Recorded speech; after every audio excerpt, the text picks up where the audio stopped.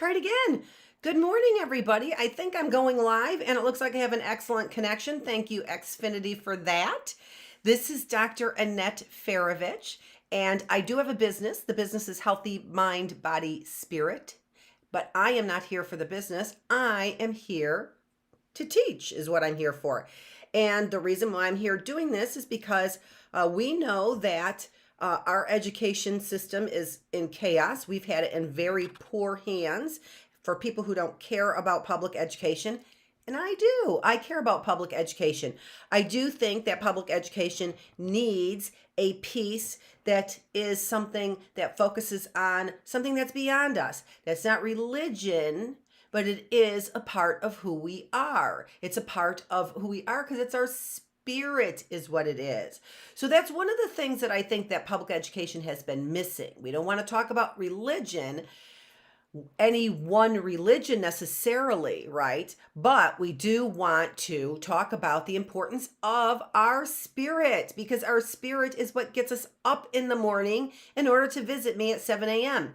Now, I know this is early, and I remember when I was going to school, that's what time school started.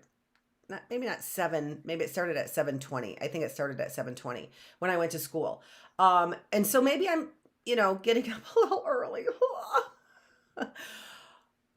But we'll see. We'll see. I am doing this because I think that parents could have little kids that are up at 7 o'clock in the morning, and you can join me. And I will always start with the story, and I will always likely start with the story that has something to do with virtues. But if you take a look at today's lesson, we are also going to be talking about the alphabet today. So we don't need to be talking about anything that's so unnecessary except for things that help our mind learn and our bodies move and our spirits burst. Okay? All right. So if you remember, what I said was I wanted to get started and give you guys a few minutes to get organized. And I need a few minutes to get organized, even at 7 a.m. Well, especially because it's 7 a.m. So just my coffee's over there. So I have to get my coffee. I still don't have my water, which I have lemon in it, right? So I have to go get my water. And I will be right back starting with our lesson. So get your cereal, get whatever it is that you get in the morning, and come and join me. And if you are up later, catch me whenever you can. All right, let's see here.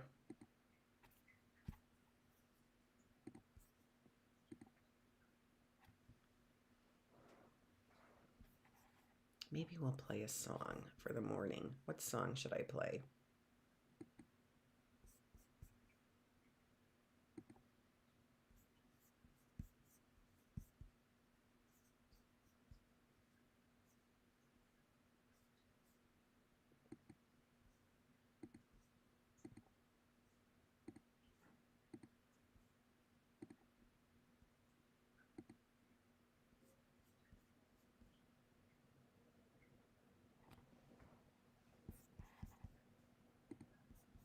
Maybe I'll just get my coffee.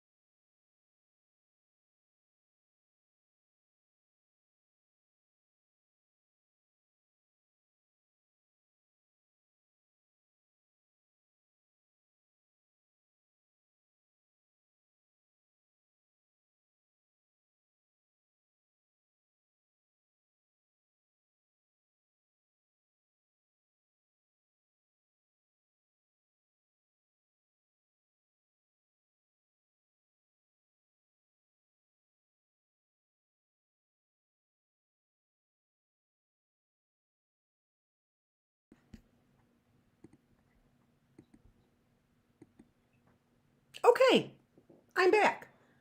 I have my water with my lemon in it and a little bit of stevia I put in there. And, oh, that's what that is, isn't it? It's stevia. And I have my coffee. Thank you for letting me take a sip. Let's go ahead. I'm not sure why I'm recording, but I am. Let's go ahead and get started. So today we have a story from Tales of Virtue, which is the Beginner's Bible. And this story today is on loyalty. Loyalty. So that's kind of a big word, right? Loyalty. Loyalty. There's 3 stops in that word. So we'll talk about stops, but there's loyalty. There's 3 stops in that word. Okay, so it's kind of a big word because it has 3 stops. All right, but what is it? What is it? Let's find out what it is, right? So this is a story about Naomi and Ruth. Naomi and Ruth. And there's a book in the Bible that's called Ruth. And so if you wanted the whole story right from the Bible, you could ask somebody that you trust to read you that story right from the Bible, the full story. It really is an interesting story. It's an interesting story because Naomi stays with her not her real mother, but her husband's mother, and stays with her, and our rewards are inside our hearts. You know, sometimes when your heart feels like it's so excited and your heart feels like it's so full, those are rewards that we get inside our hearts. Sometimes those are the only rewards we get, are the rewards inside our hearts. But luckily, the rewards inside our hearts, they help make our minds healthy, they help make our bodies healthy, and they keep our spirits healthy. So that's a good thing, right? That's a good thing. All right, so let's read the story, even though I kind of told you about it a little bit already. That's, why I told you about it, because it's a short story. That's the reason why. All right, I don't have my glasses on. We'll see if I need my glasses in a minute. All right. Loyalty means to stay with someone. I do need my glasses. Hold on. Because they're right here. One of the things when you don't have your glasses is your reading gets really choppy. And so I could see it, but I don't want my reading to be choppy. Pretty cool. That's interesting, right? Because I sometimes get mad at my friends, don't I? I mean, I do. Do you? I get mad at my friends sometimes. Okay, let's see. Let's read it again, okay? Because it's a short story. Loyalty means to stay with someone in the fun times and in the sad times. Loyalty means that we will never leave our friends when they need us. Well, that's nice. I like that. Because I want somebody, even if I make a mistake, I want them to not leave me, right? That would hurt my feelings a lot. A lot. Okay. I just wanted to see if you could see it here. There we go. A long time ago, Ruth lived with Naomi in the land of Moab. So we're talking about, it sounds like strange countries, right? So different countries, faraway lands. Ruth was married to one of Naomi's sons. Then a sad thing happened. Naomi's husband died. Soon Ruth's husband died too. Ruth and Naomi were all new, though. I wonder what they'll do. Naomi wanted to go back to Bethlehem, where she grew up. I've heard of Bethlehem before because Jesus was born in Bethlehem, so I know Bethlehem.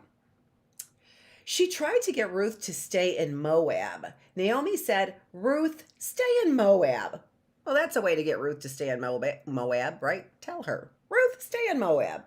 You can marry again. You can have a new husband and a home." That was nice of Naomi. She wanted Ruth to be happy with a husband and a home. That was very nice of Naomi. I think it was. Because then Naomi, if Ruth stayed, she would be all alone.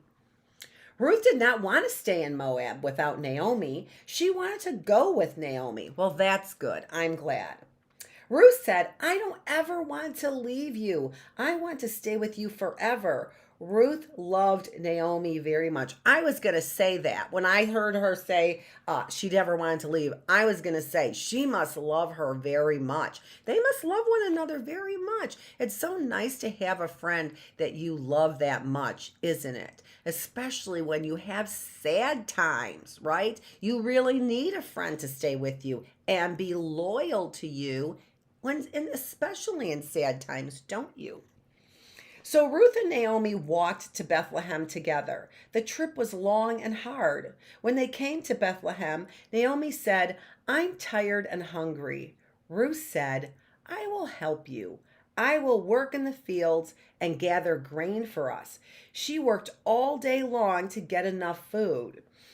That was really nice of Ruth, wasn't it? And you know what else I'm going to tell you about? And I'll show you, I'll keep the picture over here so you can see the nice pictures. Is that what I know about is that they were very poor women, because women back a long time ago in the Bible days, they really depended on men to have anything. They couldn't own anything of their own. And so how could they really do a lot and make any kind of money if they couldn't really own anything on their own? Now, I don't know exactly the law, because I do know women did own stuff during that day. So I don't know exactly what the law was, but that is the issue there. So they were poor. They were poor. And it says here that I will work in the fields and gather grain for us. So that's what it says there. I will gather grain for us. And what I know is that the people who owned the fields, what they would do for the poor people is they would leave the grain on the outside that fell down. Okay. Now, people needed grain in order to make bread, right? So they used the grain in order to make bread. But it wasn't their field, right? So how could they take the grain to make bread? And they didn't own a field, so they couldn't grow the grain. And so what the owners of the fields would do to take care of the poor people, because back in those days they cared about the poor people.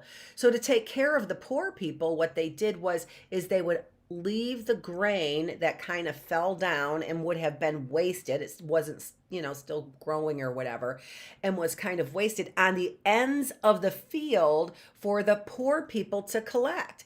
And if they were willing to work, I will work in the field. If they were willing to work, they could go and pick up that grain for free, and they would have something to feed their families. So that was a wonderful thing for everybody. It was very generous of the owners of the field to do that for the poor people, knowing especially that women could be poor and could be widowed without a husband as well, right?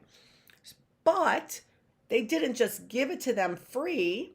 They had to work for it. They had to get up and get the grain. And a lot of times they had to get it early in the morning, because otherwise other people would be there and gather the grain, and maybe you wouldn't have anything to eat that day, or maybe you wouldn't have anything to make bread that day, right? So this is really nice of Ruth to work for Naomi gathering the grain.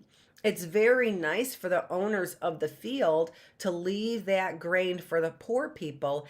And it was very, I'm going to use the word industrious. It was very industrious of Ruth to go out and pick up that grain in the field, right? That was really good.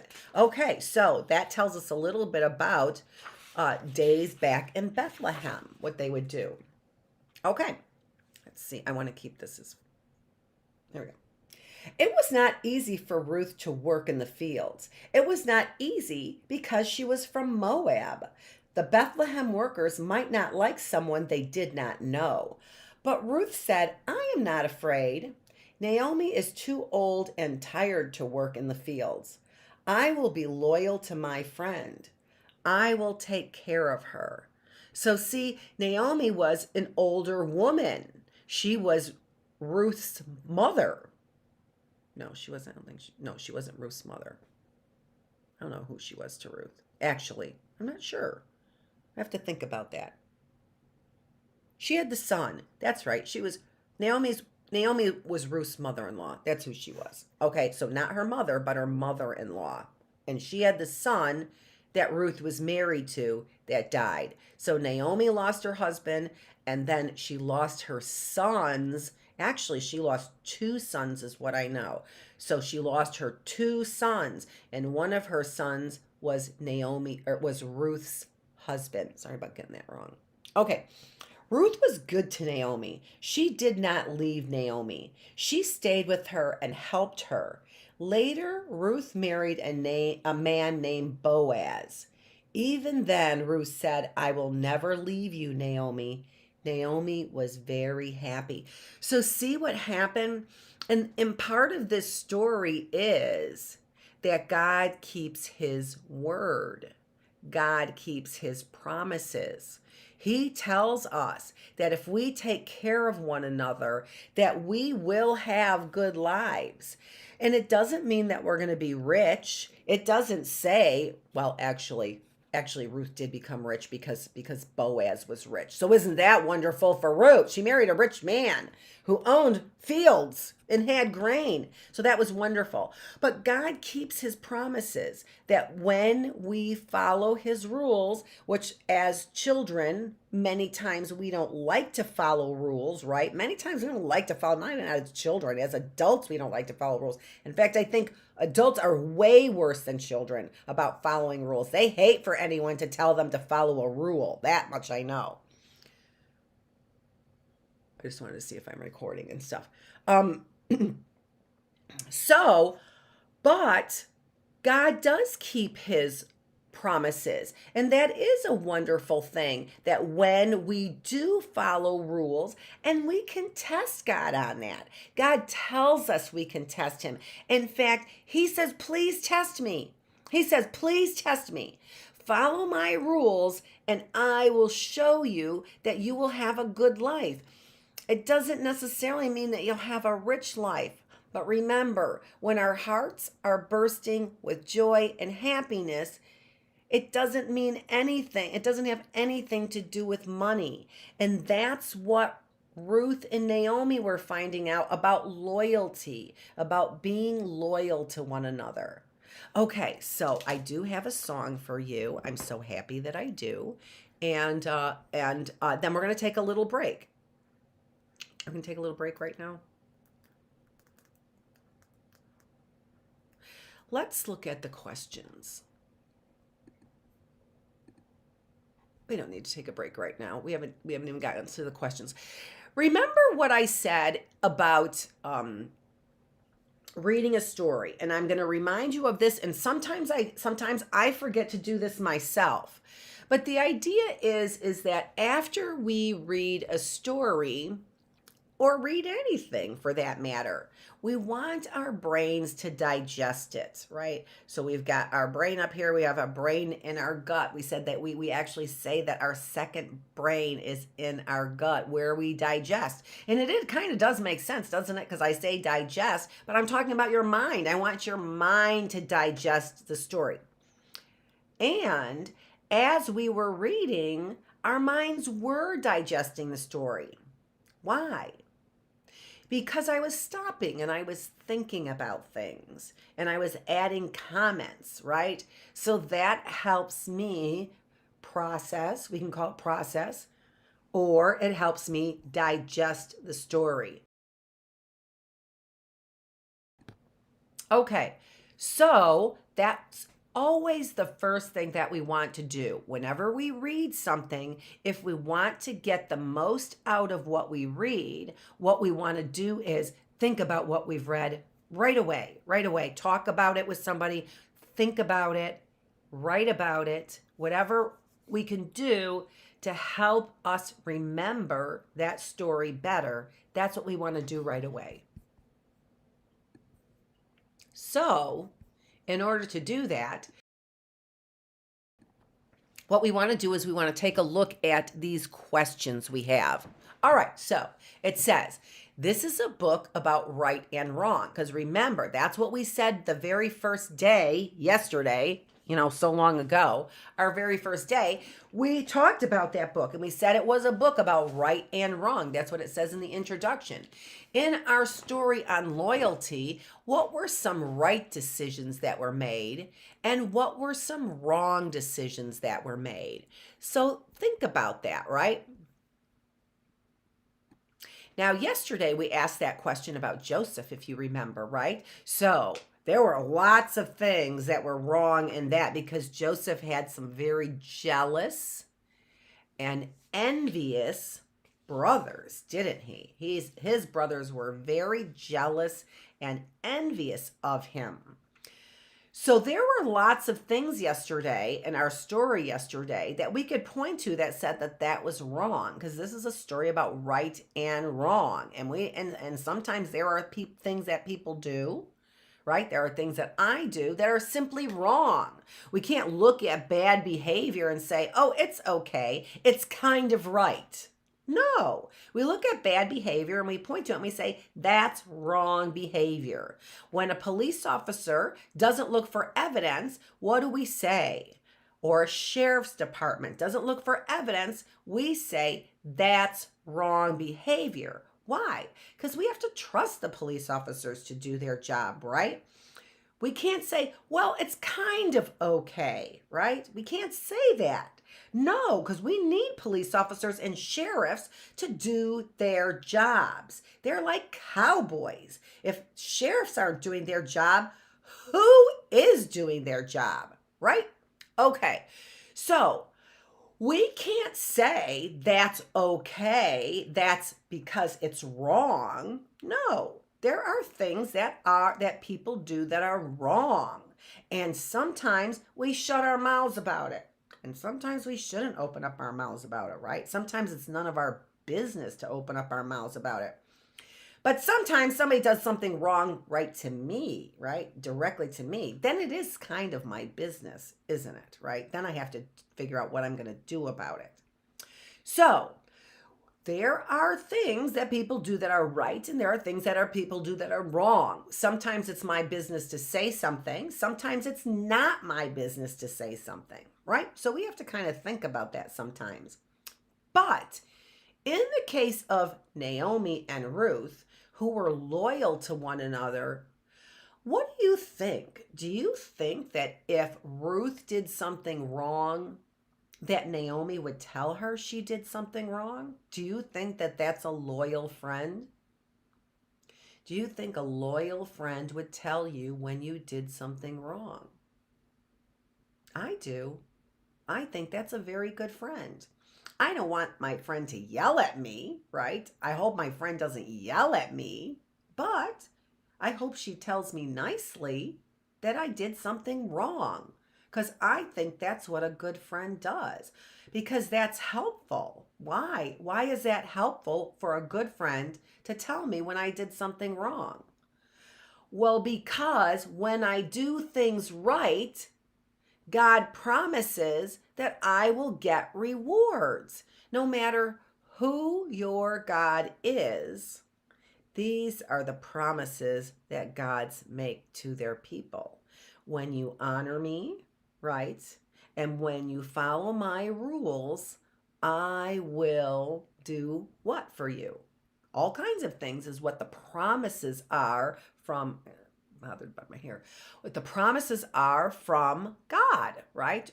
Or from higher spirit powers. That's what we believe in, right? That's why we believe and hope that they are true, because they're able to do things for us that we can't do for ourselves. And that makes it actually very exciting to me to think about having somebody like that on my side that is loyal to me. Do you think God is loyal to me? Do you think God is loyal to you? Do you think God is loyal? I do. I do. Because I want somebody to be loyal to me.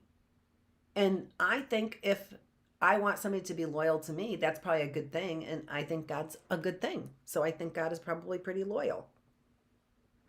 Okay, so let's look at. Now, you're going to answer these questions on your own, okay? So I want you to think about them and try and answer the questions on your own. In our story on loyalty, what were some right decisions that were made and what were some wrong decisions that were made? I can't really think of any wrong decisions that were made. Yeah, I can't think of any wrong decisions that were made. So that was wonderful. It wasn't wrong for Ruth to leave Moab, so I think that's good. What does it mean to be loyal? What does it mean to be loyal? So we had that, we called it loyalty, right?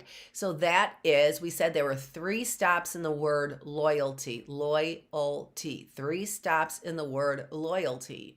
But loyal has only 2 stops. Loyal, only 2 stops. So it's a little bit shorter, right? It's a little bit shorter, but it's still kind of the same word. Kind of the same word, meaning kind of the same thing. All right, so what does it mean to be loyal to somebody?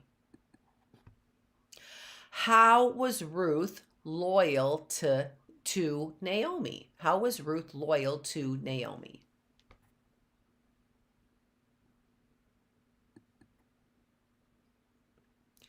Who are you loyal to and why?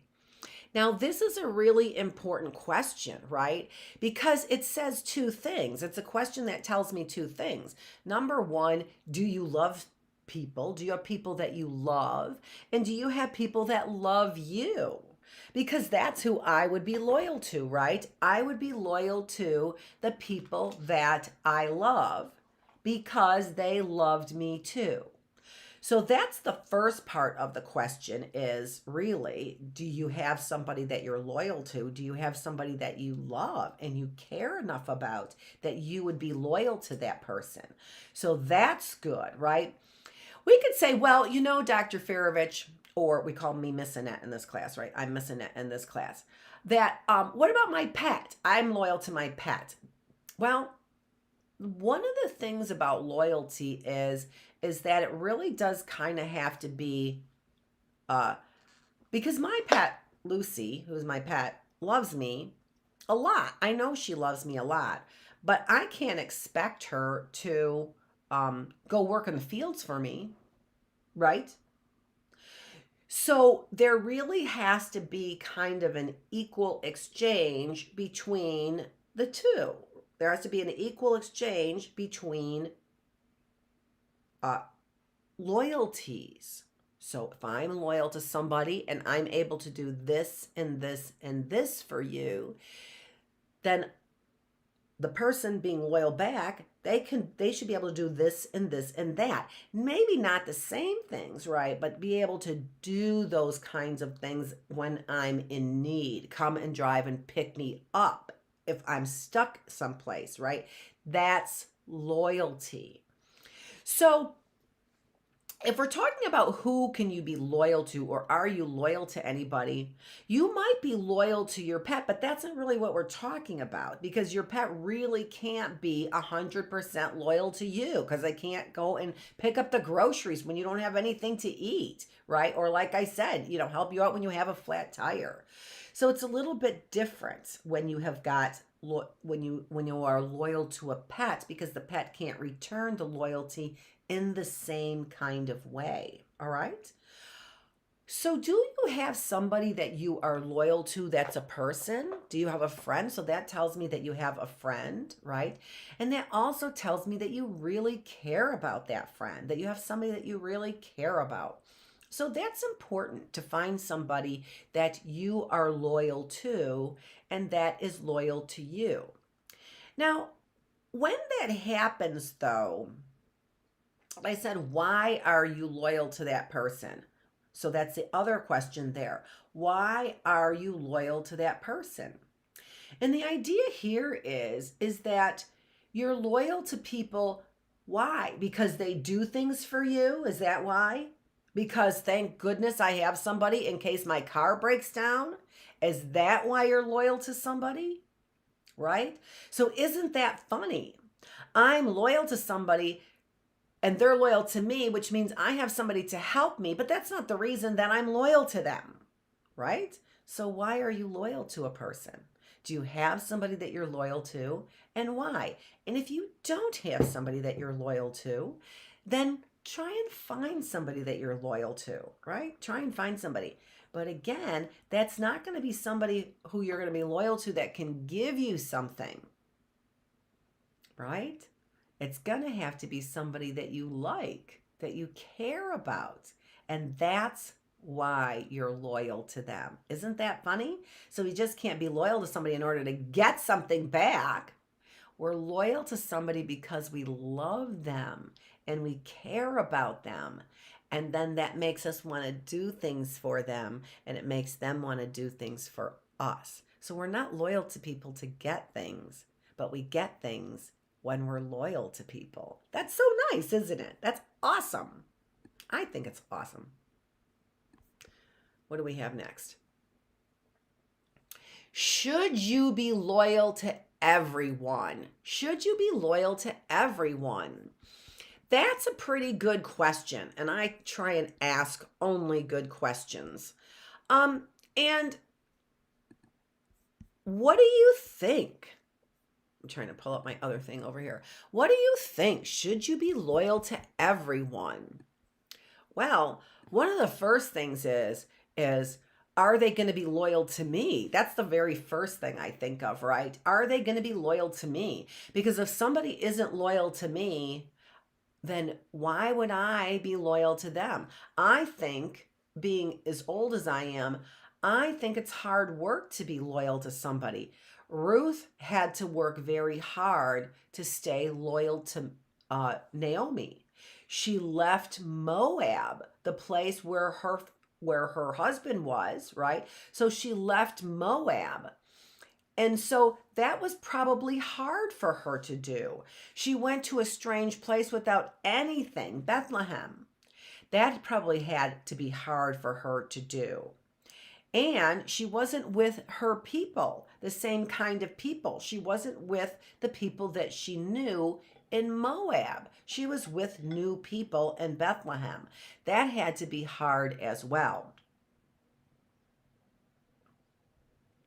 So being loyal to somebody can be work. Why would we want to do that kind of work? Well, we want to do that kind of work because we love that person.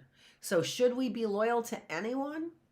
Probably not, because we don't love everyone. Now we have to try and be nice to everyone. Just because we don't love everyone, right? In that kind of way that I would go and be loyal to them and go work for them or do things for them. We don't care about everyone in that way, right? And so if I don't love you in that way, I'm not going to necessarily work very hard for you, right? So, but if I love you, if I care about you, including my job, including my employer, then I'll work hard for you and I will be loyal to you.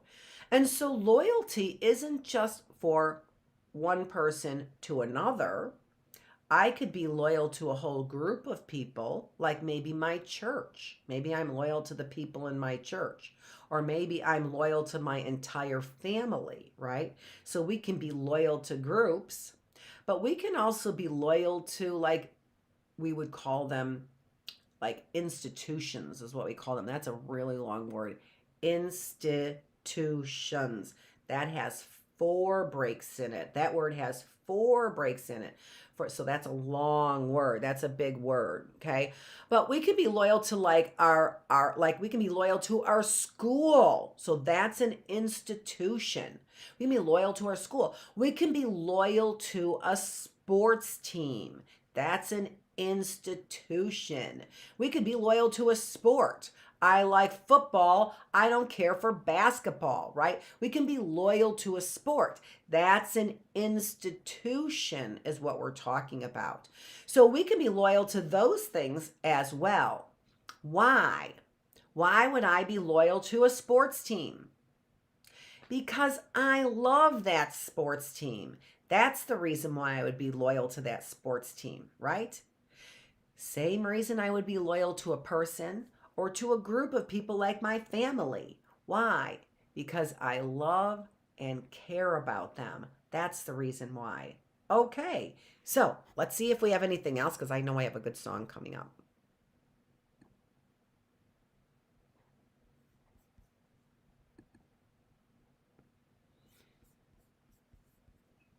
Okay.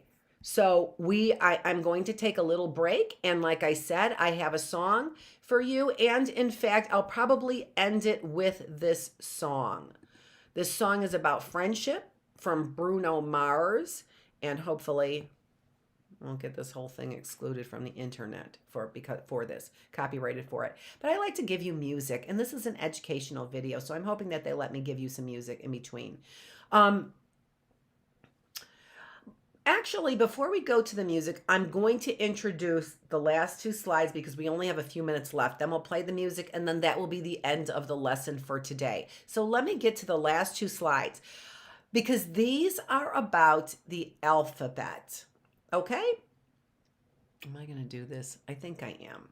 All right, so these are about the alphabet. And what I want you to do is I want you to try and learn the alphabet with me. So one of the things that we are doing here is we're not just reading nice stories here, but we really are learning. So remember, this is the Early Bird Classroom, and this is for younger people. And this is we're learning all kinds of things. We're learning how we should behave, and we're also learning about we're getting ready to read is what we're doing. We're getting ready to read. So let's go ahead and let's take a look at this ABC song that I have called ABC Rock.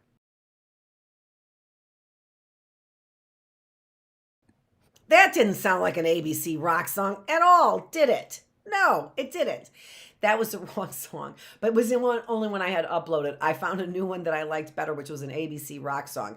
That ABC song was the song that I grew up with, and so that's the one that I remember listening to.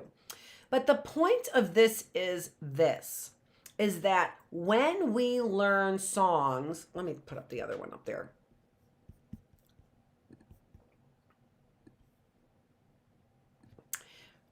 Let me rephrase that. When we are learning something and we put it to music, whatever song you might know The Farmer in the Dell, The Farmer in the Dell. I don't even know the words to that song. Why did I pick that? What is the rest of the words? I have no idea. But we know the tune of it, right? We know the tune of songs. There are certain songs that you will know the tunes of. And so when you try and remember that, I can't put ABC to The Farmer in the Dell. I don't even know why I picked that song. How about Joy to the World? Joy to the World. So A, B, C, D, E, F, G, H, I, J, K, L, M, N, O, P. Not my best voice this morning. I'm sorry. I have a better voice than that. But the point is that we put our words that we want to memorize to music, and it helps us memorize that more. So, the months of the year, I'm trying to think of, and the days of the week. We can put those to music, and when we put those to music, am I past my time? No, I'm looking at my time. And when we put those to music, we remember them better. And so when we are back here on Tuesday, that's what we're going to do. We're going to put things to music to help us memorize those a little bit better. So we're going to come back with ABC Rock on Tuesday at 7 a.m. We're going to do our alphabet with ABC Rock. We're going to talk a little bit about setting to music our months of the year. We have January, February, March, April, May. Okay, we're gonna set. I'm trying my voice out, folks. It really is better, but these songs are so old. I'm sorry. Anyway, doesn't matter because I'm a teacher and I'm supposed to sing with you guys. I don't have anybody to sing with, but I'm a teacher and I'm supposed to be singing. So we're gonna set things to music is what we're going to do to try and help us remember them. And then when we come back on Tuesday, we're also going to be talking about our vowels. Okay? Now, I have another song for you that I wanted to play, and that's how we're going to end up leaving this. Let's see where I have it.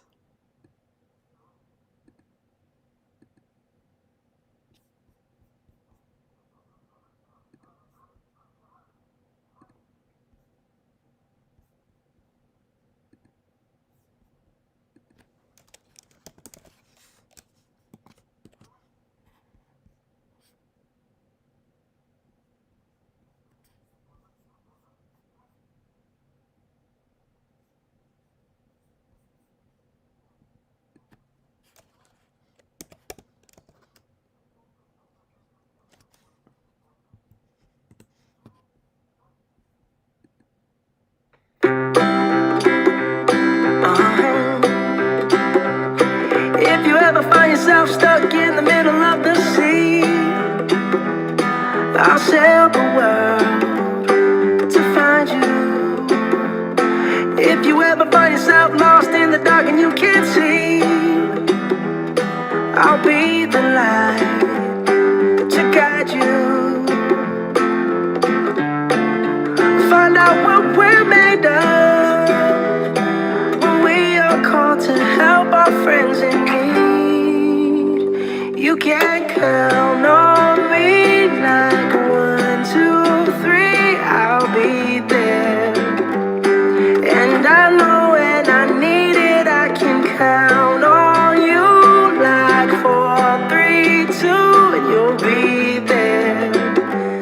'Cause that's what friends are supposed to do, oh yeah. Ooh,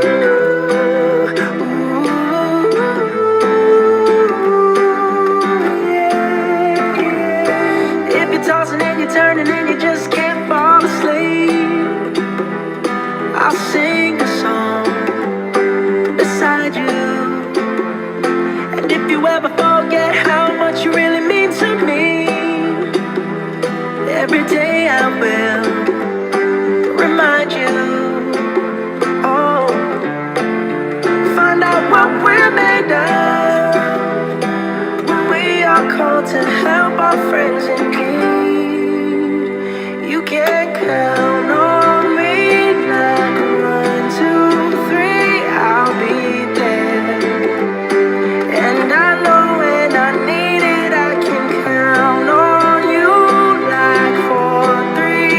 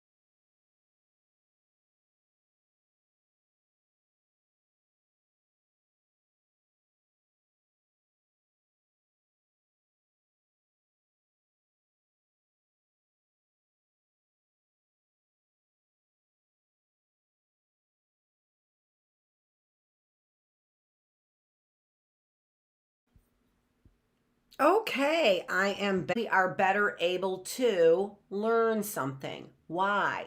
Because we're building numerous roads to that information. If I see something, I have one road. But if I write it down, I actually have two more roads. I've got a physical movement of my hand to write. I've got the visual of seeing what's on the paper as I'm writing. So there is a touch senses that have to do with something else. They are actually dividing your attention. They're stealing your attention, right?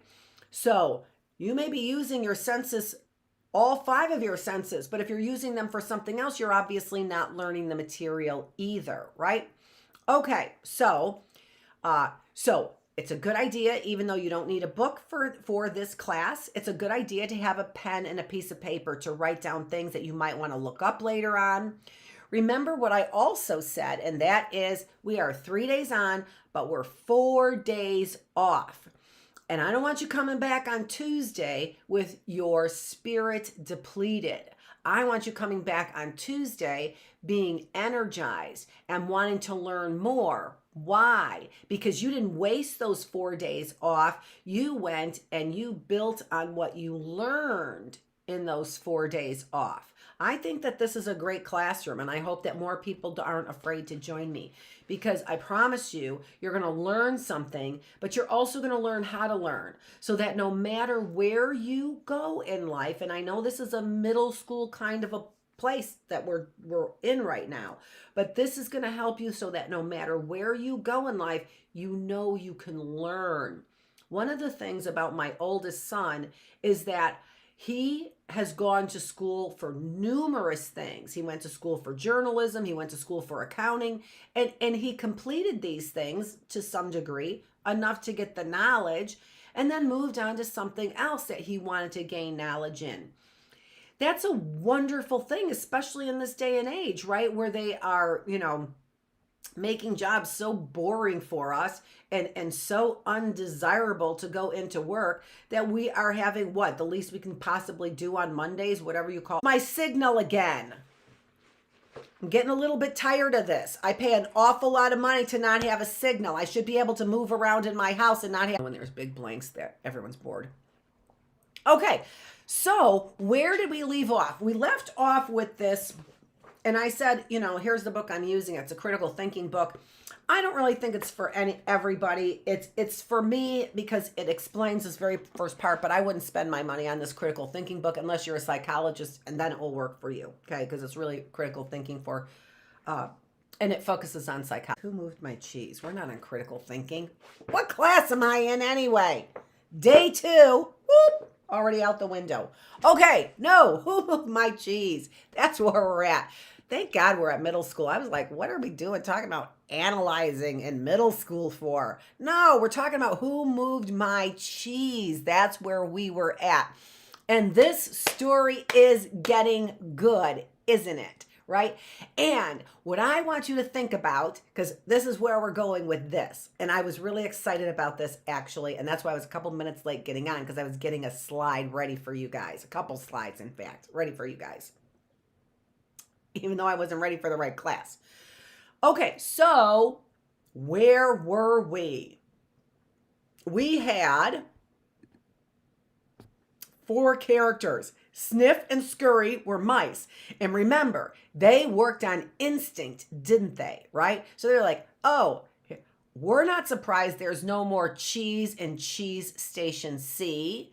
And what's the big deal? We've got our gear ready. We just took our laced up that we had around our necks or hung up, right? Our laced up jogging suits and shoes and our jogging suits, and either Sniff or Scurry, it was probably Sniff, right? Went and put his nose up in the air and sniffed, and they were off to find more cheese without any worry at all about the fact that Cheese Station C was out of cheese.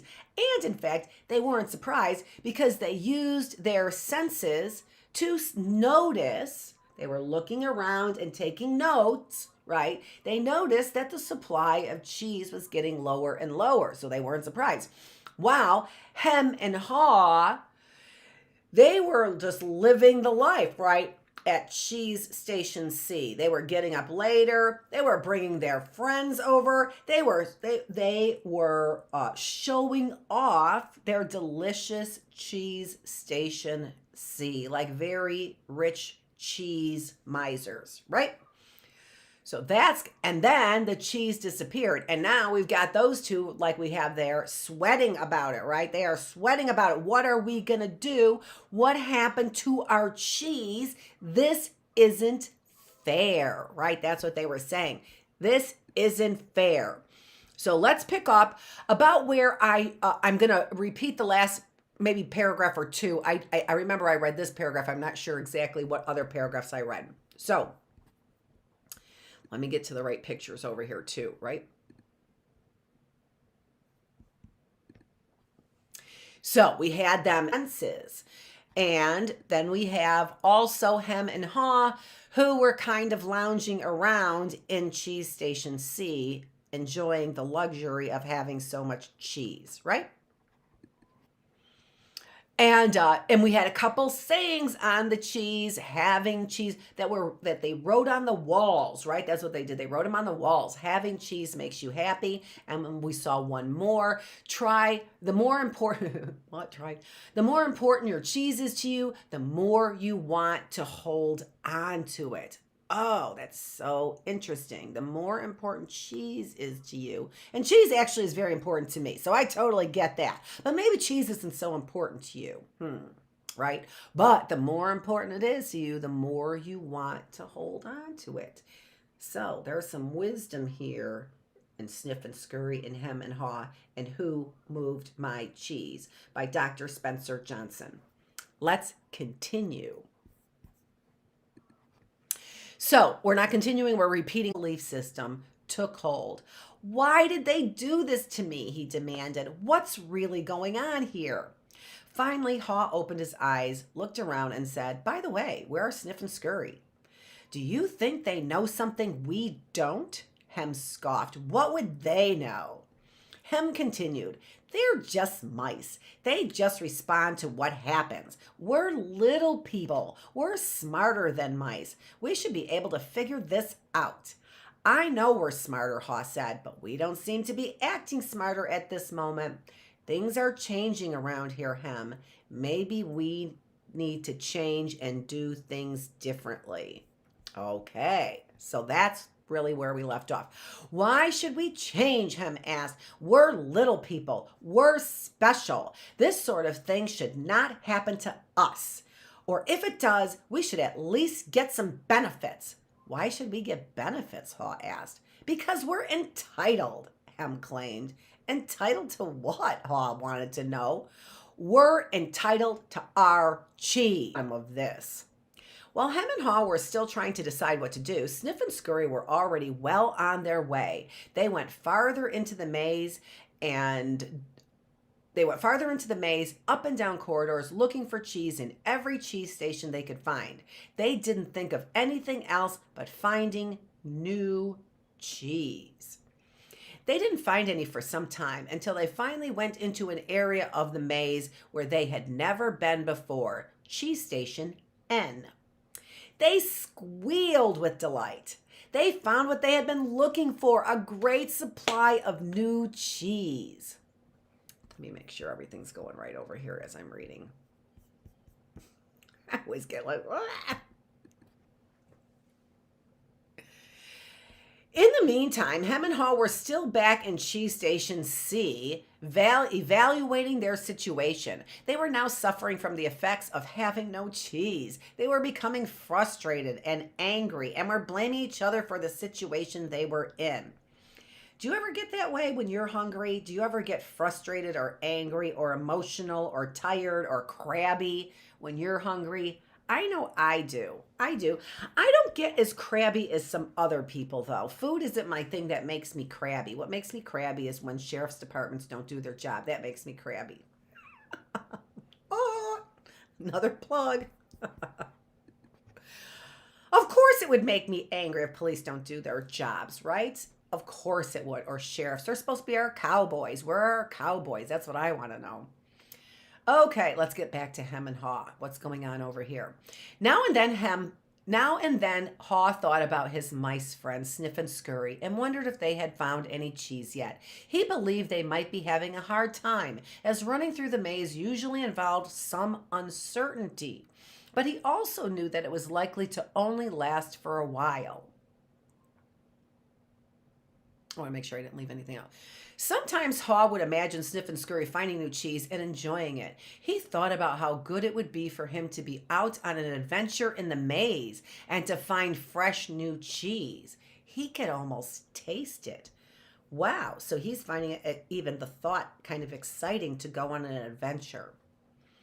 The more clearly Haw saw the image of himself finding and enjoying the new cheese, the more he saw himself leaving Cheese Station C. "Let's go," he exclaimed all of a sudden. "No," Hem quickly responded. "I like it here. It's comfortable. It's what I know. Besides, it's dangerous out there." "No, it isn't," Haw argued. "We've run through many parts of the maze before, and we can do it again." "I'm getting too old for that," Hem said, "and I'm afraid I'm not interested in getting lost and making a fool of myself. Are you?" That's interesting, isn't it? So who is this? Hem is getting a little afraid, right? And maybe embarrassed that he might not know something. That's interesting. With that, Haw's fear of failing returned and his hope of finding new cheese faded. So it looks like Hem was influencing Haw to feel this way, right? So Hem was feeling bad and afraid, fearful. He didn't want to leave Cheese Station C because he was afraid now of the maze. And it seems like he is convincing Haw to be afraid again as well. That can happen, can't it? Sometimes we need to think about influencing our friends in positive ways, right? Instead of in making them afraid. That would be good if we did that. So every day the little people continued to do what they had done before. They went to Cheese Station C, found no cheese, and returned home, carrying their worries and frustrations with them. You know what I've heard before? I've heard a saying that says the definition of insanity is when you keep doing the same thing over and over again and expecting different results. It sounds like Hem and Haw are going to go insane, right? Because they keep going to Cheese Station C, but they expect different results. They keep doing the same thing, but they're expecting different results. Are you doing that? Are you doing the same thing over and over again, but you think that it's going to turn out differently? Are you not doing your homework over and over again and expecting somehow that it's going to turn out that you're smart? Right? Are you doing something over and over again? Are you aggravating your parents over and over again and expecting that it's going to turn out differently? Right? Are you going to school unprepared every day and expecting it to turn out differently? That is a definition of insanity, when you do the same thing over and over again, but you expect different results. That sounds like what Hem and Haw are doing to me. They tried to deny what was happening, but found it harder to get to sleep, had less energy the next day, and were becoming irritable. Like I said, they're not eating, they become irritable. Their homes were not the nurturing places they once were. The little people had difficulty sleeping and were having nightmares about not finding any cheese. That's so scary when we're stressed and we have nightmares, isn't it? But Hem and Haw still returned to Cheese Station C and waited there every day. Hem said, if we just work harder, we'll find nothing has really changed that much. The cheese is probably nearby. Maybe they just hid it behind the wall. The next day, Hem and Haw returned with tools. Hem held the chisel while Haw banged on the hammer until they made a hole in the wall of Cheese Station C. They peered inside, but found no cheese. Well, at least they're trying to do something, right? This is something new that they're doing. They were disappointed but believed they could solve the problem. Well, that's good. They believe that they could solve the problem, so they have a belief inside of them. So they started earlier, stayed longer, and worked harder. But after a while, all they had was a large hole in the wall. Well, you keep looking in the same place and you didn't find any cheese. Maybe all your efforts aren't going to the right place. Maybe you have wasted efforts, right? Hall was beginning to realize the difference between activity and productivity. Oh, well, that's interesting. Activity, they were very active now, right? But they weren't producing anything. That's what it looks like. Maybe, Hem said, we should just sit here and see what happens. Sooner or later, they have to put the cheese back. Hall wanted to believe that, so each day he went home to rest and returned reluctantly with Hem to Cheese Station C. But cheese never reappeared. By now, the little people were growing weak from hunger and stress. Hall was getting tired of just waiting for the situation, sort of who they are, right? Smart people, smart little people who problem solve and figure things out, right? I think that they were losing some of who they were. That's what maybe they were saying when they were losing their edge, right? Their spark, maybe their quick-wittedness, right? They weren't as sharp. That's an edge, right? You're losing your edge. The edge of a knife is sharp. They were losing their edge. Okay. Finally, one day, Haw began laughing at himself. I read that. Haw, haw, haw, haw, look at us. So he's laughing. Haw, haw, look at us. We keep doing the same thing over and over again and wonder why things don't get better.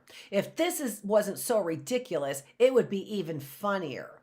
Haw did not like the idea of having to run through the maze again because he knew he would get lost and have no idea where he would find any cheese. But he had to laugh at his folly when he saw what his fear was doing to him. That's interesting. He had to laugh at his folly when he saw what his fear was doing to him. He asked him, where did we put our running shoes? It took a long time to find them because they had put everything away when they found their cheese at Cheese Station C, thinking they wouldn't be needing them. As Hem saw his friend getting into his running gear, he said, you're not really going out into the maze again, are you? Why don't you just wait here with me until they put the cheese back? Because you just don't get it, Haw said. I didn't want to see it either, but now I realize they're never going to put yesterday's cheese back. It's time to find new cheese. Hem argued, but what if there is no cheese out there? Or even if there is, what if you don't find it? I don't know, Haw said. He had asked himself those same questions too many times and felt the fears again that kept him where he was. He asked himself, where am I more likely to find cheese? Here or in the maze? He painted a picture in his mind. He saw himself venturing out into the maze with a smile on his face. In psychology, we call that a mental representation. He put a mental representation of what he needed to do in his mind. That's how we reach our goals.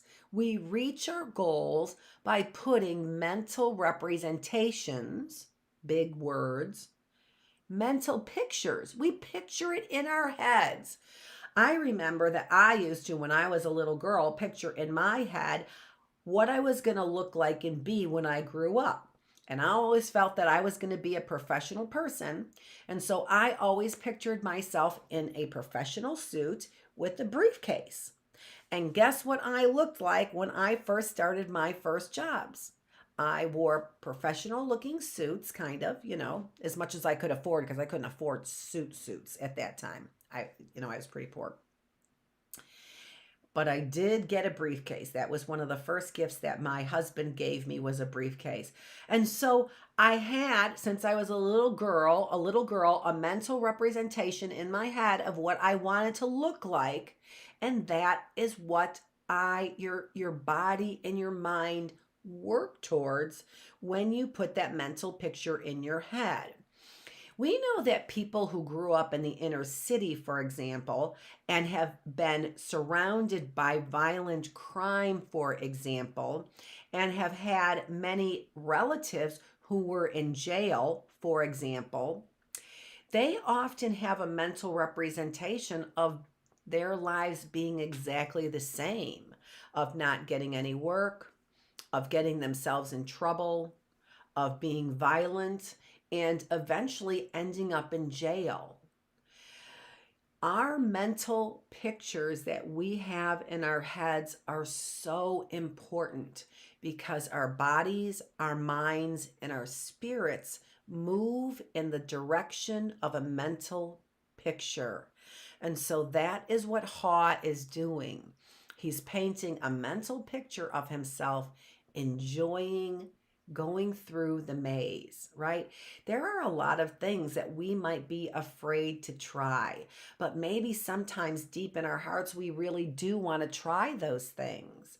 Well, the best way to see if we could do that is to put a mental picture in our mind of us actually doing that. Okay? That's a really good idea. All right, so that's what Haw did. He painted a mental picture in his mind. While this picture surprised him, it made him feel good. He saw himself getting lost now. He saw himself getting lost now and then in the maze, but felt confident he would eventually find new cheese out there and all the good things that came with it. He gathered his courage.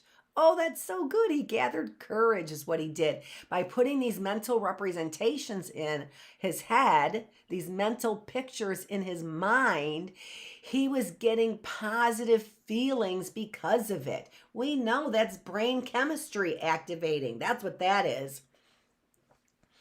Then he used his imagination to paint the most believable picture he could, with the most realistic details of him finding and enjoying the taste of new cheese.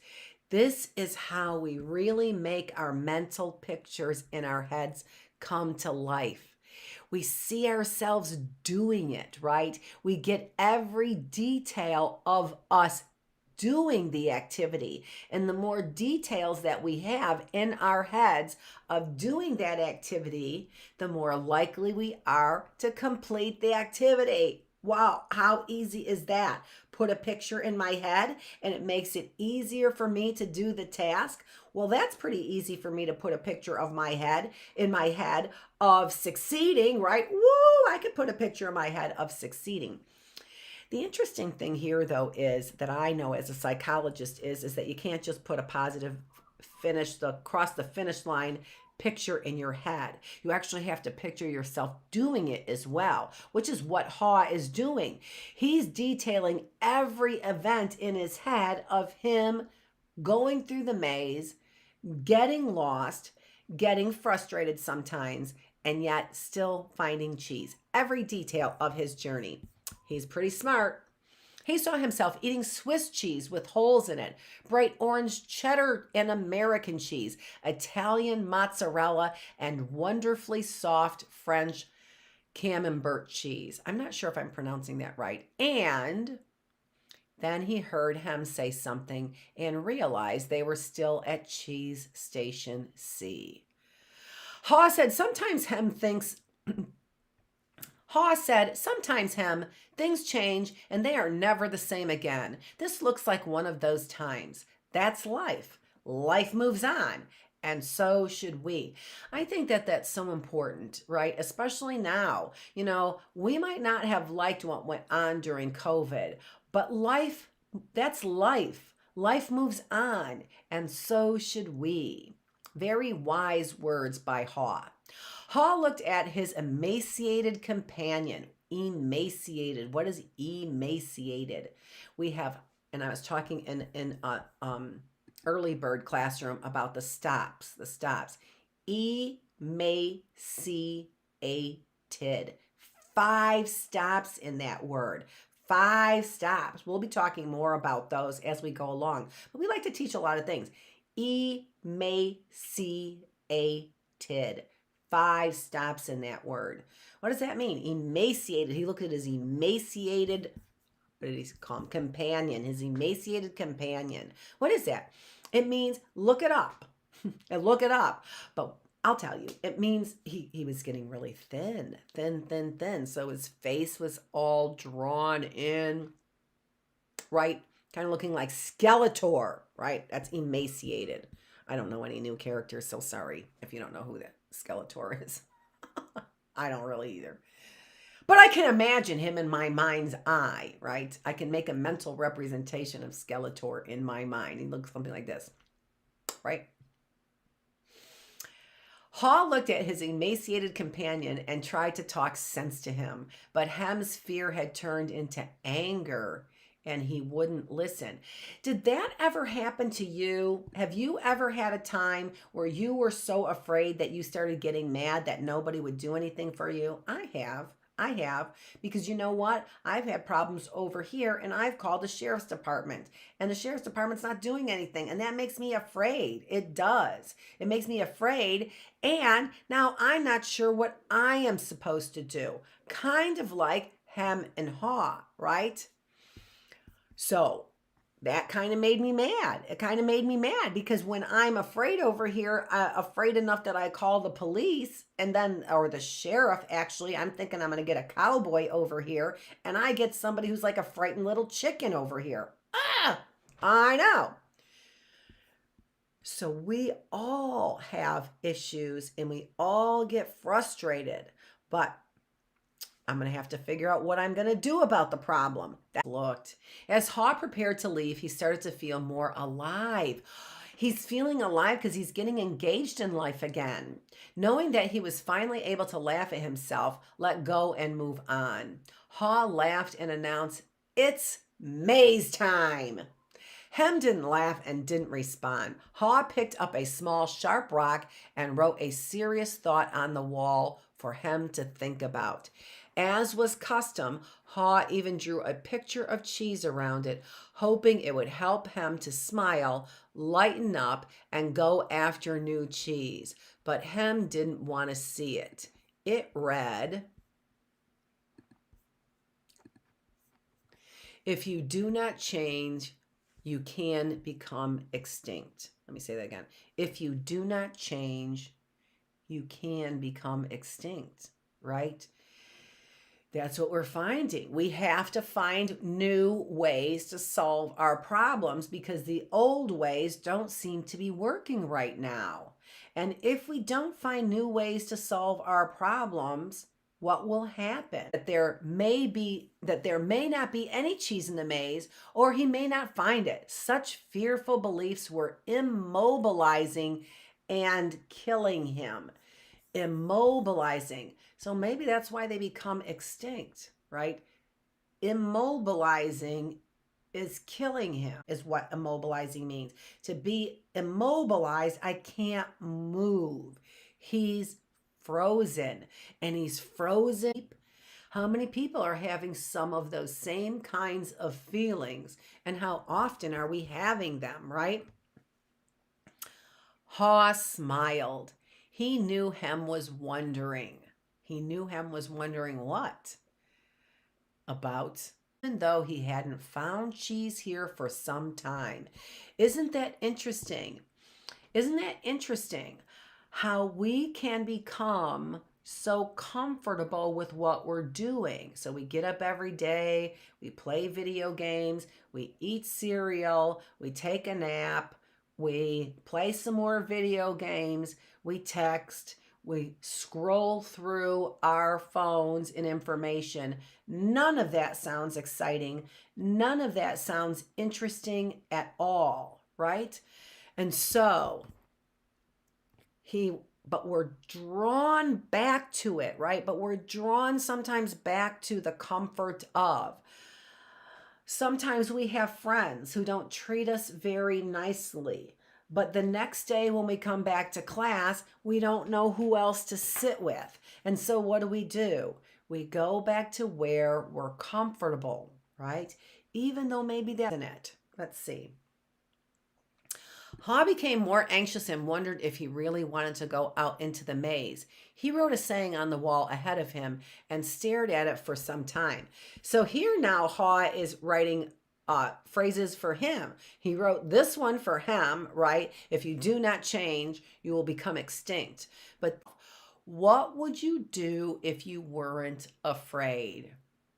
What would you do if you weren't afraid? You know what I did? I started these classes. With nobody coming to my class, I started these classes. That's what I did when I wasn't afraid, right? And I might fail. I might fail at it. Maybe nobody will ever come to my classes. And maybe I'm going to have to change and do something new with my classes, right? I mean, I'm doing something new by starting these classes. Maybe I'll have to do something new a little bit later on. But that's what I did because I wasn't afraid to try.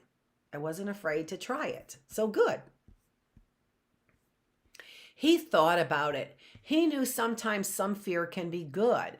When you are afraid things are going to get worse if you don't do something, it can prompt you into action. It can make you do something, right? If you're afraid, maybe that fear is going to help you to do something. But it is not good when you are so afraid that it keeps you from doing anything. And isn't that what happened to him and Haw? They were so afraid they couldn't do anything. He looked to his right to the part of the maze where he had never been and felt fear. Then he took a deep breath, turned right into the maze, and jogged slowly into the unknown. So see what he did when he was afraid? And again, I'm going to steal from Bill Maher, his fear. Don't expect somebody to remove your fear. Because even if somebody does remove it, it's going to be there later on. And that person might not be around to remove the fear again. Then what are you going to do? Then what are you going to do, right? Sometimes fear is good, and sometimes we're supposed to be afraid of things that are going to hurt us, of course. Deciding what is good for us, bad for me, and it's not, because I love cheese, thank goodness.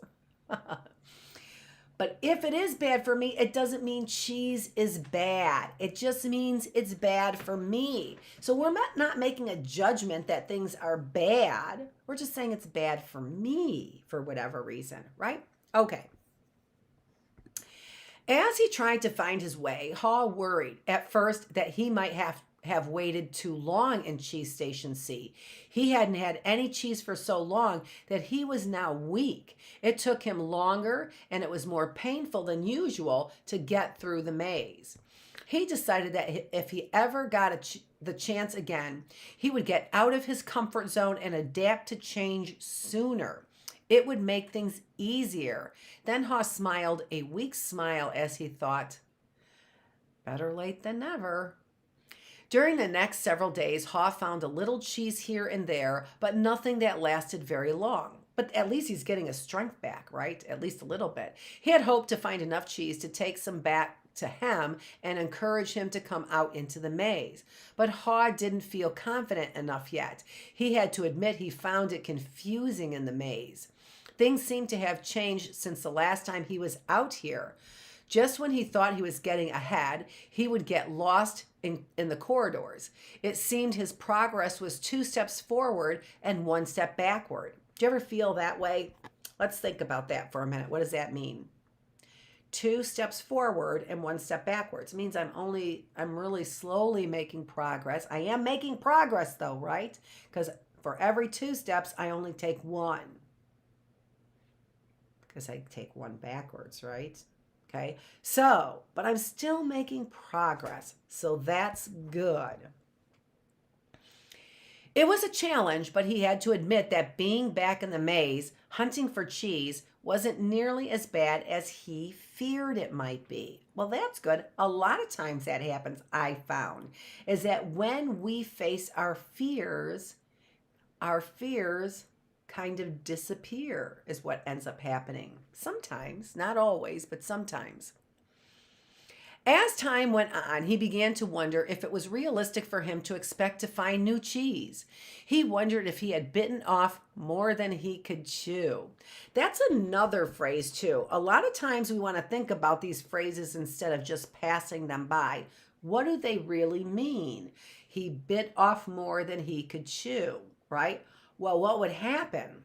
What would happen? That would be dangerous, wouldn't it? If I took a big giant bite of cheese and I couldn't chew it, what would happen? I would choke. That's what would happen.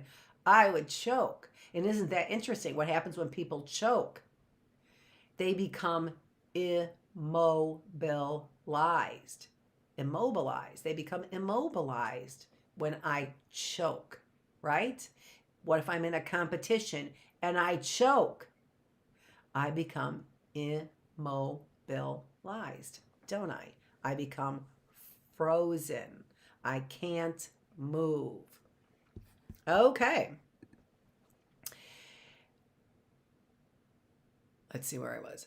Whenever he started to get discouraged, he reminded himself that what he was doing, as uncomfortable as it was at the moment, was in reality much better than staying in the cheeseless situation. I was going to say cheese station C. Cheeseless situation. He was taking control rather than simply letting things happen to him. He was taking control rather than letting things happen to him. When we let things happen to us, we call that being a victim. We are being a victim when we let things just happen to us and we don't take control. So that's a really good feeling when we feel like we can take control, that we can have our lives go in this direction if we want, or that direction. That's taking control of our lives. So that's good. Then he reminded himself, if Sniff and Scurry could move on, so could he. Hello, they were just mice. Later, as Hall looked back on things, he realized that the cheese at Cheese Station C had not just disappeared overnight, as he had once believed. So now his thinking is changing as well. The amount of cheese that had been there towards the end had been getting smaller, and what was left had grown old. It didn't taste as good. Mold may even have begun to grow on the old cheese, although he hadn't noticed it. He had to admit, however, that if he had wanted to, he probably could have seen what was coming, but he didn't. Are there times that you can see what is coming, but you don't prepare for it? Are there? Of course. We all do it, of course. But once we realize it, no reason being afraid. We just got to start preparing, right? Not a day is gained from worry, right? Not one single day is gained from worry.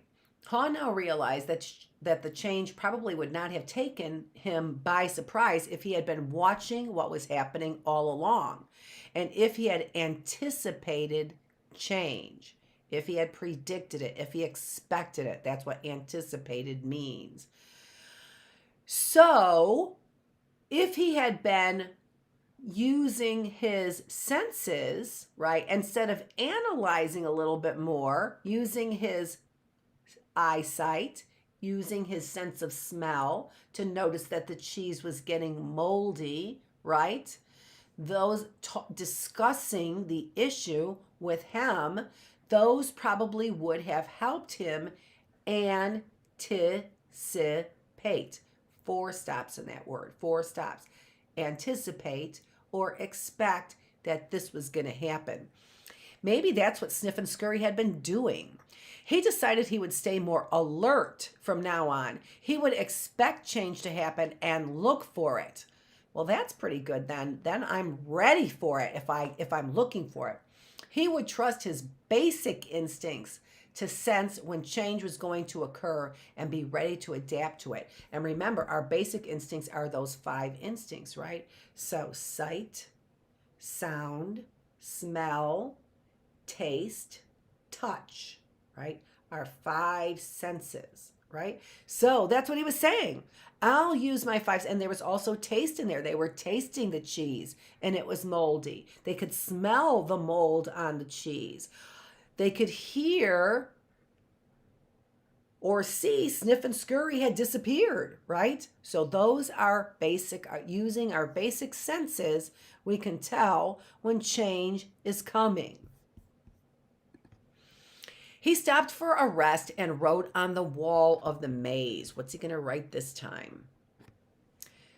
Smell the cheese often so you know when it is getting old. Well, there you go. Smell the cheese often. Smell the cheese often.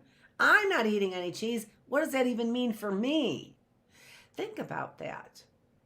What does that even mean for you?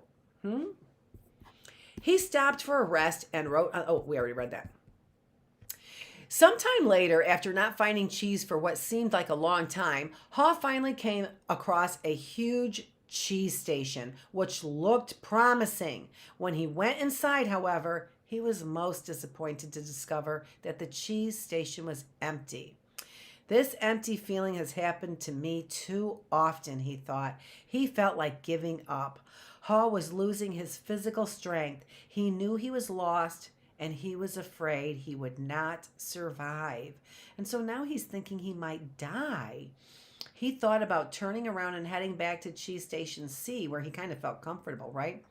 At least if he made it back and Hem was still there, Haw wouldn't be alone. So that's kind of what we want to do when we get afraid as well. Find our friends, don't we?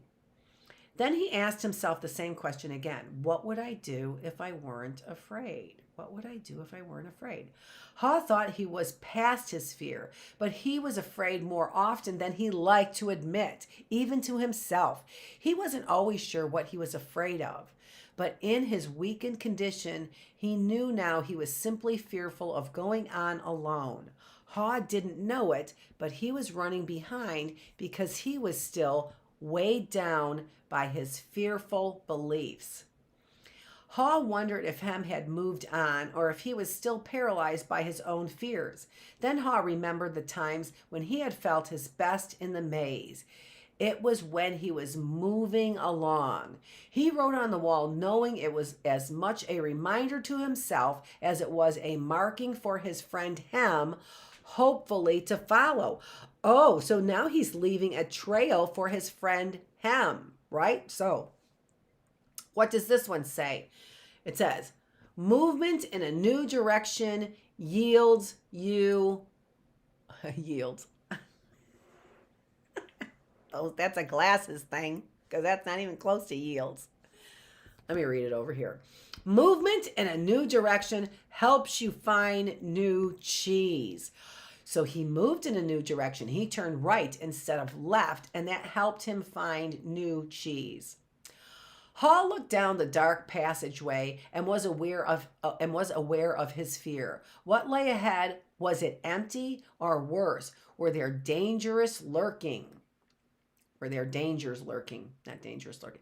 Were there dangers lurking? He began to imagine all kinds of frightening things that could happen to him. He was scaring himself to death. Then he laughed at himself. He realized his fears were making things worse. So he did what he would do if he weren't afraid. He moved in a new direction. What would you do if you weren't afraid? You'd probably move in a new direction. As he started running down the dark corridor, he began to smile. Haw didn't realize it yet, but he was discovering what nourished his soul. What? Nourished his soul. He was letting go and trusting what lay ahead for him, even though he did not know exactly what it was. To his surprise, Haw started to enjoy himself more and more. Why do I feel so good? He wondered. I don't have any cheese, and I don't know where I am going. Before long, he knew why he felt good. He stopped to write on the wall again. When you stop being afraid, you feel good. Haw realized he had been held captive by his own fear. Moving in a new direction had freed him. Now he felt the cool breeze that was blowing in this part of the maze, and it was refreshing. He took in some deep breaths and felt invigorated by the movement. Once he had gotten past his fear, it turned out to be more enjoyable than he once believed it could even be. I had the even. Haw hadn't felt this way for a long time. He had almost forgotten how much fun it was to go for it. To make things even better, Haw started to paint a picture in his mind again. He saw himself in great realistic detail, sitting in the middle of a pile of all his favorite cheeses, from cheddar to brie. He saw himself eating the many cheeses he liked, and he enjoyed what he saw. Then he imagined how much he would enjoy all their great tastes. The more clearly he saw the image of himself enjoying new cheese, the more real and believable it became. He could sense that he was going to find it. He wrote, imagining yourself enjoying your new cheese leads you to it. That's kind of what I said, right? Putting a mental picture in your mind helps you get to your goal. Haw kept thinking about what he could do, what he could gain instead of what he was losing. He was thinking about what he was gaining instead of what he was losing. He wondered why he had always thought that a change would lead to something worse. Now he realized that change could lead to something better. Why didn't I believe this before? He asked himself. Then he raced through the maze with greater strength and agility. Before long, he spotted a cheese station that became excited as he noticed little pieces of new cheese near the entrance. They were types of cheese he had never seen before, but they looked great. He tried them and found that they were delicious. He ate most of the new cheese bits that were available and put a few in his pocket to have later and perhaps share with him. He began to regain his strength. He entered the cheese station with great excitement. But to his dismay, he found it was empty. Someone had already been there and had left only the few bits of new cheese. He realized that if he had moved sooner, he would very likely have found a good deal of new cheese here. Haw decided to go back and see if Hem was ready to join him. He retraced his steps. He stopped and wrote on the wall, "The quicker you let go of old cheese, the sooner you find cheese." He was happy when he wasn't being run by his fear. He liked what he was doing now. Knowing this, Haw didn't feel weak as he did when he stayed in Cheese Station C with no cheese. Just realizing he was not letting his fear stop him and knowing that he had taken a new direction nourished him and gave him strength. So it sounds like trying something new and facing your fears actually gives you strength. Of course it does. I know that it does. Now he felt that it was just a question of time before he found what he needed. In fact, he sensed he had already found what he was looking for.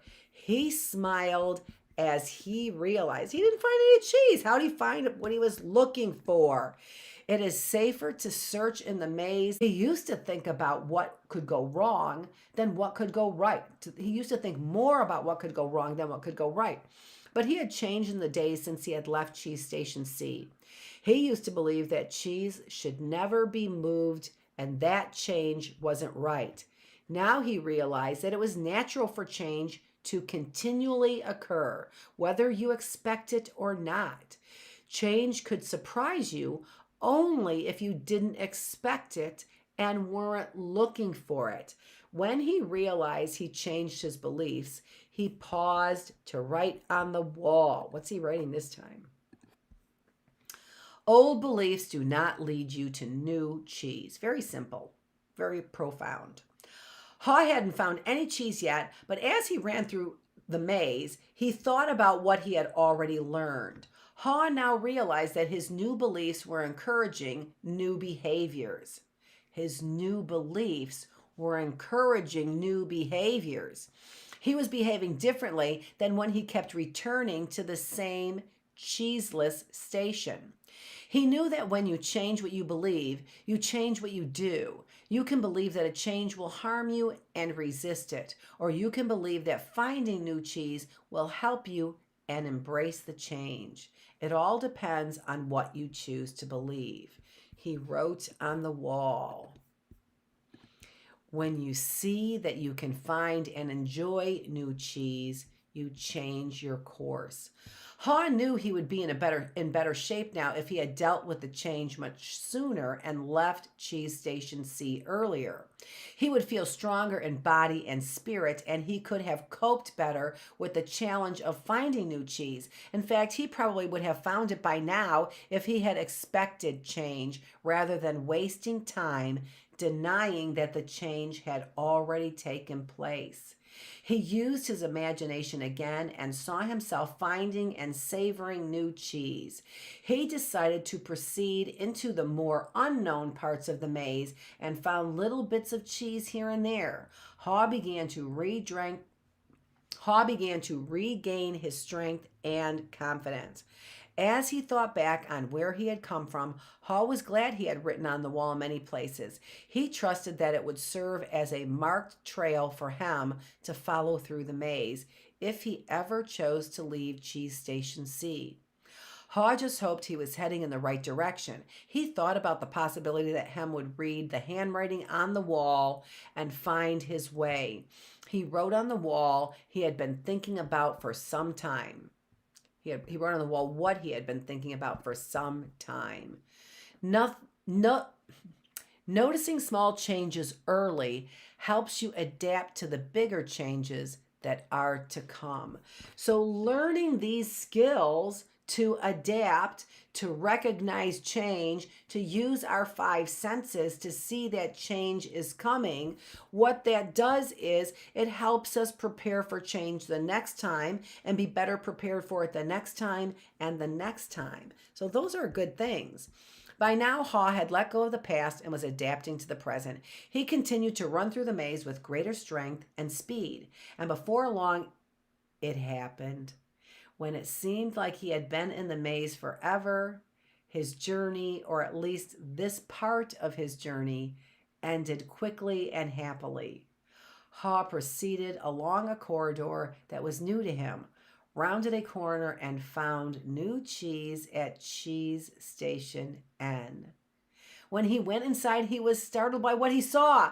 Piled high everywhere was the greatest supply of cheese he had ever seen. He didn't recognize all that he saw, as some kinds of cheese were new to him. Then he wondered for a moment whether it was real or just his imagination, until he saw his friends Sniff and Scurry. Of course! Sniff welcomed Haw with a nod of his head, and Scurry waved his paw. Their little fat bellies showed that they had been here for some time. Haw quickly said his hellos and soon took bites of every one of his favorite cheeses. He pulled off his shoes, tied the laces together, and hung them around his neck in case he needed the illusion of old cheese that was no longer there. He knew he had learned something useful about moving on from his mice friends Sniff and Scurry. They kept life simple. They didn't overanalyze or overcomplicate things. When the situation changed and the cheese had been moved, they changed and moved with the cheese. He would remember that. Haw had used his wonderful brain to do what little people do better than mice. He envisioned himself in realistic detail finding something better, much better. So the mice had the five senses, the humans had the brains, right? The little people had the brains, but they were using the brains to overanalyze things. And what they're saying is that they should have been using their brains in order to create pictures of where they wanted to be and where he wanted to go. He reflected on the mistakes he had made in the past and used them to plan for his future. He knew that you could learn to deal with change. You could be more aware of the need to keep things simple, be flexible, and move quickly. You did not need to overcomplicate matters or confuse yourself with fearful beliefs.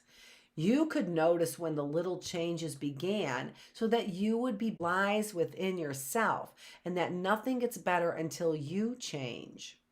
Perhaps most importantly, he realized that there is always new cheese out there, whether you know it at the time or not, and that you are rewarded with it when you go past your fear and enjoy the adventure.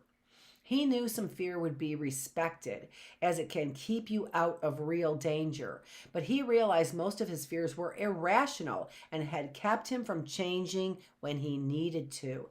He didn't like it at the time, but he knew that the change had turned out to be a blessing in disguise as it led him to find better cheese.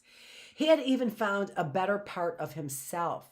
As Haw recalled what he had learned, he thought about his friend Hem. He wondered if Hem had read any of the sayings Haw had written on the wall at Cheese Station C and throughout the maze. Had Hem ever decided to let go and move on? Had he ever entered the maze and discovered what could make his life better? Or was Hem still hemmed in because he would not change? Haw thought about going back again to Cheese Station C to see if he could find him, assuming that Haw could find his way back there. If he found him, he thought he might be able to show him how to get out of his predicament, but Haw realized that he had already tried to get his friend to change. Hem had to find his own way, beyond his comforts and past his fear. No one else could do that for him or talk him into it.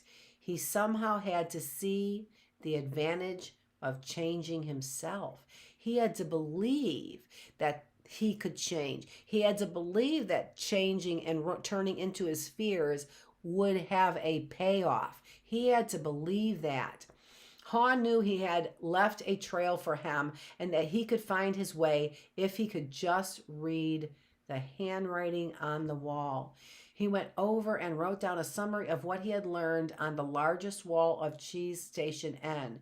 He drew a large piece of cheese around all the insights he had become aware of and smiled as he looked at what he had learned. And so, I don't think I put that down there. I didn't. Change happens. They keep moving the cheese. Anticipate the change. Get ready for the cheese to move. Monitor change. Smell the cheese often so you know when it is getting old. Adapt to change quickly. The quicker you let go of old cheese, the sooner you can enjoy new cheese. Change, move with the cheese, enjoy change, savor the adventure and enjoy the taste of new cheese. Be ready to change quickly and enjoy it again and again. They keep moving the cheese.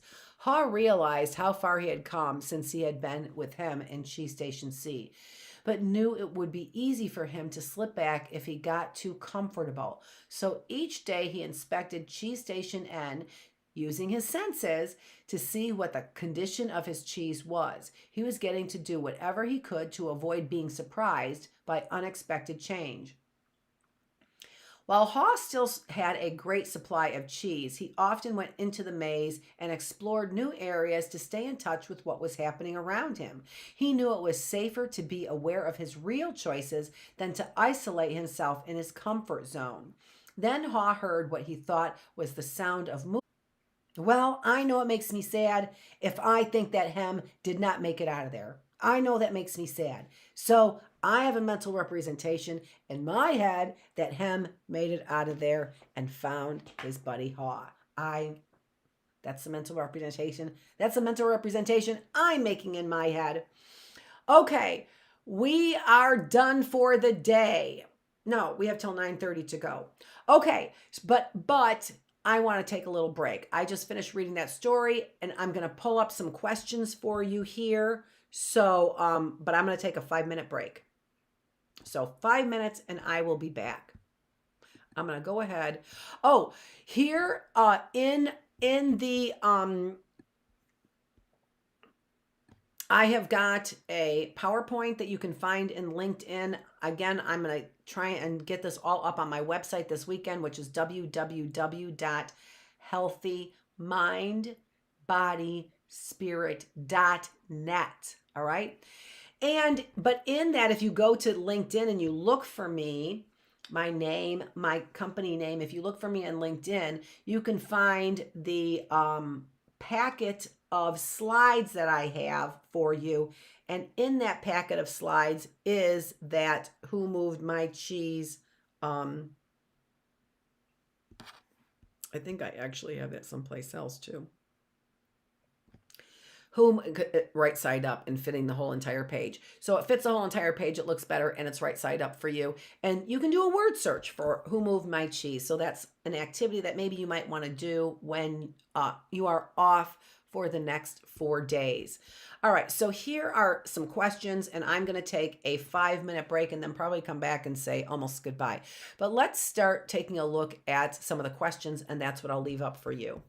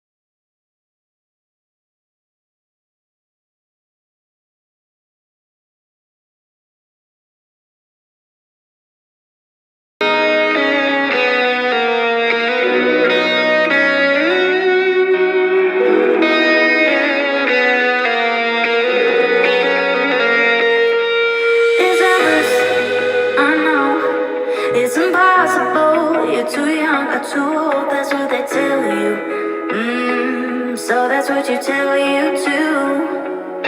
So you like it fades when you figure out the rules they change. When you touch it in your hands, it's slipping through. But the truth is, everybody says that you can't take it through. Standing last night in the mirror alone. Tell yourself one more day, one more shine. Voices in the night in your head, I'll make you quit. And I'll tell you that it's hard 'cause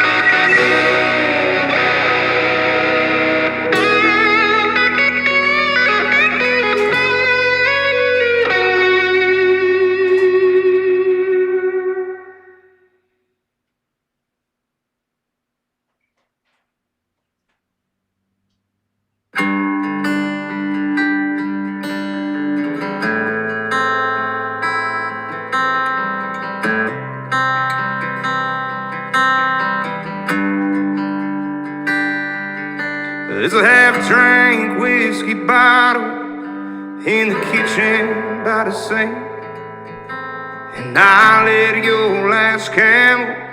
Now I'm sitting in a smoke ring, and you might not be listening, but I know you can hear through bedroom walls that old Willie song got your blue eyes raining tears. Baby, I'm being selfish, I can see another way. Just one more time, for one last night, you can lay in the bed you made. I wasn't made for giving up, but there ain't much that's left of us. You already broke my heart, so just break it on. And I ain't gonna play the fool. I wasn't the one running around you. No, I ain't the bad guy, don't make me be. Just set me free, yeah, but don't leave. Don't leave, no, don't leave. Leave it to me. That is Cameron Marlowe, and it's a beautiful song. Leave It To Me is what it's called. But the song before that, which is a very beautiful song, is by Gabby Barrett. And it's a really hopeful song because it's called, you can, the verse there is, you can do anything that you want to. There are footprints on the moon. I just love that song, Gabby. I love that song. You can do anything you want to. There are footprints on the moon. Okay, now I'm going to give you a few things to do for the 4 days that we have off. Quite a few things, but we're going to go through them when we come back on Tuesday. So don't worry if you don't understand what you're doing. Try your hardest, right? You can do anything you want to. There are footprints on the moon. So try your hardest, but we'll come back and we're going to talk about it. And don't think I haven't forgotten also about the list that you made about the things that you like about some people and the things that you dislike about some other people, right? We haven't forgotten about that list either. We do these learning activities and then we tie them together as we move along through life. Okay, so here are some questions and I'll read you the questions. So these are questions that I would like you to think about and answer, and especially if you can answer them on paper, because again, that is utilizing another sense for you that helps you learn. But just like Haw was detailing his thoughts in his mind, right, his goals that he had in his mind, writing things out forces you to detail your thoughts. If you think about it, what's the definition of love? When you're forced to say it, it becomes much more difficult. You have to begin to detail the thoughts in your mind, just like Haw did, right? But there are definitely advantages. There's payoffs for it, right? You get your edge is what you do. You get your edge. So just don't think about the answers. Some of them you might, right, if it's an easy answer, right? But try and write your answers down. And then, like I said, remember, this is not a class where you're going to end up, I'm not going to check your homework, right? But discuss it with a peer or talk about it with an adult that you trust, right? And this will help you get some new ideas about your work as well. Okay, so in Johnson's book, the cheese is a metaphor. That means that the cheese represents something else. It's not really about the cheese. The cheese stands for something else. Sorry about moving that around. That's what that means. The cheese stands for something else. And so, what do you think that the cheese actually stands for? So in his book, the cheese stands for something. What does the cheese really mean? What does the cheese stand for? What about the maze? What does the maze represent? So the maze is a metaphor as well. The maze stands for something. It represents something. What do you think the maze really is? What do you think it actually really represents? Okay, the next question. Had to take a sip of water. No matter how old we are, we all have some cheese. We all have to have some cheese. No matter how old we are, we all have to have some cheese. Right now, what is the cheese in your life? So back here, we said the cheese really means what? Well, what does it really mean? And then what I would like you to do, here's another exercise for you to do over the 4 days that we are off. So answer the question with as many responses as you can. It's up to you how many responses you want to put there.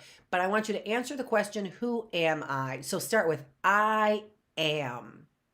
And I'm not going to tell you how to answer that. You answer that any way that you want to. Give yourself maybe about 2 minutes if you want to, maybe 3 minutes if you want, if you're really an over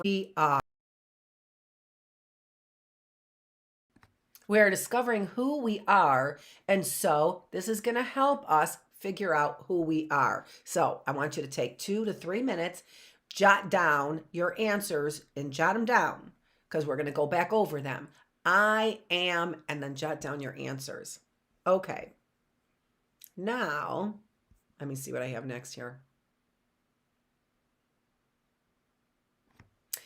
Thinking about the maze, are you more, and I wanted you to do that, and then we went on for some questions. Thinking about the maze, are you more like sniff and scurry or hem and haw? And which one are you most like, do you suppose? Sniff or scurry, hem or haw? What do you think about your approach to the maze? What do you like about how you run through your maze of life? So, this is the thing. How do you go in through your maze? We said, are you more like haw or hem? But think about how you go through your maze of life. Do you go through it more fearfully? Do you try everything? Are you quiet? Are you loud? Do you tell people what to do? Are you bossy or are you cooperative? How do you go through your maze in life? And when you're thinking about how you would go through your maze, think about also what you would change in the way that you go through your maze. What would you change? Okay. That's it for that.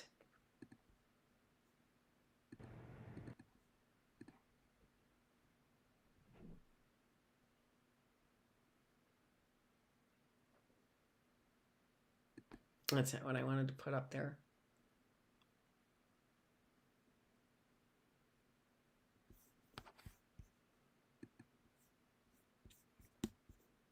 Ooh, I do think I have it. For our very last thing, I do think I have it. Hold on.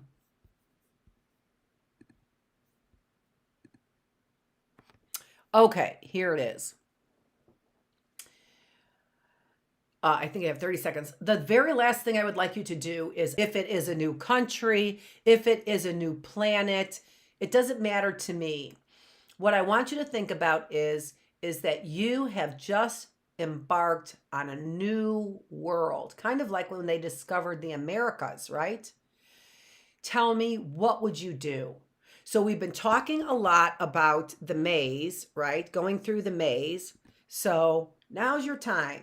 You thought about how you go through your maze of life. What would you do in your maze of life if you found a new world? Okay, so that will give you some things to do. This is, if you're over 10, Dr. Feravich. If you're under 10, I'm Miss Annette. Thanks for joining me, and I will be back here in a half an hour for our 10 o'clock classroom, and that is the critical thinking classroom. Thanks for joining me.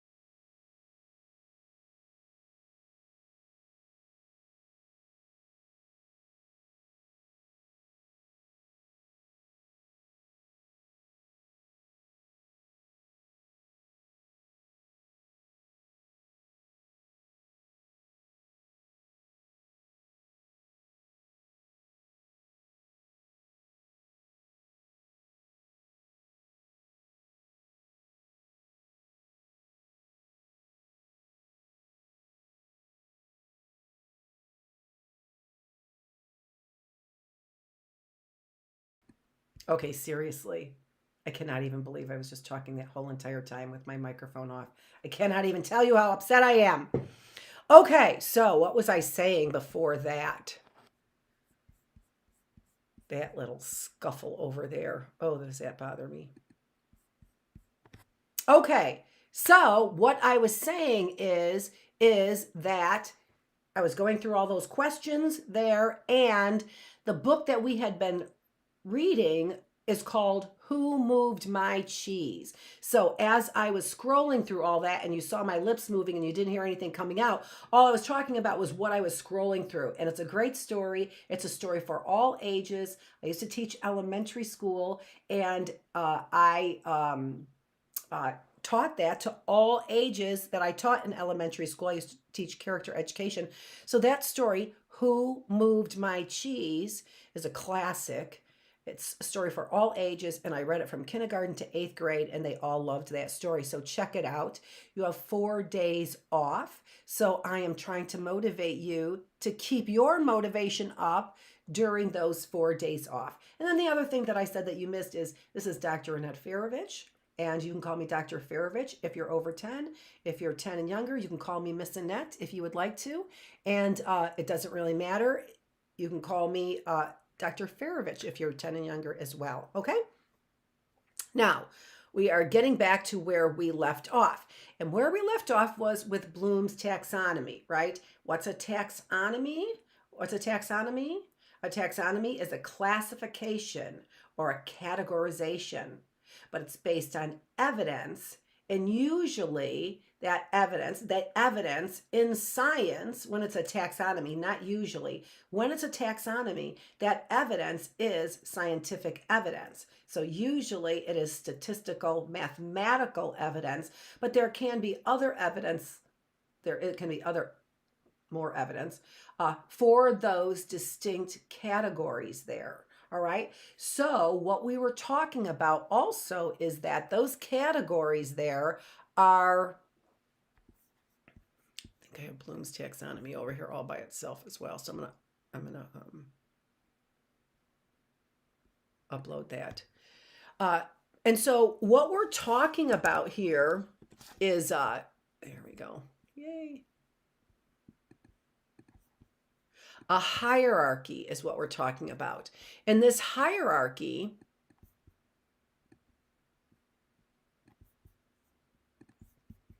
I like to keep talking. Starts with remembering, starts with memorizing something. And we're going to quickly go over this where we were. And so that is the very first stage of learning. The very beginnings of learning is we have to recall, we have to begin thinking, right? And in beginning of thinking, what we do is we bring things from past memory, all right, from our memory, and we bring them up and we combine them and use them with the information that we are seeing right now. All right. So the whole idea here is that we want to, the bottom line is create or learn, right? We've said that before. The bottom line here is that we want to, I use the word learn. The author of the book uses the word create, all right? This book, I decided, is not necessary for you to get. I started saying that earlier this morning to the wrong class. But so I would not recommend getting this book, all right? This really is for psychologists, and I said it's a teaching edition. I am only using the very first pages over here, even for this, which you can find online. All this information, all you need to do is, or, you know, in their own words, whatever, not all this information, but enough about Bloom's taxonomy, you can look that up online, and that's what you would put in. So doing a search for Bloom's taxonomy would certainly give you enough information. You do not need to purchase this critical thinking book at all, or companion at all. I'm only using the first parts and a couple other things throughout here that I'm using, but not really a lot. So it's a hierarchy, right? And the objective is to create or to learn. And so I want to reread that objective here for us. All right. So that does come right out of this book, The Objective, and it encompasses in the objective all of those taxonomies. I'm pointing to them because that's where I see them, is up there on the screen. It utilizes all those taxonomies in this sort of thesis statement about these variables in the taxonomy. The taxes, so to speak. Not really, though. Don't use that. We must remember a concept before we can understand it. We must understand a concept before we can apply it. All right, so there's taxonomy number 2. We must be able to, 2 and 3. We must be able to apply a concept before we can analyze it. We must have analyzed a concept before we can evaluate it. We must have remembered, understood, applied, analyzed, and evaluated a concept before we can create. And I say that's learning. But I like the word create better. As I said, isn't that what we really want to do, right? We want to be creators, and we need creators right now is what we need. So if I can teach you enough through these courses, if I can teach you enough to be a creator, and no matter what it is, to be a creator, even if you were, in a white collar business job, to be a creator, if I can teach you enough to be a creator, you will be successful. And that's really what I'm looking to do, right? Teach you success, which really is the truth. I'm trying to teach you success, and that has, many different avenues. So knowledge is part of success, but that we have learned IQ, very smart people who are not successful, many very smart people. So we know IQ is not equal to success. There's another variable. So I'm teaching you, excuse me. I think I have witchy poo people putting spells on me when I'm trying to do this. This is bothering me because I know that my video gets choppy unless I see the green light down there. I don't even know why that's a problem when I pay, $80 a month. Why is that a problem? Because everything's a problem nowadays, don't we think so? So that's what I'm doing. I'm trying to get you to create, but the word I use is learn. And I use the word learn because that to me is what we're doing here. I'm a teacher and I need you to learn. But what you're learning is to be successful. And in order to be successful, you need to create. So there's just this wonderful connection, which is what we're doing here, making connections, right? There's this wonderful connection between Bloom's taxonomy and the basics that we need to learn, right? And then learning, and then creating, and then seeing all of that really come to life in our lives. It almost brings me to tears. Okay, so the very first level would be remembering. We have to call things up in our memory, recall, in order for us to even utilize the information. So the other thing to remember is that this is a hierarchy, and that really helps us. A hierarchy means that there are levels to it, right? Starting with the very first thing we have to do, the very first level, we have to remember. That's what we have to do. Very first level, remember. But then, and I don't have these memorized, although I think I'm doing okay, would be to understand, right? We have to begin to understand. Now, these things are dynamic. What does dynamic mean? Look it up again, but I'm going to tell you to help you understand what I'm saying. Dynamic means moving. It's a moving process. If something is dynamic, it moves. And since all of these things are working together, the dynamite variation of dynamic actually is. uh, of this whole thing, and really it's a good word, would be that they are, there are, what are there, 6 of these. So movement. So dynamic, when something is dynamic, it is in movement. It's moving. And so these are dynamic. Red. I need a better understanding of the equipment that I'm working on, right? So I may need so this is why it's dynamic. And I may not only need to understand it, but at that time, analyze it as well. So we left off here then with the taxonomy of, the next one we were going to do is the last one. Except for creating, right before creating, right? Okay, yes, exactly. So we're almost done with the taxonomy. But let me do a little review. So, and also, it's always a good idea. Remember, we're trying to engage as many senses as we can in learning. And so it's always a good idea to bring a pen and piece of paper. That's an amazing way to learn. You can certainly type it on a laptop too. I'm so old school. It's like, I don't even think of the laptop. I just think, right? Sharpen my pencil. Where's that pencil sharpener? Okay, so understand. Now, there are here, up here in this chart that I have there of the taxonomies, there are many words. And these are words that will help you get that level done, right? So I'm going to blow it up here.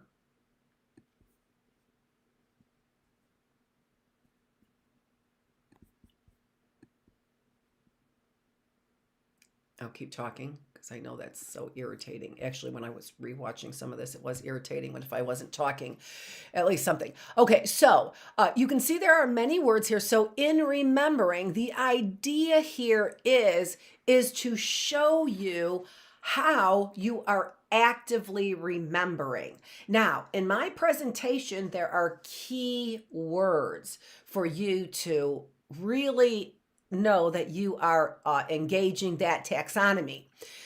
But look at all these other words that are there. So for remembering, look what's there. Googling is there. Googling is there.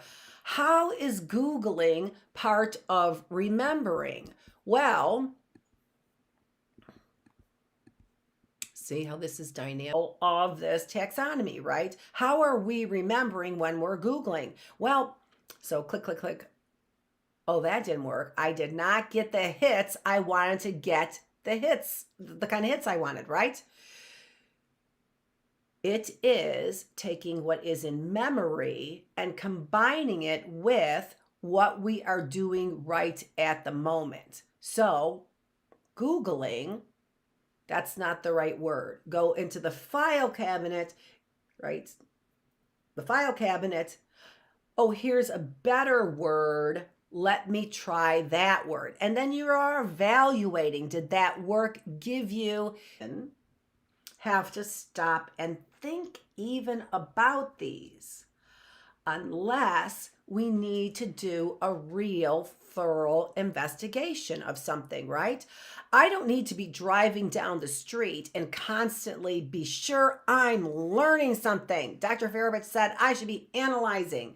And it's not like it's a bad thing to do, right? Of course it is. It prepares you for what is going on. It prepares you to not get in an accident, right? If you happen to analyze what that driver is doing, right? That driver is moving into my lane for some reason, right?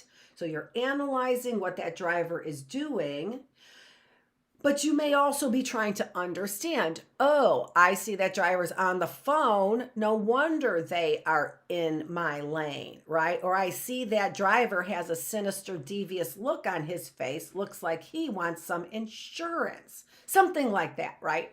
So what I'm saying is that, and also we bring our experiences from memory to the table that help us analyze these things as well.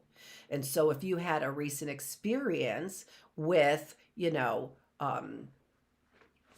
somebody swerving into your lane and you not having any idea why, then you begin to do more investigation, right? And that's what I'm talking about. I really am talking about we are investigators. And I said that yesterday. So we're investigating whatever it is that we want, whatever, it doesn't even matter. Could be the driver in front of us. We are constantly investigating, and that keeps our minds sharp, is what it does, right? I am investigating this book to put this lesson together, and I'm analyzing the material. Does it make sense? Is that for this classroom? We're doing this in a very natural way every day, all the time. Hopefully all the time. If our brains are engaged, I know that this whole COVID thing tried to deaden all of our brains, and that's why I'm here, right? But the more active we are in that process, the more we get our chemicals going in our brain, and they feed our souls. That actually is what that book is about. Who Moved My Cheese? That is what that book is about. So in this critical thinking time, without repeating myself and reading it to this class, it might not be a bad idea for you to look it up, read it yourself. That it goes to show you how in a story, I'm not positive it's Dr. Spencer Johnson. Maybe Dr. Spencer Johnson knows everything about Bloom's taxonomy, and that's what he was doing. He could have very well have known everything about Bloom's taxonomy and was being sure that he included everything from the taxonomy in there. But as you go through that story, you will see that there's analysis in there, there's understanding, there's evaluation, there is applying what we've learned, right? By writing things on the wall. Writing things on the wall was helping recall. And they put it in cheese. So just to kind of give you a little heads up. So what's the purpose of these short, 5 words or 3 words sometimes, or 2 words that describe each one of these taxonomies, as opposed to all of those numerous words? Well, those numerous words there help you think about and help you decide how I can better apply that, because apply is one of the taxonomies, right? Apply that taxonomy. How could I better apply that taxonomy? Let's take a look at another example in the taxonomy, all right? So, mind mapping in analyzing. Mind mapping. All right, so this is a wonderful skill. That was the first one that I pulled out that I saw, and now I'm trying to rack my brain to make sure that I sound intelligent when I'm going to talk about mind mapping. And I do know what this is, but it's a cognitive term. I know, sort of a cognitive, doesn't even matter. Yes, it does. There are variations of these, and what I bring to my understanding of mind mapping, as you can see, I'm pulling from the file drawer. I'm kind of searching around and evaluating the different types of information that I know regarding mind mapping to see whether or not it will match my audience's needs or meet my audience's needs, right? Okay, so when we are mind mapping, and I talked about this earlier, one thing about mind mapping really is, so what are we doing? We're trying to find something out, but detailing the course of trying to find that out. That really is what mind mapping is. Okay, so, but then we have all these it is a literal mapping on your brain is what it is. So I would have to, and that's not useful for you. So why is this person, it's useful for a psychologist. This was written for a psychologist. So why would that person be using the word mind mapping? Well, I'm evaluating that the person is using the word mind mapping, or analyzing, actually, not evaluating, this would be analyzing why that, and so compare and contrast and those kinds of things. Why is that person using the word mind mapping? I'm contrasting it with cognitive psychology, thinking, nope, that's probably not, or comparing it as well. And that's probably not what you're doing. You're not literally mapping the place in my brain. So that would also bring up ideas of mental representations. Mind mapping has to do with creating a mental representation. So now, as I'm saying it and talking it out, I'm doing an evaluation of my analysis, is what I'm doing. And so I'm thinking about this. And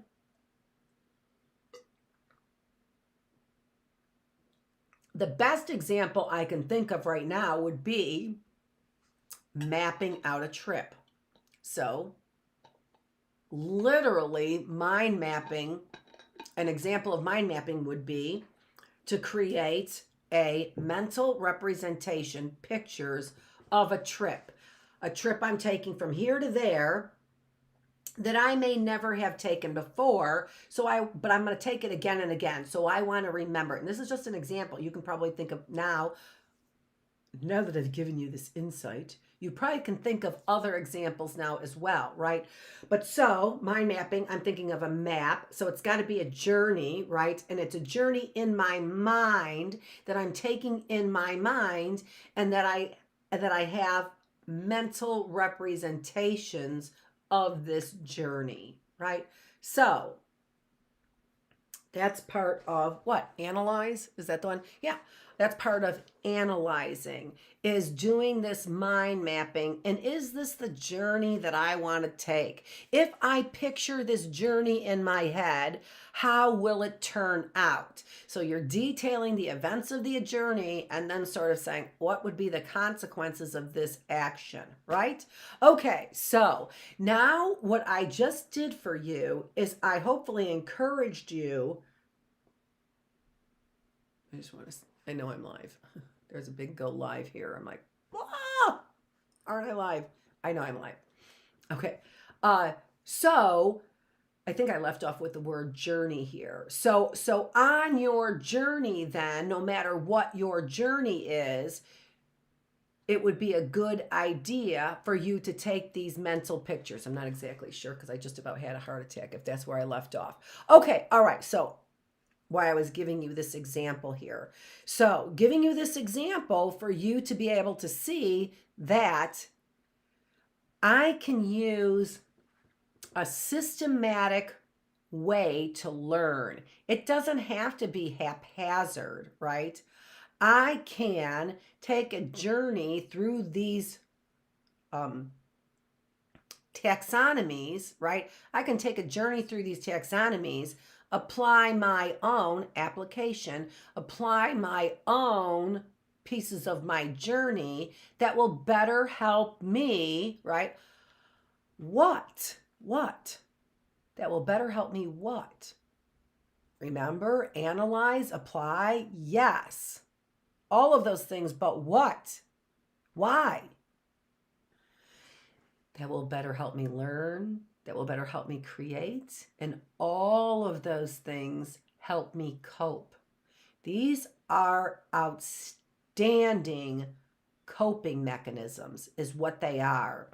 They are a way for you, when you have an issue or problem, to not become overwhelmed with it. Start by writing down what you know. The very first step, remembering. Write down what you know. Then try and understand the situation. When you are becoming overwhelmed, try and understand the situation.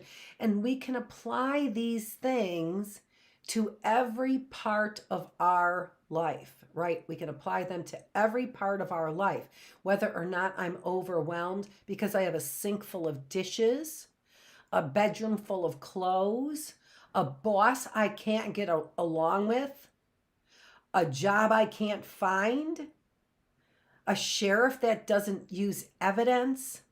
No matter what the problem is, we can use this taxonomy in order to help us cope with the problem. Okay? All right. And an analysis of screaming down somebody's driveway probably will get us in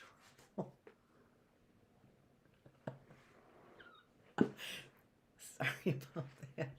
Oh, I just pulled something up from memory. That was all. I pulled something up from memory. Don't worry about it. Okay, so I said that I left off with evaluate, but what I was going to do was I was going to give you a little bit of a refresher on the main words for each one of these taxonomies. And yeah, so just we're going slow, but we have to go slow. We have to go slow. It has to go slow.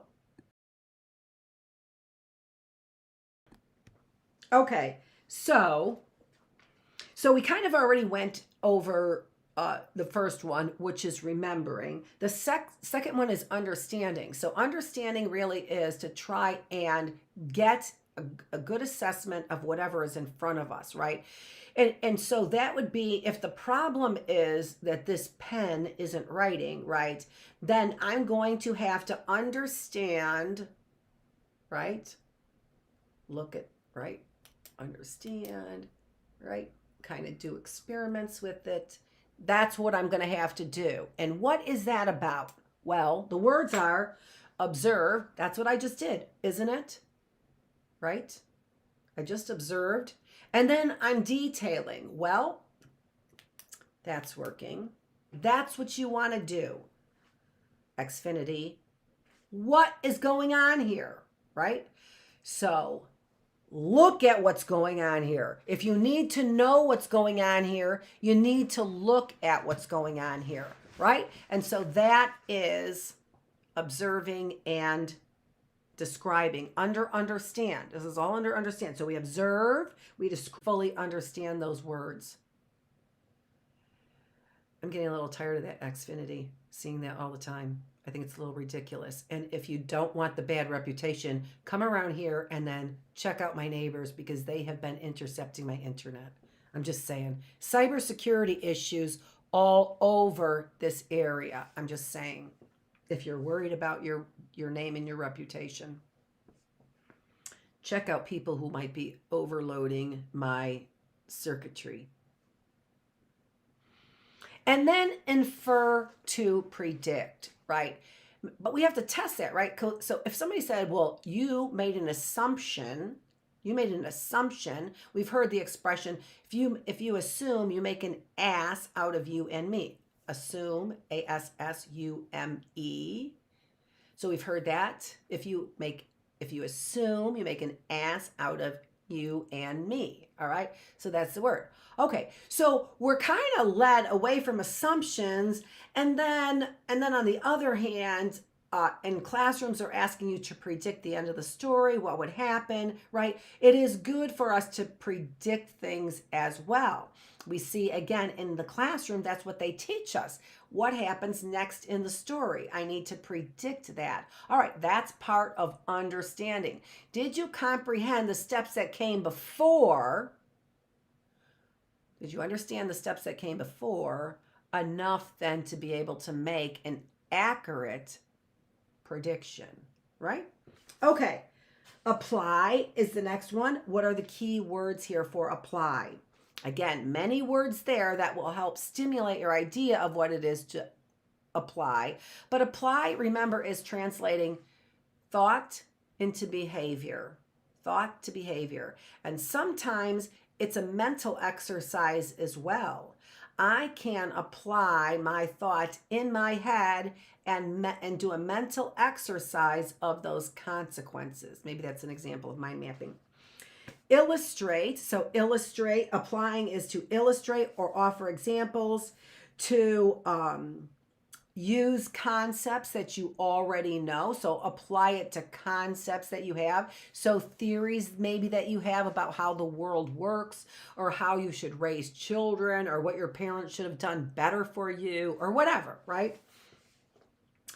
So, and then in the application, we are seeing if that application works. So we just don't oh, okay, here's my idea. I'm going to now start a university. No, what you have to do is you have to test little steps. You have to apply in smaller ways to see whether your thoughts stand true. So this really is a mental experiment is what it is. It can be a mental experiment. It can be a physical one as well, right? You literally are applying it to your behavior, but it can be a mental experiment as well, okay? And then you're classifying good, bad, right, wrong, right? Did it work? It worked, it didn't work. That's what you're doing when you are applying. That's a little small experimentation, or we call that trial and error, is what it is. Trial and error. That's our little experiment we do all the time, every day. Then we said analyze, and analyze, we are trying. Did I talk about analyze? No, I didn't. No, I didn't. So that's where we left off. Okay. Now that I'm all ready for this,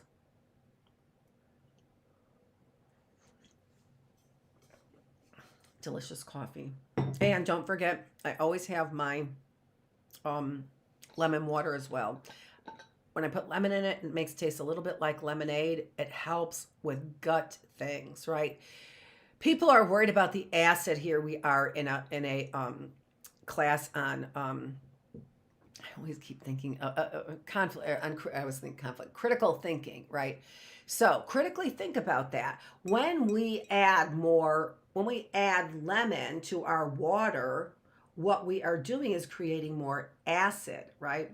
Well, acid is related to cancer. And that's why you have to watch all the acid that's in the pop. I recently started drinking pop again, which is a bad habit, but it's kind of it's always been a little delicious. And then now I'm worried about all the things that are in my pop. Now all of a sudden I'm seeing.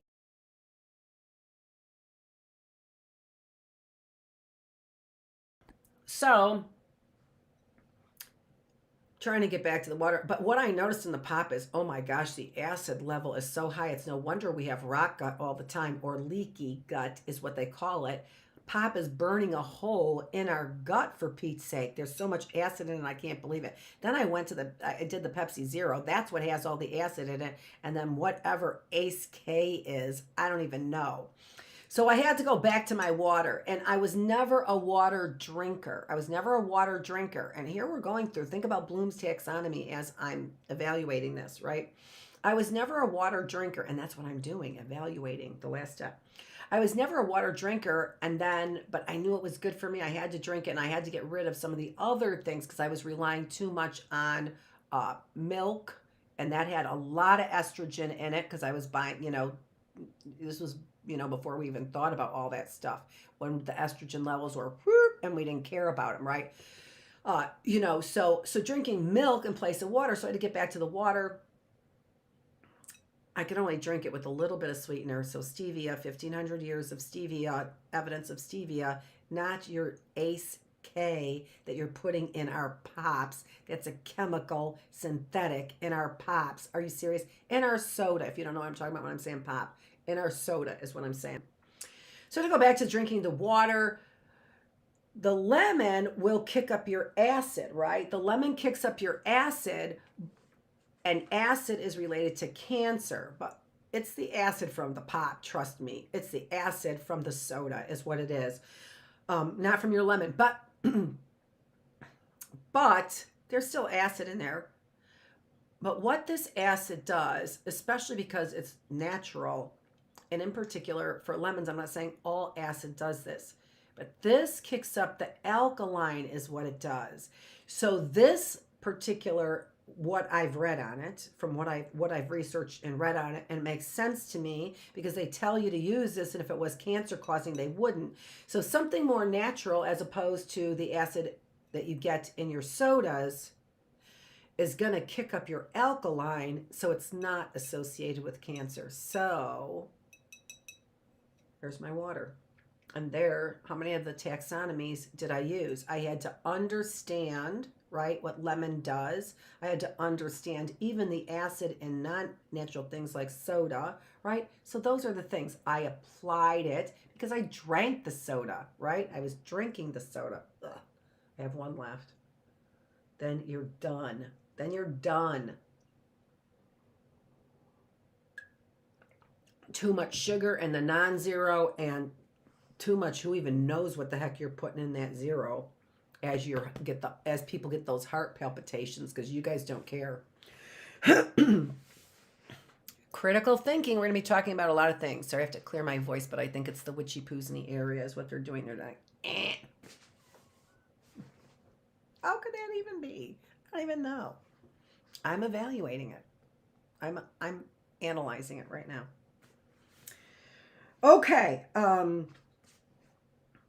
So analyzing what we are doing, and remember I said I'm going to be reading some of this. In analyzing what we are doing is we are also now inferring, making inferences, which are predictions. So remember, it's dynamic. We did that in understanding as well, right? In order to predict, it helped us ensure that we had an understanding, right? But now in our analysis, we have to then be able to, another word is generalize what we learned, right? Well, it applied to, which was our stage right before here, right? It applied to the outdoors. Let's see if it applies to the indoors, right? All right, and so that is making predictions, right? I said this to him and he liked it. Maybe I'll say this and he'll like me even more. Let's get some important predictions over here, shall we? Okay. And then the next word is, and then relate. And then relate, which is recognizing the connections with situational factors. Again, this is what is going on all the time. Pulling out ideas and predictions and consequences all from memory. So we're not just pulling out a word. We're not just pulling out a scene. We're pulling out knowledge is what we're doing, right? In that first stage. And when you're older, hopefully you have way more knowledge to be pulling from and deciphering and analyzing and deciding, does this work, right?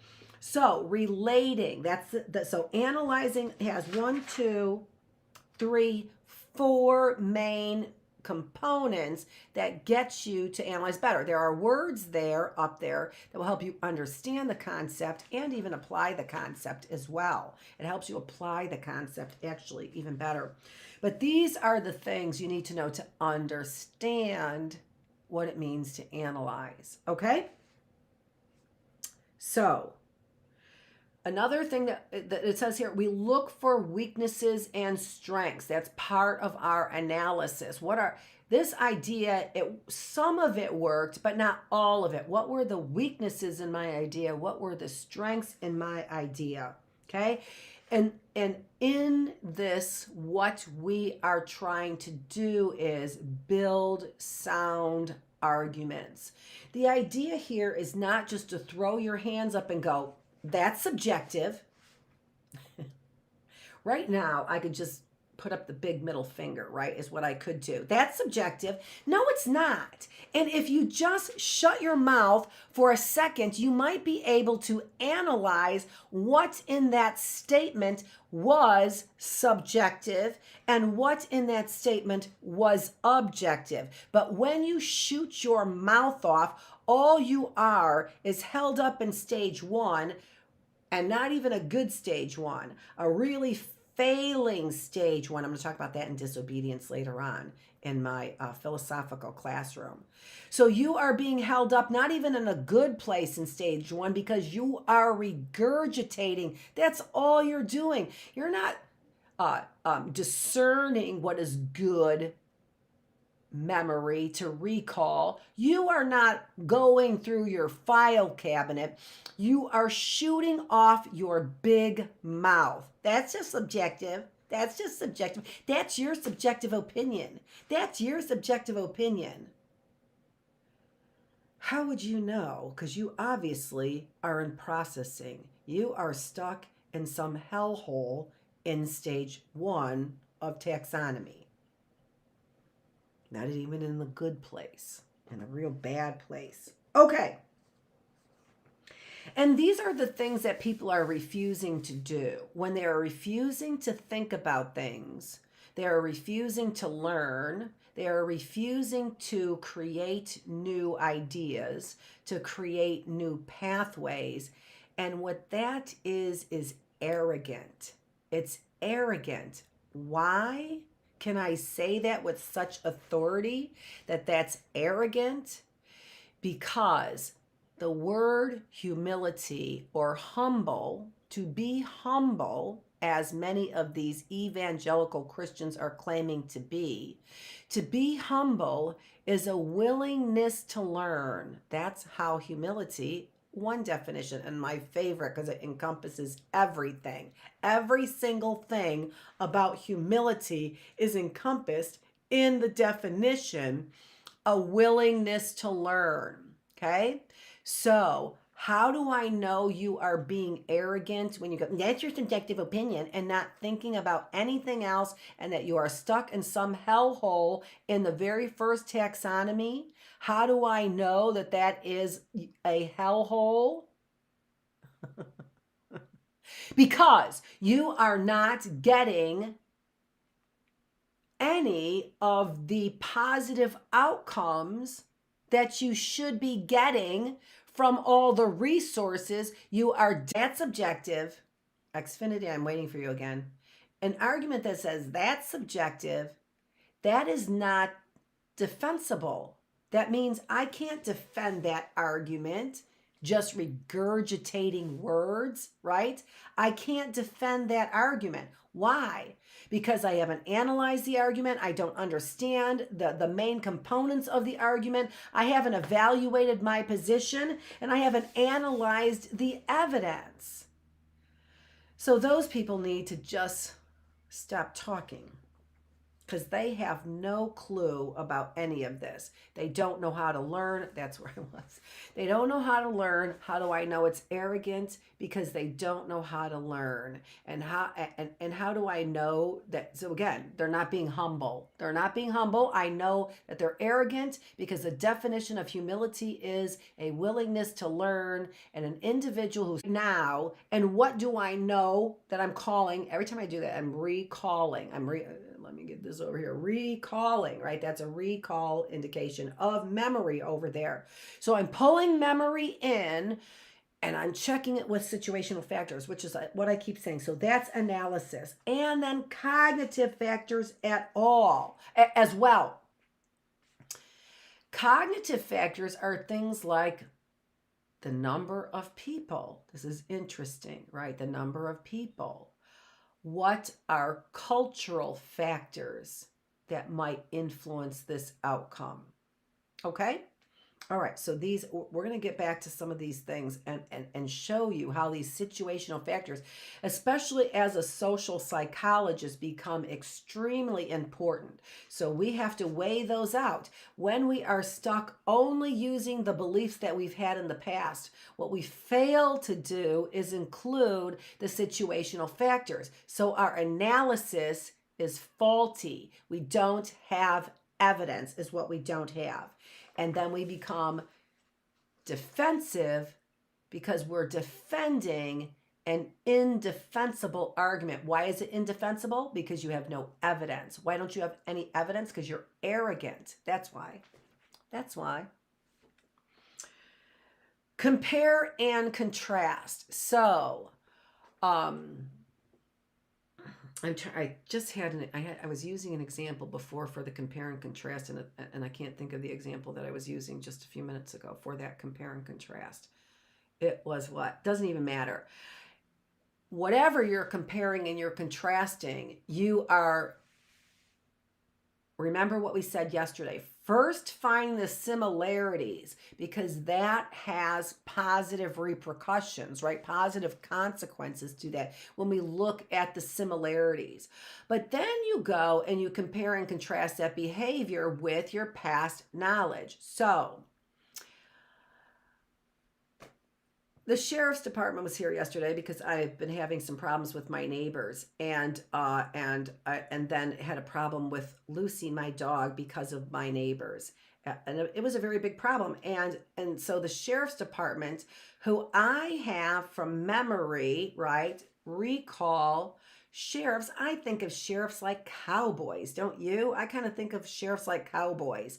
So in my memory, I am recalling information that I have that they will come and they will save the day for me, right? They will help me out, because that is what my memory and recall is of the sheriff's department. But then what they ended up saying is what they ended up doing is they didn't end up using any of the taxonomy. They didn't learn anything because they didn't do any of the investigation. They didn't try and understand what I was saying. They didn't try and apply what I was saying to their own circumstances, because they were sheriffs. They have other circumstances, they have other events. They didn't apply it to what should have been their past experiences as a sheriff kind of cowboy kind of guy, right?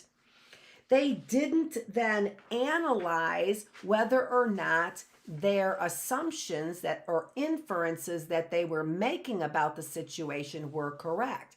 I had to correct their inferences numerous times, and that was because they didn't even do step 2 of the taxonomy, which was trying to understand the situation. And they didn't investigate any of it either, because what I've been saying is there's gambling going on and suspicious behavior over there. And I thought that the sheriff's department would come in, from my past knowledge of sheriffs, would come in and solve the problem. So I was certainly shocked when I found out that they said there's nothing going on there. I said, did you investigate? They said, we don't need to. We already know. So they were in a hellhole in taxonomy number 1. Why? Well, if you go back to earlier today, who moved my cheese? It likely is because they wanted to stay in their comfort zone. Okay? It's hard work to go through this taxonomy. It's hard work to get out of your comfort zone. It's hard work to think differently about things, because analyzing, applying, evaluating, all of those things might change your thinking. And that's hard to do, because if I change my thinking, I also have to change my behavior. And it's so hard to change our behavior. And so what I would rather do is think the way I've always thought. That's my comfort zone, right? That's my comfort zone. And so who moved my cheese? Some people only stay in their comfort zone, even though they might expire in that comfort zone. Some people won't move out of it. Why? Because it takes courage, because it takes hard work, because it takes a willingness to evaluate something, because it takes a willingness to learn, and then the responsibility to create something new. So that's what's going on in our local sheriff's department, who I expected to be cowboys. And now, through my evaluation, and what are we talking about? Comparing and contrasting. So I am comparing and contrasting what I know about cowboy sheriffs with what the situation is right now. And if I were to stay in my fantasy land that sheriffs are all like cowboys, well, then I would not be aware of their shortcomings. It's the nicest way I can say it. I wouldn't be aware of their shortcomings, right? And I wouldn't be aware of when they made inappropriate inferences. Or I wouldn't be aware of when they made defensive, inaccurate statements. All three of those sheriffs that were here, all three of them. All right? Because there's only two that are on the ticket, and I got the tickets. Despite the fact that I have been talking for almost a year now about my mysteries. So I need to reevaluate. Well, that's the comparison and contrast. I can't jump ahead just because I'm getting emotionally involved in the story. And then I need to develop some conclusions. And these conclusions need to be reasonable. So under analyze, we've got our fourth word. The first one is infer, that we have to infer, right, to make predictions when we analyze, like we did in the first stage, but now we are a couple stages ahead, right, with more information and a better understanding. We have to make connections to determine strengths in our arguments and weaknesses in our argument. Why? Because the goal of this stage is to have hard evidence. That's the goal. We need to compare and contrast in order to have evidence about those no longer cowboy sheriffs, right? I need to have evidence. And then the last one was reason. I then developed conclusions that not all sheriffs are cowboys. Some of them are.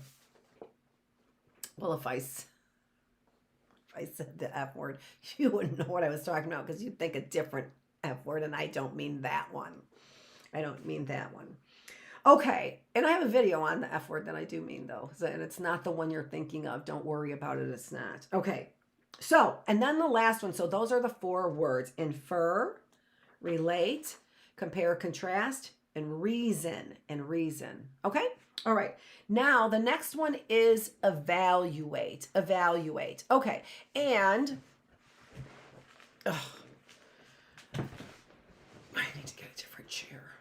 I was going to go on my comfy chair today, but I really like this background so much because I bought this at that tree there. I bought that at the art fair this summer, and I love it. Okay, all right. So the last one is evaluate, and we will go, to the word. So we're looking for, there are 1, 2, 3, 4 words again. All right, that help us better understand what it means to evaluate something accurately. Why? Because our goal is to learn and then to create. All right. Okay. So when we evaluate, we build on analytical information that gives us insight. Then we have insight to the problem is what we're doing. We begin to build on. So an insight is an aha moment, right? So here we are back at the pen, and I can't figure out, and I've checked everything out. And then the guy said, well, so I go and I take it to the pen fixer-upper, and he says, well, these pens are made to stop working after you've had them for a year and a half. Oh, okay. Well, now I have new insight, right? That's like the light bulb went on. It is a complete change in my thinking is what it is, right? I am solving the problem one way, and the answer was in a different direction, and aha, now I have a different answer. Okay, well, if they rigged these pens to stop working after a year and a half, now I understand what the problem is, right? Okay, so that's what we're doing. We are building on our analysis that we've done in order to get more insight. And then what do we do? When we get insight, go, aha, then what I might do is I might try and understand what did they do to get these to stop working, right? Call up the company, analyze whether or not it is worth arguing about, calling the company. All of those kinds of things can go back into play when we begin to build on these insights, right? These aha moments, which changes our thinking and then moves us back around, recalling, what do we know about this now? Oh, I know that they are what? Usually looking for a fast buck. So of course it makes sense to me, right? See how we're pulling in cultural things as well? Those are important as well. Okay, so objectivity. So here when somebody goes, that's your subjective opinion. No, it's not, because I am in phase 5 of phase 5 of a taxonomy, and so I'm pretty much at an objective stage. Maybe you're stuck in the hellhole of stage 1 taxonomy. I'm not, right? Okay, so I am looking at things objectively because I'm not afraid of the truth. Objectivity is truth-based, right? And I'm looking at, right? It's factual. It's looking at the facts. It doesn't mean that you know everything. It doesn't mean you have all the facts. You're evaluating what facts do you have and what facts don't you have. We're in the evaluation stage. We're pretty far along. We're pretty smart. We've gained a lot of knowledge along the way, but we're still evaluating, right? We're still evaluating. All right, so let's talk, but we focus on what do we know, because in the analysis stage, we were trying to build evidence. So now we say, what evidence do we have? We built on this evidence. What evidence do we have? So objectivity, tolerance of ambiguity. That's point number 2. Tolerance of ambiguity. When something is ambiguous, it is unclear to you. All right, it's ambiguous, it's unclear to you. But again, I said you are not going to know everything. We don't have a lot of hardcore facts, right? Or theories, right?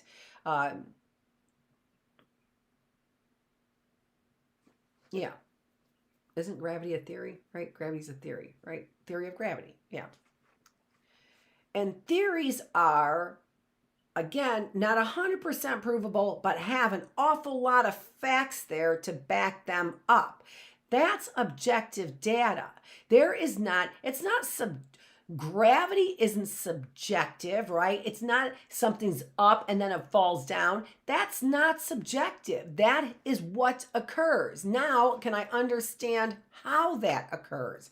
But that's not subjective. I put an apple up and it falls down. Maybe it will, maybe it won't. No. Maybe it will, maybe it won't. That's subjective. That's your opinion. Maybe it will, maybe it won't. I have facts, since the beginning of time that says, and Newton, since Newton put the name on it, I have, but since the beginning of time, but he put a name on it, right? I have evidence. You might think gravity is subjective. That just makes you an idiot, right? If you don't know the objective facts and run around keep saying that's subjective, that simply makes you an idiot. That's it. It just makes you an idiot, because you don't know facts. But we're not on that one. We're on tolerance of ambiguity. But you're not going to know everything, and you need to be okay with that. These are individuals who are called analysis paralysis. Well, they're not called that, but the phrase for that would be when people who don't have tolerance for ambiguity, they go into the phase of analysis paralysis, where they're never able to learn or produce something. They're constantly analyzing, testing and retesting, trial and error, thinking that they are going to somehow get some insight that gives them the full picture, the theory, with all the facts to back up that theory. No, theories don't have all the facts. You have to be okay with ambiguity as well, right? How do we explain it? Well, there's a pulling force. Magnetics. Magnets. A non-judgmental attitude. Now, this is something we've perfected here in this generation, is a non-judgmental attitude, although then we have the wokeness. So I don't even know. Are we judging people or aren't we judging people? I don't even know anymore, right? Who even knows what we're doing? But we need to have, regarding what we discover in our trial and error, in our analysis stage, when we evaluate it, what we need to do is we need to decide what we're discovering is not bad or good. It just is or isn't. It's either this way or it's not. And that doesn't make the information bad or good. It just makes the information exist or not exist, right? Too many scientists come, and this is the reason why we have so many people distrusting science, and rightfully so, by the way, rightfully so. The reason why we have so many people who are distrusting science is because they have biases about what they think should be the outcome, whether it's religious biases, whether it's atheist biases, whether it is power biases, whether it is white supremacist biases, whatever they are. These individuals who are perverting this scientific data are not being non-judgmental. Double negative there. They are being judgmental is what they are doing. They are judging data as being good or bad. And I'm going to just say, because we're in critical thinking, that in part is capitalism. In part, that is capitalism. I want you to think about it this way, that when they're feeding you information and getting those algorithms, they're saying that this is good for you. Why? Because they make money on it. That's the reason why. They're saying, I'll give you what I want, but they're just giving it to you in doses beyond reason, Why? Because that's what they want, right? That's a judgment in the data. That's a bias in the data. I am feeding you this data for my own interest. So that's biased data. You can see that we have a lot of self-interest. Again, it could be money, it could be pride, it could be comfort. We have a lot of self-interest that make us judgmental in the data that we uncover. So here, to evaluate data correctly, we have to be non-judgmental. We can't be married to an outcome that we are just hoping for sure it's got to be. What have I done as a scientist to try and help me be sure that my biases, because we all have them, are not perverting my data, right? Discoloring my data, making it look differently. Well, first of all, I don't do research like that, so I don't have to worry about it. But that doesn't matter, because we're all doing evaluations, and we have to do, no matter whether we're evaluating, the taste of this coffee, we are all doing evaluations. And so we have to make sure that I have to make sure I'm teaching you to be non-judgmental. How do I have my strong opinions and strong beliefs, but make sure that my research doesn't always turn out exactly the way that my strong beliefs are? Did we do, I can't remember if it was Goldacre in this one or not, but battling bad science, right? Having individuals, they were saying that the people in the industry were doing more hardcore science. They were actually, their methods were better for people who were in the industry, right? So they had a bias that their methods were better than people who were outside the industry. How can that be? Well, they were manipulating the data, right? So it wasn't their methodology was fine, but they were manipulating the data. So, and that was in favor of what? Capitalism, making money. Why did they do that? So we all have it. But here's the thing. If you know in your heart that this is the outcome, right? If you believe it in your heart and you're not lying to yourself, you're not pushing an agenda, but you know in your heart that this is the way things naturally occur, you've done enough research for the way that things naturally occur to say this really is it. you believe it in your heart, then why would you have to manipulate data? Why would you have to make a judgment of good data, bad data? I'll leave the bad data out. What I always know is that when I go to research something or doing research is I have a belief in my heart because I have had a number of experiences where I've done trial and error application and evaluated that and said, this is the natural way that things work. This is the natural way that things work, right? Yeah, I'm thinking of another comment that I want to make, but probably not appropriate right now. So I don't have to go search for the outcome that I want if I have built my belief system on this taxonomy, right? I don't have to have a fear that my whole belief system is going to fall apart someday. Why? Because I've understood what's going on, I've analyzed what's going on, I've applied what's going on, I've evaluated what's going on, and I make sure that my decisions are not, oh, it's just subjective, I don't know. No, I make sure that my opinions are based on fact, and I don't have every fact, right? But the things I've tested, for my opinion, not that I'm not willing to listen to you and get more facts and have a better understanding of this. That's what an open mind is. And a closed mind they stay in the hellhole in taxonomy number 1 going, that's just your subjective opinion. That is your subjective opinion. And they sound like that too. Who was that guy on that video that I watched? I just wanted to vomit. With Jon Stewart, that video. I wanted to vomit. That Ohio representative. Oh my gosh. That's a really strong word, the F word that I'm thinking of. And it's not the strong word that you're thinking of. I think it's stronger. That's why I'm not saying it. I would say the F word that you're thinking of. The one that I'm not saying is even stronger than that one. And it's not a cuss word.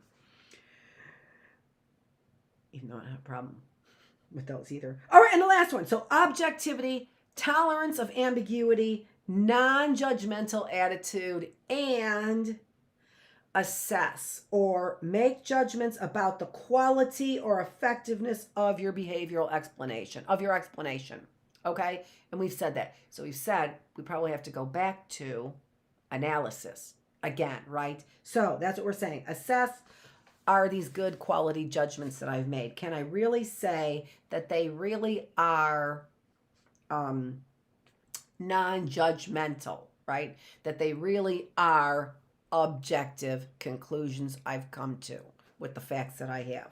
Okay, all right. So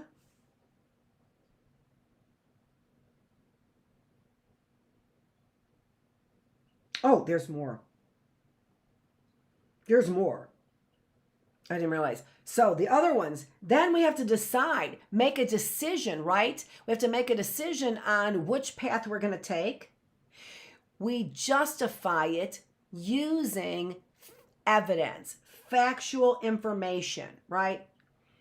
When we don't have this kind of evidence, what we end up doing usually then is making some kind of social justification.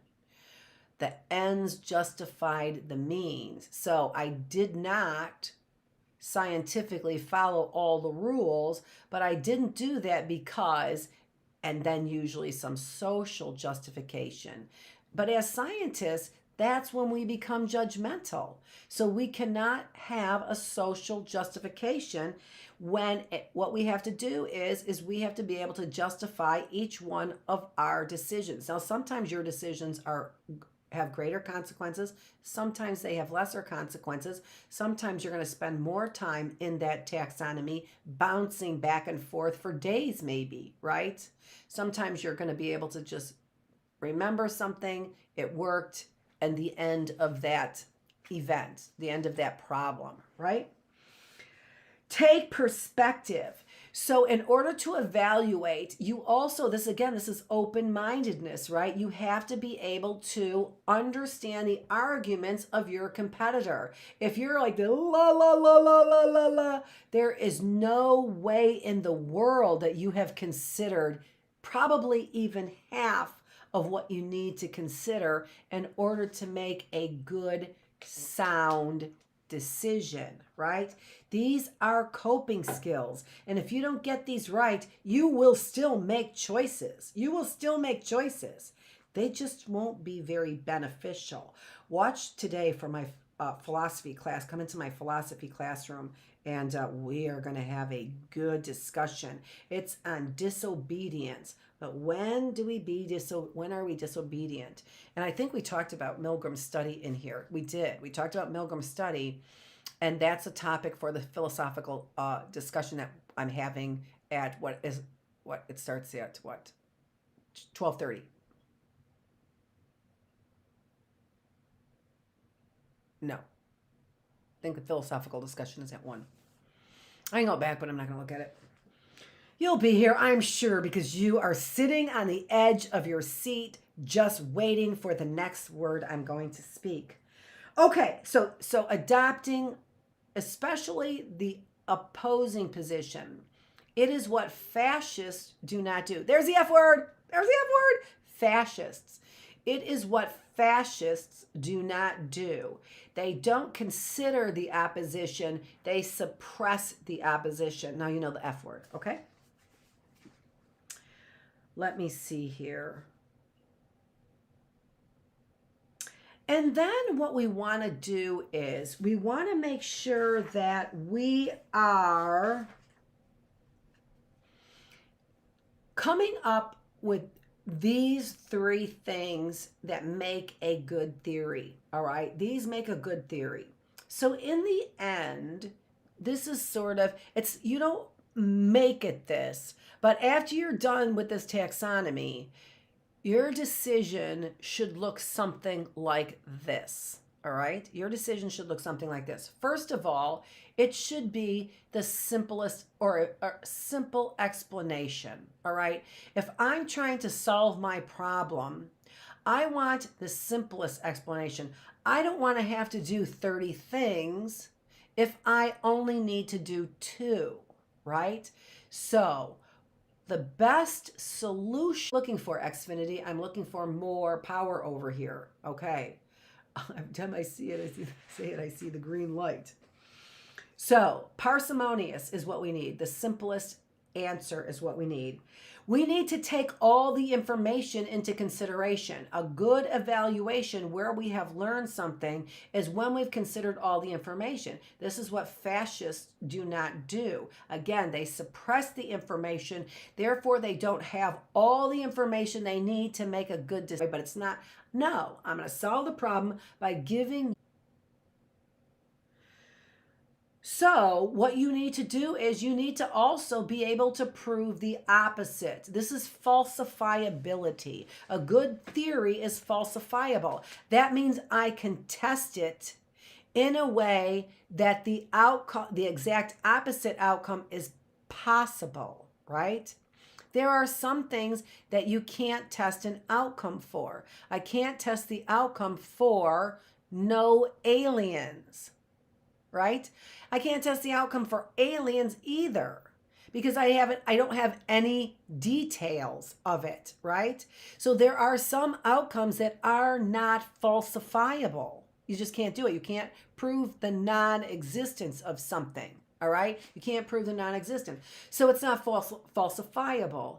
So a good theory is parsimonious. It's the simplest explanation. A good theory considers all of the data.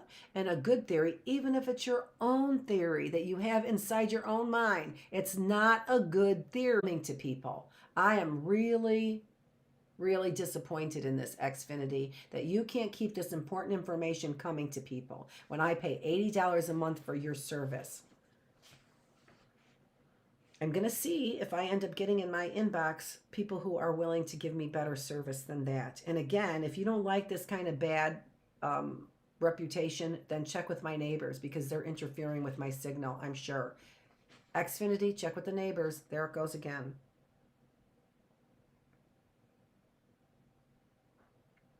Check with the neighbors, Xfinity, if you don't like what's going on with your reputation, because I know my neighbors are interfering with the signal. Okay, all right. We are at 11:25, and what I'm going to do is I'm going to show you a video that closes out this session. And what this video is this is a video on helping behavior. And so I had the video from YouTube, and the video is an old video, which is from Darley and Latinay. They had been doing studies, which is called bystander intervention. They started doing this study when there was a murder of a woman in New York City whose name in the 1980s whose name was Kitty Genovese.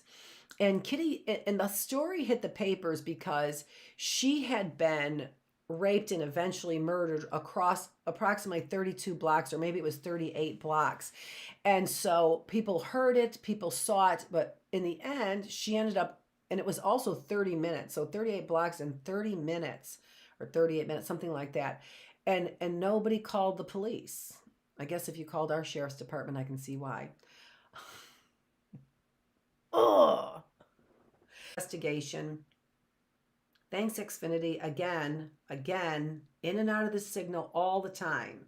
Neighbors, I think it's you. You don't want people to hear what I'm saying, and I know that, and I wish somebody would investigate it other than the sheriff's department, because apparently they're not doing their jobs about what is going on over there. And that's clear. You are in some judge's pocket, and that judge might live in the condos near a railroad. I don't know. I don't know. This is unbelievable what you are doing to this town. It's unbelievable. It is inexcusable. It is a lack of any kind of honor, any kind of integrity, what you are doing to this town. And it's not just this town. It's what you think you want to do to the state and what you think you want to do to this country. We're not letting it happen. We're not letting it happen. We're not letting it happen. This is the United States of America. We are not letting it happen. We are not letting you corrupt judges, you corrupt contractors. We're not letting you do, and you corrupt sheriffs. We're not letting you do this. You think you are. You're not. We're not letting you do this. And it doesn't make me sad. It doesn't make me cry either. So why won't people help? What is going on in Bloom's taxonomy when you clearly see that somebody needs help, but you're not giving it? So go through the taxonomy as an assignment over the 4 days that we are off. Nobody here to check your assignment, right? So you are doing this for you as the way education should be. But try and go through that taxonomy to determine how you would solve that problem, and maybe also the best way to solve that problem, because those two things can be two different things entirely, right? Okay, I think the video starts like right away. So I'm done for the day. The video is going to go a little bit long. We were supposed to end at 11:30 today, so the video is only like maybe 3 minutes. I don't even think it's 3 minutes. Okay. All right, let's make sure I have everything going on. I do.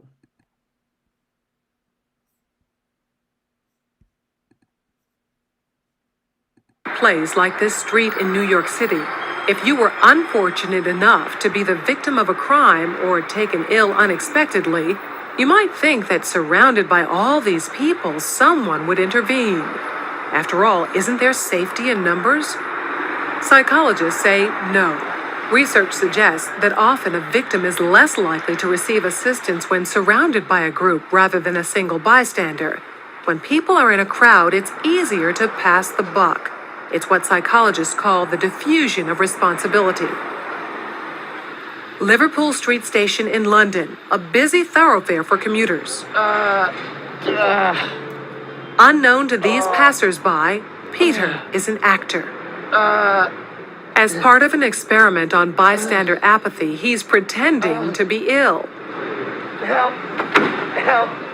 How long before he gets help? Please, somebody. Help! Help me, somebody.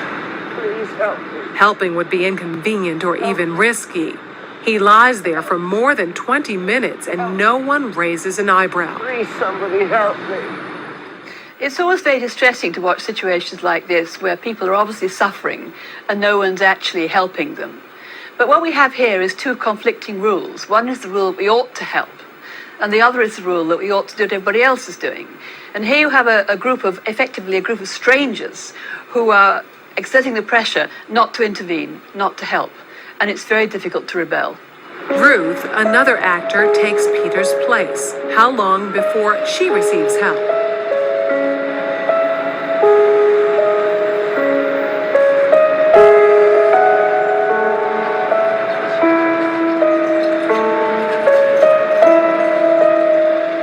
Minutes later, and 34 people have passed without stopping. Well, people don't really want to know. They just haven't got the time. Well, they have got the time, they just don't want to get involved.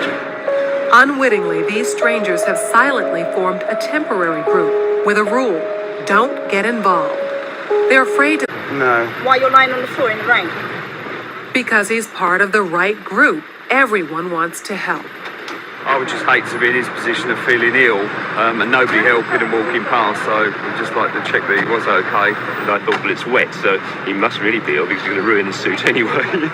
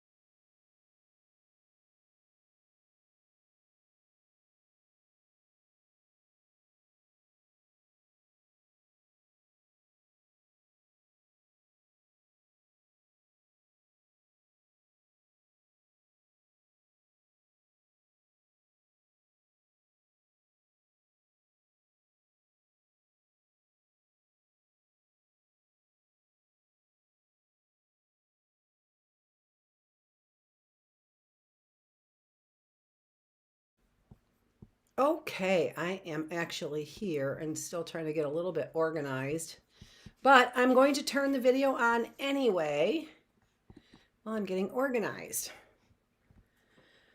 Because I was writing some stuff to get ready for after this one. I know, I should have been preparing for this one, but I prepared for this one in my own way, and so I did do that, but that was a little bit faster. Then the prep for the one later on, which is, again, our philosophical class, and that is on, sorry, I got to get these papers underneath my glasses. And in fact, I think I'm going to go get some coasters, which is what I meant to get the other day anyway. So I'm going to get coasters. I'll be right back, okay? Do you want to listen to a song? I may have a song up. Always takes me way longer. That's okay. You know what? We're in no rush.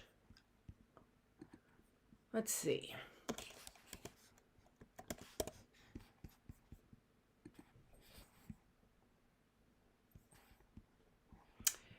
I think I am going to play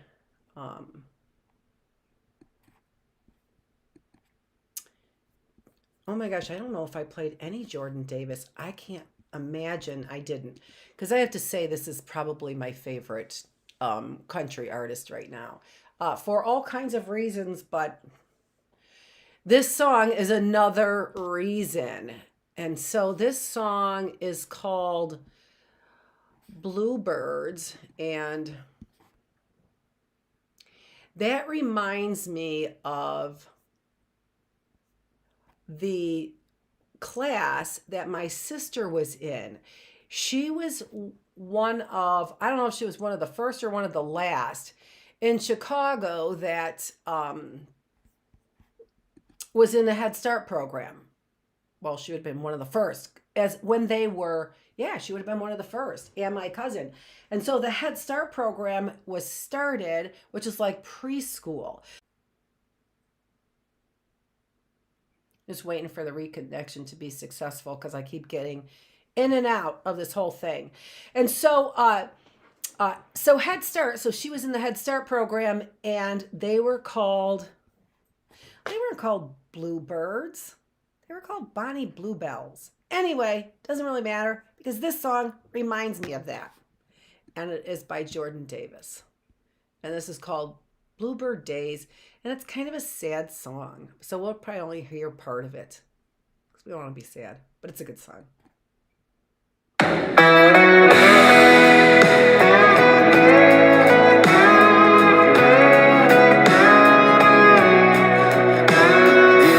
Training wheels on a broke sidewalk, July heat. Back when life was just a pirate ship, plywood fort in a tree. Daddy went to work, mama stayed home raising us three. Back before it all went south, words get said, fingers blaming, white flags wave. People change, but they used to be sunshine and roses. Their heads were way over their heels. Said they do it and they don't, and ended up dancing right through a minefield. It was the truth about living a life, that the lie never outlives the truth. The two hearts fell in love, the two hearts grew apart. They went their separate ways, and our bluebird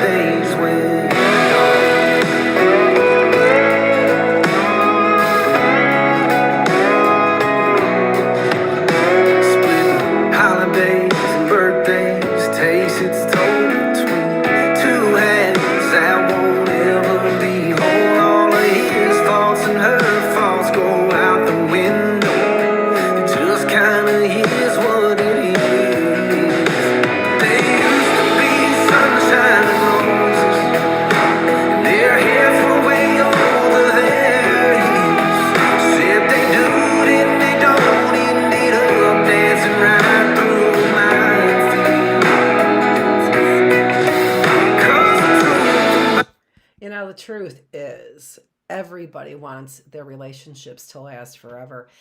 And it's such a sad song, and it's such a sad time, besides, that we are all, let me look at everything. It's such a sad time, besides, that we are all at each other's throats, right? For all kinds of reasons. We can't count on one another. I can't count on the police, if you're listening to me, or the sheriff's department that I thought were a bunch of cowboys, and I found out that they aren't, even though they kind of look like cowboys.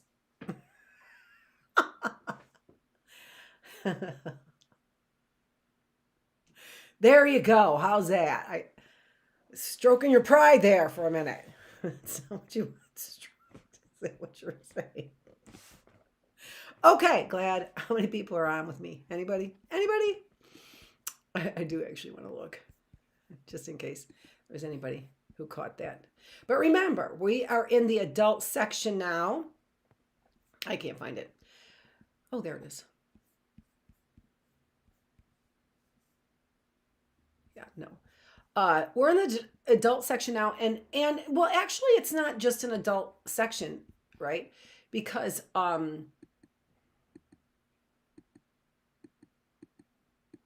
there's some old ones on there too. Yeah, there we are. Okay. Because we're talking about, this is our making a spiritual connection classroom. And so I'm going to start where we left off, and then we are going to just like take a huge leap.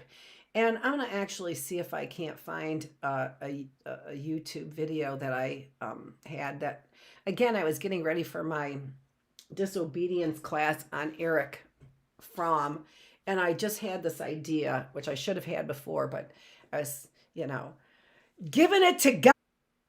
Okay, so we're back again. I sometimes I pause because I see this Xfinity thing, and my neighbors are whatever intercepting my internet over here, and so everything gets choppy. And I also noticed a nice choppy, perfectly choppy point in my closed captions yesterday. Nice job.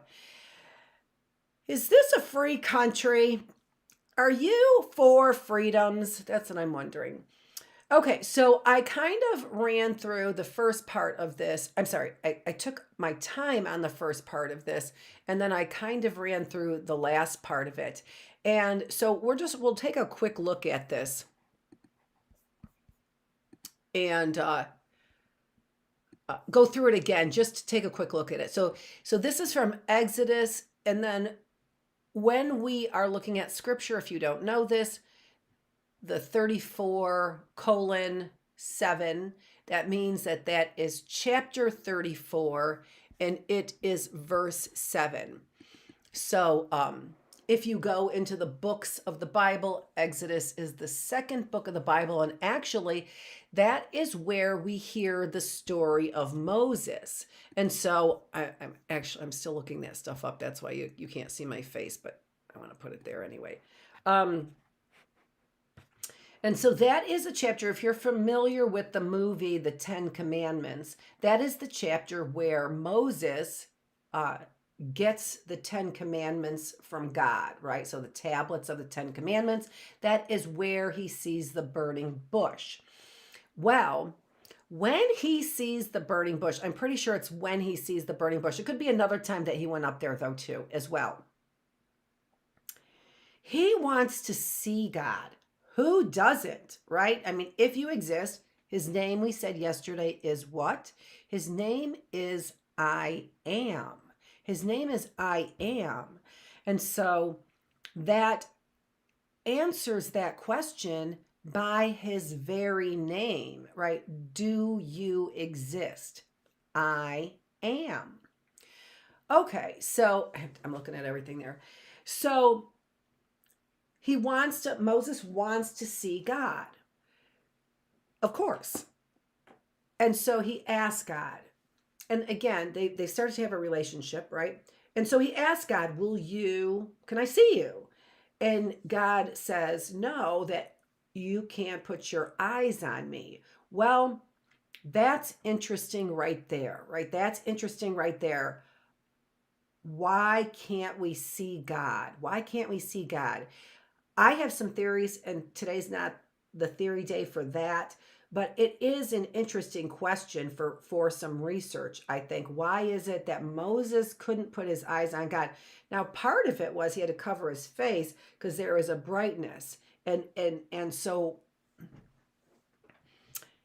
you know, if God is light, that could explain that, right? But we're made in the image of light. Are we made in the image of light? Is that what it is? Right? Because we're made in his image. We're not going to probably, I don't know that anybody thinks that we're going to turn into a bunch of light bulbs or a bunch of stars. Maybe. I don't know. It's kind of happening now. Everybody wants their 15 minutes of fame, right? And so we're going to kind of talk about that actually in our philosophical class after this. So I wonder why God couldn't pass before Moses. It makes me wonder, and I have some, like I said, I have some ideas, and part of it I do think is light. I do think that it is light, and so much light our eyes couldn't take, right? But when we are perfected, we're supposed to be able to see God. So I would imagine that there's something about our eyes or the light that we adjust to, which is probably likely exactly it. Perception, our perception adjusts, and we can adjust to the light, probably exactly it, with some other variables, whatever. So God passes before Moses, but Moses is behind a rock and basically shielding his eyes so that he can't see God.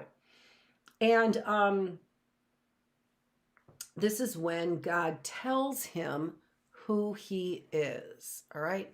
And so we talked about merciful, and we talked about gracious, and we talked about slow to anger, even though that's not in this quote, right? We talked about that as well. And that was important because God's personality is, first of all, our personalities, and in particular, our emotions, likely, because it's not the physical way. We don't think like him. We've already been told that. So, our ways are not his ways. His ways are not our ways. So we've already been told that we don't think like him. And of course we don't. We're not the creator. So we don't think like him, although we're made in his image. So I think that the thing that we're made in his image truly is the emotions. The emotions. So slow to anger, right? He gets angry. And why does anyone get angry? We all get angry for the same reasons, and those are reasons of justice, or very specifically, reasons of injustice, right? So we get angry when there is injustice going on. So that right there brings us to the promise that's at the end of this.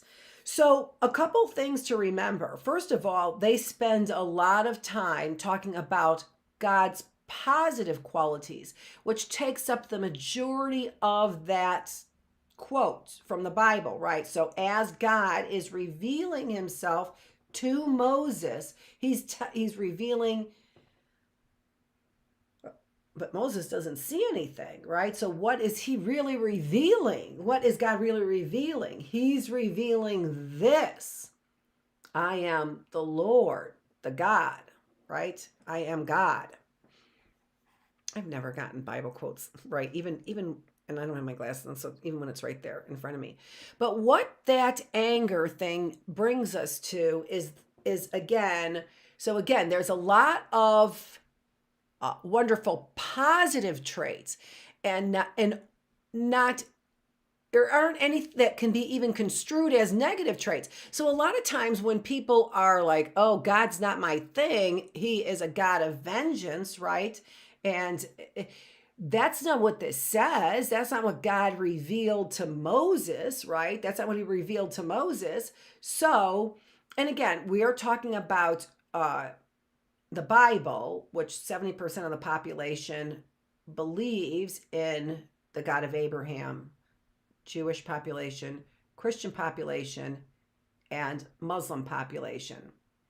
So I'm talking about the majority of people who understand this God, who has a relationship with this God. Not, sorry about that. Not everybody does.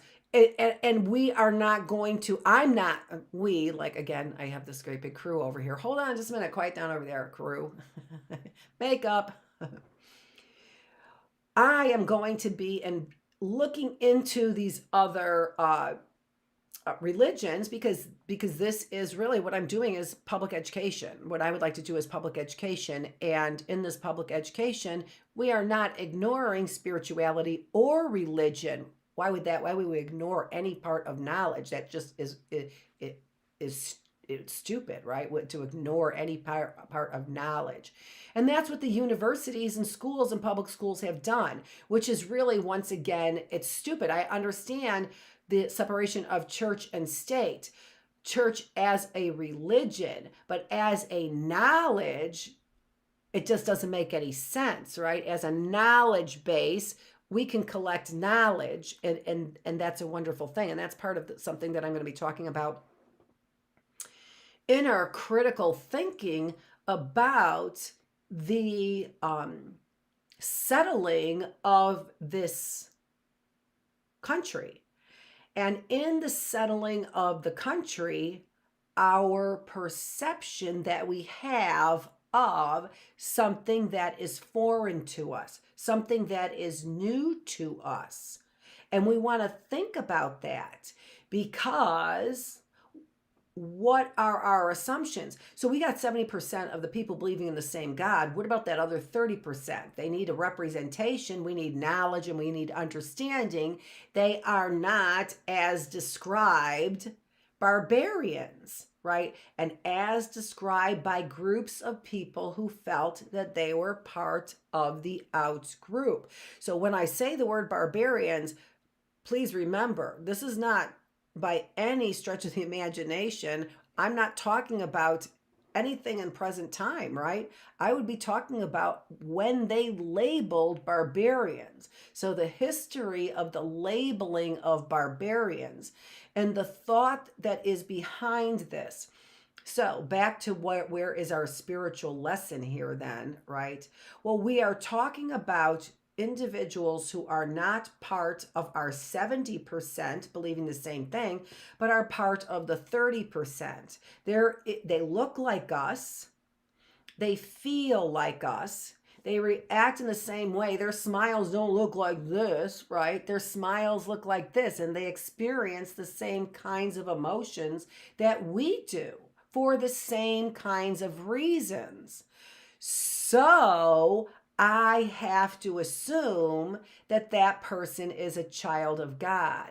And this is the interesting thing, and we're going to be talking about this again in our critical thinking classroom, that Columbus was on a mission for God. Columbus was on a mission for God. So how does a mission get so distorted that you end up wiping indigenous people, wiping out indigenous people, right? The American Indians. How do you go on a mission for God and wipe out indigenous people? And I'm using that word because if we use American Indians, then it excludes, like, sort of Cortez, who did it in Mexico. Well, you could say Mexican American, but they're not. No, and the Mexicans and the Aztecs, right? And the Indians that were there as well, the indigenous population that we would relate to as American Indians. Let's think of them as American Indians. Were overtaken by the Aztecs. So when Cortez came, and this is what I've been reading in my history, and this is when Cortez came, he did the same thing that Columbus did. So who is exempt from doing that when we discover any new world? Treating people like barbarians when they are made in the same image we are made in. That, again, that's what this whole wonderful spiritual classroom is about. So it's also obviously a philosophical classroom as well, right? But thinking about it really in terms of what we know about from world religions, right? What do we know about God from world religions? And again, so this was how do we get to know God? So there we see the majority of that is really focused on positive traits. So the Lord God, merciful and gracious. So there's two positive traits. Long suffering.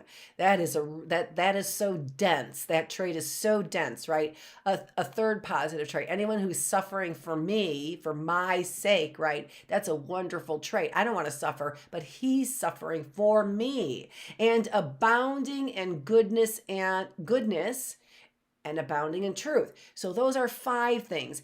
Keeping mercy for thousands, that's 6. Forgiving inequity and transgressions, we'll count that as 1. 7. And sins, all right? Because those are all the same thing. So we'll count that as 7. By no means clearing the guilty, 8. And then one thing that he does that could be perceived as being negative or uninviting. Visiting the inequity of the fathers upon the children and the children's children to the 3rd and 4th generation. Now, I've heard that quote, that bottom part of that quote there, that last part. So we've got 7 positive traits in the camera, 7 positive traits that we have describing God, and then 1 perceived negative trait, right? And why do I say perceived negative trait? Because all my life I perceive that, and others have perceived that, and this has been a quandary, right? A topic for debate. How does a good God then punish the sins, the transgressions, the inequities, whatever words you want to use there? How does a good and forgiving and merciful and loving God, all of those 7 things that we just listed, how does he then visit? I want to say the word exactly that he used there. So he's visiting the inequity. So of the fathers upon the children and the children. That is also put a different way. So he is calling to court, visiting the inequities, calling to court your transgressions. I'm not going to forget your transgressions. And in fact, other versions say punish your children and your children's children to the 3rd and 4th generations for the sins of the father. What? Right? Which is what I said yesterday. So it almost makes people feel as if the 7 traits of God are diminished because of the one trait where he is digging his heels in to the 3rd and 4th generation. Holy smokes, that feels awful is what it feels like. It feels awful. It feels like I'm not being forgiven then, is exact, that you are not merciful, that you are going back on your word because you're punishing my grandchildren. Well, then number 1, you better straighten up, because your children and your children's children to the 3rd and 4th generation are going to be punished for your sins. And imagine if your children commit the same sins, then their children and their children's children will be punished to the 3rd and 4th generation. And let's say that your grandchildren are also sinning to that same degree, then it will be your grandchildren's children and their children's children to the 3rd and 4th generation that will be punished for those inequities. I will visit those transgressions. I will visit those inequities. I will call your attention to those inequities. So now you're talking about the original sinner having to suffer for now how many generations have we said, right? Now we are up to 12 generations of suffering for the single man's sin. Why? And you know it was a man anyway. And you know it was a man anyway. You men don't know it was. You're just like, ah! It was a guy. Yeah, all that Eve stuff, whatever. Yeah. He abandoned her. He threw her underneath the bus. She was taken in by that snake that she had no idea what he was about, right? So you know it was the guy's sin. He didn't protect her. He was supposed to protect her. Whatever.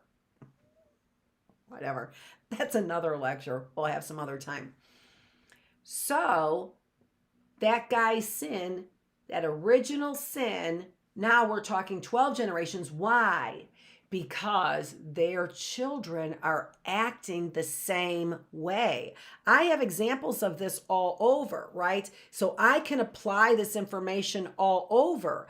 I've even said it in my mystery series. If you pay, attention to some of the other videos that I have that aren't related to this, what are you teaching your children? We have criminal behavior going on here in a very sophisticated suburb. Criminal behavior. What are you teaching your children?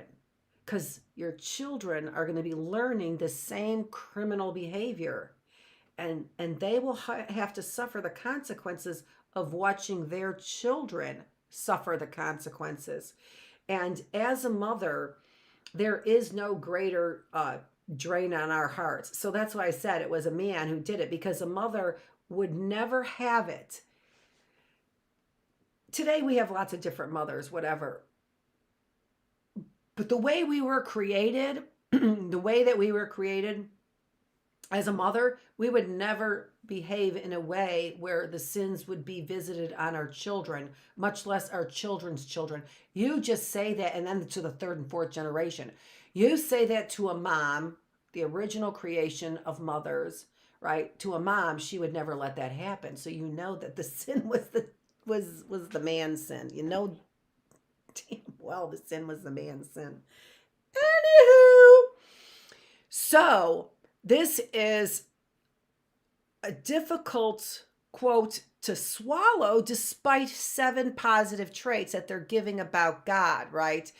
And that is simply because oh dear God, if that's true. And it almost gives me reason to not want to even believe in a God like that, who would visit the transgressions, right? The inequities on the 3rd and 4th generation. You're going to be reminded of those sins of your father. And if you continue to sin, good luck, Chuck, right? Exactly. So, great way to get to know God. And also then why say it that way with such fervor, right? Why say it that way? And say it that way because that is justice. That is justice.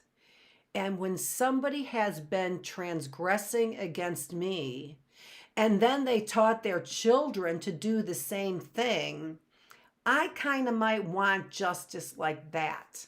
That's the kind of justice I want. And let's say that judges were in on it and the police were in on it, right? So that they allowed this criminal behavior. I would want justice, wouldn't I? And for people who are believers, there is no justice. We don't take justice into our own hands. For people who are believers, we already know who is the judge, right?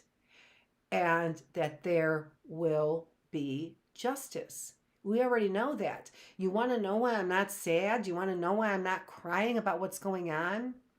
Because I know that the lie never outlives the truth. That's Jordan Davis. Those are his lyrics.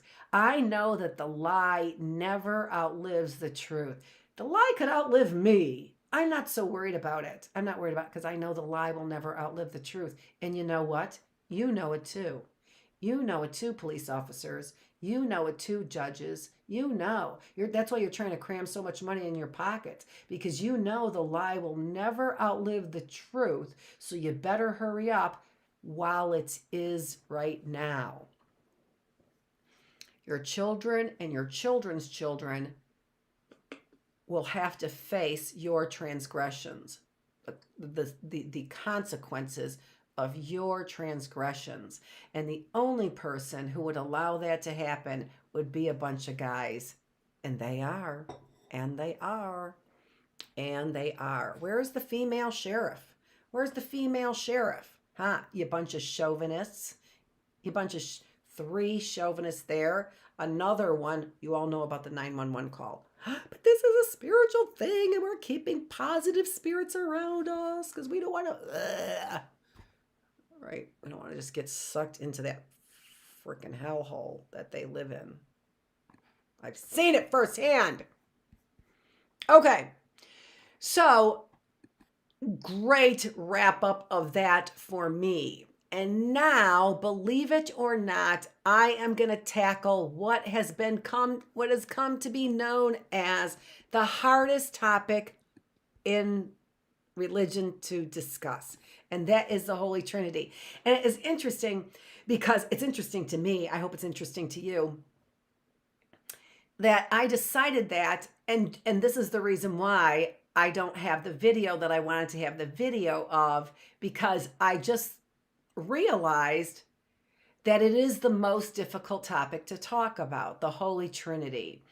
And the reason why is because there's no scriptural basis that we know of for this Holy Trinity, right? And I've been wondering about, people tampering with the Bible when Gutenberg's press came out and the Bible was translated from Latin into different languages and then in print, so everybody had access to the Bible, that might have been a great time to change the wording of the Bible. And I've actually gone into some of the information about research about the Nicene Creed, which was also known as Apostles' Creed. And in religion, it has been a serious debate and problem, although not with Christianity, because Christians believe in Jesus, but there has been the debate about Jesus's position relative to being God's son. He calls himself also the Son of Man. How are you the Son of God and also the Son of Man? How is there one God? And according to the 10 Commandments and Moses, that we have to revere and have no other gods, but yet we call Jesus a God, right? So this has created reconnecting. There we go. All right, reconnecting. All right, so I'm back again. And so Arius, which was literally then the head of the Aryan nation. What? Yes, was creating heresy in the church by saying that, by clouding up and muddying the waters regarding whether or not Jesus was the Son of God or if he was a God. Was he just a prophet, right? Or was he a God? And the Aryan nation under Arius was saying he wasn't a God. And so what? Was it Augustus? It might have been Augustus, but it might have been Alexander, who I think it was. I don't know. I think so. Said, get this thing straightened out. Get it straightened out. And so that's when the Nicene reconnecting. Okay, so a bad signal over here, and I wanted to sit in the other place. So Augustus from the Aryan nation, and watch it cut out again because my neighbors, I've been calling them the F word, and the F word is not the one you're thinking of, right? That's not the one you're thinking of. Back it up a little bit and you'll know. And that's the reason why they keep cutting out when I'm calling this Arius and the Aryan nation. So it was heresy that they were committing by saying that Jesus was actually not the Son of God. And I wonder, given the name Arius and the Aryan white supremacist problems that we are having with fascism, and there's the F word right there, and the problems with white supremacy and fascism that we're having, I know that there is an entitlement that is going on with this white supremacy movement, with white supremacist movement, right? So there is an entitlement that is going on, and that entitlement has a religious foundation to it. So I'm wondering what made them think that they are the chosen people and not the Jews. And you know that that's exactly what's going on. The Aryan nation has been led to believe that they are the chosen people and not the Jews, and they're doing something about it. They're trying to do something about it. And that's what's going on, in my opinion. So the Apostles' Creed did not spell out the distinction that Jesus was the Son of God. He was begotten, not God. That's what begotten, not made. I'm sorry. Begotten, not made, which suggests that he was with God, and he was with God. In the beginning, there was God. You know what? That's what else I was supposed to get, is I was supposed to get that quote. And I've quoted it like I have it. In the beginning was the Word. And the Word was God.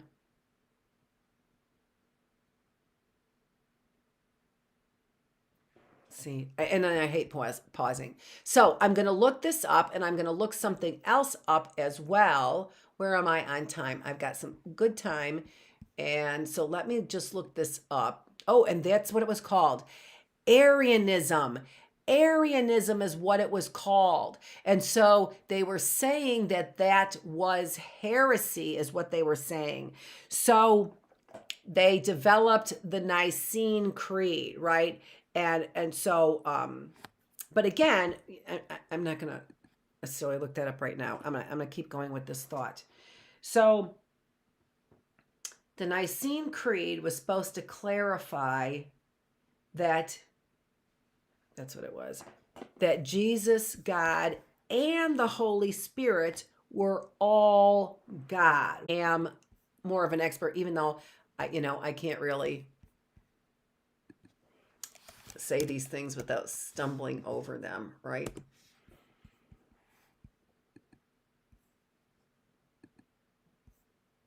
All right, there we go. So in the beginning was the Word, and the Word was with God, and the Word was God. He was in the beginning with God. All things were made through him, and without him nothing was made that was made. In him was life, and the life was the light of men, and the light shines in the darkness, and the darkness did not comprehend it. And I've read this recently. I don't even know what it was for right now, because I do a lot of different things, right? And I read that recently. I read that recently. It was for the mysteries. I don't know why I would have read it for the mysteries. Was it yesterday? Who even knows? Why would I have read that yesterday?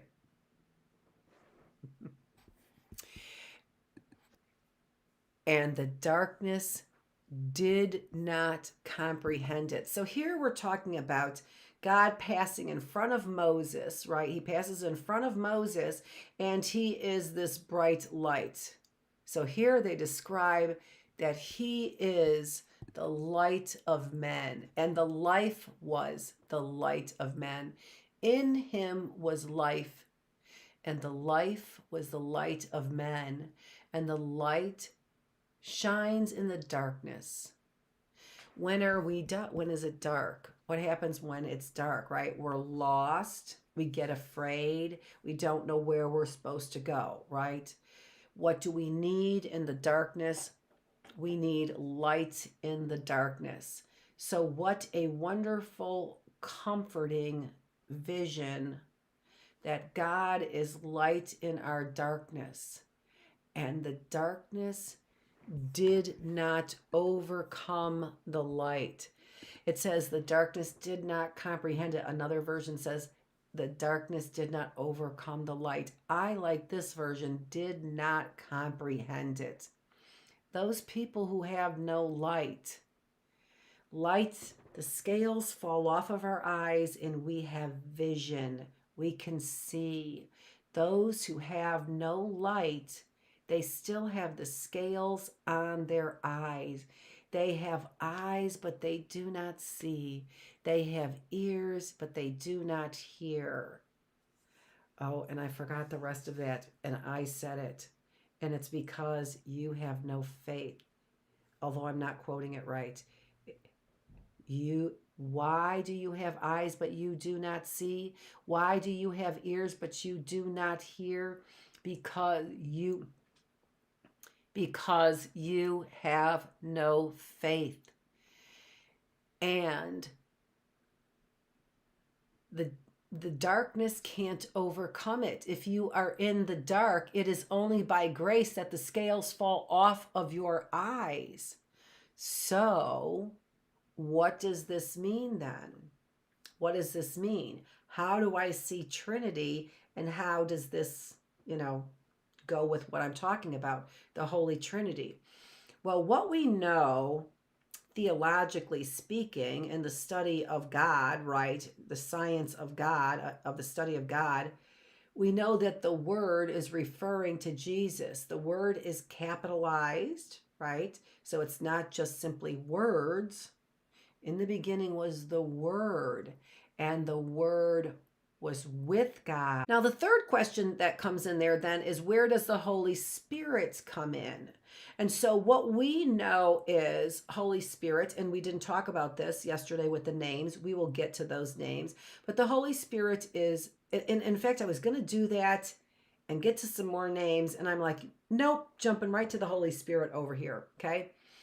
So the Comforter, the Helper, I'm getting, I'm remembering he's also associated with, like, we can infer is there that they are the same person because they couldn't both be there at the same time. So if you were the same person, you couldn't both be existing in space at the same time. So that's an interesting little kind of piece of evidence, right? Jesus had to go, but he was sending the Spirit in his place, right? Talking about the Holy Spirit, right? The Holy Spirit and reality. So the way he explained the Holy Spirit aligns with our understanding of physical reality. So that's interesting, but also then it's a part of Jesus. It had to be a part of Jesus, right? Because that's what he was doing, It's an inference, right? Who's he sending? A part of God, part of Jesus, something like that, something of those two. That's the inference there. So the third, when I was researching this, so the issue of Jesus and God's relationship, and then the issue of this Holy Spirit, is a Holy Spirit of God. So Alexander, I'm pretty sure it was Alexander, said, straighten this out. And when they straightened it out, what they said was, Arius and the beliefs of Arius, they are heresy. So the Arians were committing heresy in their beliefs. And their beliefs were authority, and those underneath them, they suppress authority. So they do both. What's the word I'm looking for? Not bow down, that's not the word, but that will do it. To authority, right? They do that to authority, but then they also take a position of pride, arrogance, authority over those who are beneath them. And so you see this hierarchy that it doesn't seem that God ever intended, right? If he made everybody in his own image, then there isn't this hierarchy where the Father is the head, and then you start seeing the Son, and then this hierarchy, right? And then it begins to exclude people who are not part of this hierarchy. And this is where I believe you begin to get the sect of the Aryan nation, is from the heresy that they believe that they are the chosen people, and that what? It was stolen from them by the Jews? That makes the most sense. Theory, but it makes the most sense, especially when you take a look at the history of the Nicene Creed, which again replaced the Apostles' Creed in order to be sure that they were distinguishing that that he was. And I looked it over: begotten, not made, one in being with the Father. Through him all things were made. That's what it was. So Jesus, we believe in Jesus Christ, his only Son, who is what? Begotten, not made, by the Father, who was born of the Virgin Mary. That's what it was. Suffered on Pontius Pilate. Okay. All right. So that's sort of the foundation that I wanted to put in front of you as I was doing this research, so that you had the scripture quote, which I didn't tell you, is John 1:1. So there are the four Gospels. The four Gospels are the beginning of the New Testament that tells us about the life of Jesus. Matthew, Mark, Luke, and John. John is the fourth gospel, gospel meaning good news. So who is he talking about? It's clear he's talking about Jesus, because he was the promise made. All things were made through him, and without him nothing was made that was made. And the emphasis there, he could have stopped at nothing was made, but no, nothing was made that was made. I love that. In him was life, and the life was the light of men, and the light shines in the darkness, and the darkness did not comprehend it. That's why the darkness couldn't overcome the light. The lie can't overcome the truth. And who is Satan? Satan is the father of lies. So if you think that the end justifies the means, and that you are employing lies in your means to an end, then you are employing Satan. Fascists who call yourself evangelicals, those fascists in particular who call yourself evangelical Christians, I am so ashamed. I am so ashamed, because you don't stand for anything that Christians stand for. And we know that by the way that you treat people that you think are beneath you. And that's a number of people, starting with all minorities, including women, right? So starting and ending with all minorities that include women. And it apparently includes children as well, because you are willing to sacrifice the souls of your children for your behavior, your arrogance, your pride, and your need for money. And I'm going to be going into this very same topic, except for not talking about the Trinity, this very same topic. So take a look at the quotes, and I will put up in LinkedIn, and I'll try and get this weekend my website up to date, so you'll have the PDF. So even if you don't join the class that's coming up, which is our philosophy classroom, and you like the spiritual classroom and you join for the spiritual classroom, I'll have the PowerPoint slides up there for that. You can take a look at them, and I'll have many of the quotes. And many of you who are religious conservatives don't want to hear anything about or anything from somebody who is a psychologist, especially somebody who is a Freudian psychoanalysis, right? Or psychoanalyst, right? You don't want to hear from them, but that's closed-minded. And if you take a look at what we were talking about in our critical thinking classroom, you are not doing a good assessment, right? You are not remembering all the facts. You're not understanding. You're not analyzing. You're not applying, and you're not evaluating, because you can't do that with a closed mind. Take a look at his quotes. I promise you, Christians and all those people who believers and people who know that there's something beyond yourself, you are going to love these quotes. So stick with me for the philosophy segment. I will be able to get up that video that I'm talking about the Trinity, and then we are going to go. So all of that was really a setup for, well, for the beginnings, for the scriptural foundation for the Trinity. So although the word Trinity is not used in the Bible, in Old Testament or New Testament, it's not used, we can find and evaluate and take a look at actually using Bloom's taxonomy that I talked about in our critical thinking classroom, begin to evaluate the information that demonstrates that there really is a Holy Trinity. And let me tell you something. I didn't believe it. And so much so that I literally had somebody get almost in my face angry.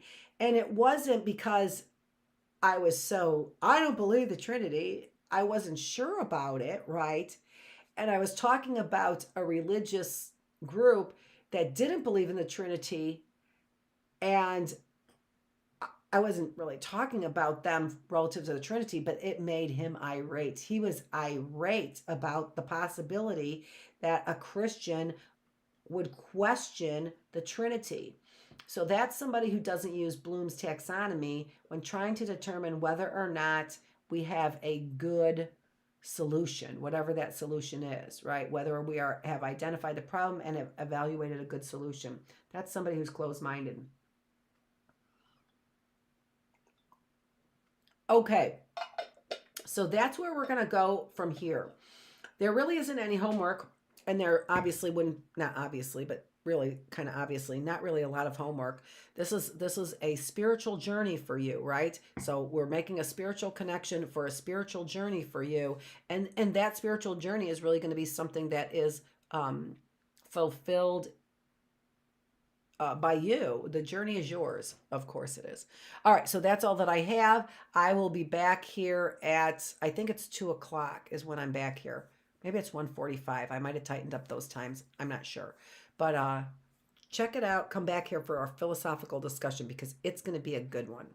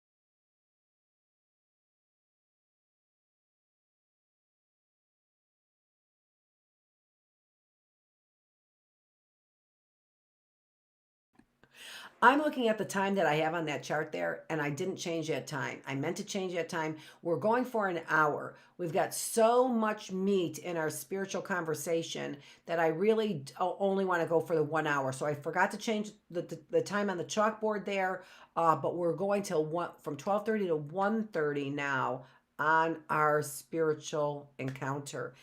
And yeah, and then I was going to start at 1:45. So I'm going to see how that goes, and I am going to start at 1:45 because I think I've got the time change over there or something. I'm not sure. I don't know. 3:15 I see. I got the time change for the talk, for the reading room. Yeah, and philosophical is going to go for the hour and 15 minutes, not the hour. I think I switched that around, and I meant to switch that around. Okay, so here's the story, Morning Glory. I'm going to be back here at 1:45, likely at 1:45, and you know, just because I'm still talking and I didn't get my break, like I wanted to do my full 15 minutes, and then we're going to go until, what did I say, 3:00, and then start the reading room at 3:15. Who cares?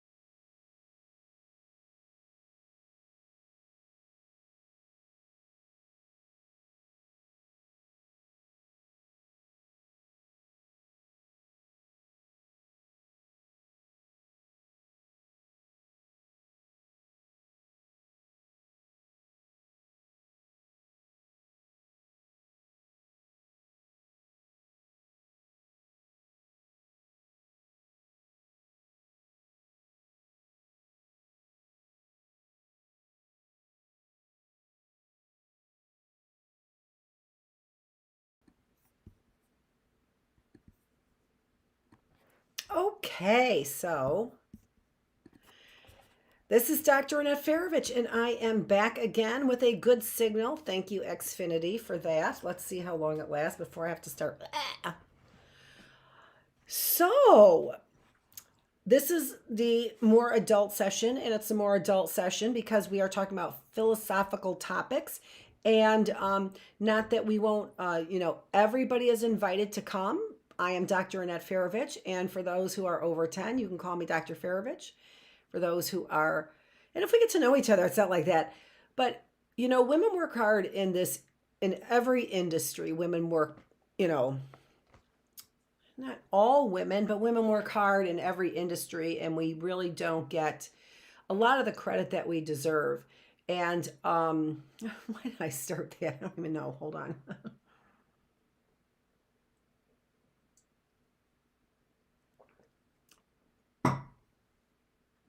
I don't know. I'm just saying. This is what I'm doing. That's not what I was saying, but we're all good. I don't know why that just was a brain fart. Women work hard, though. That's what I want to say.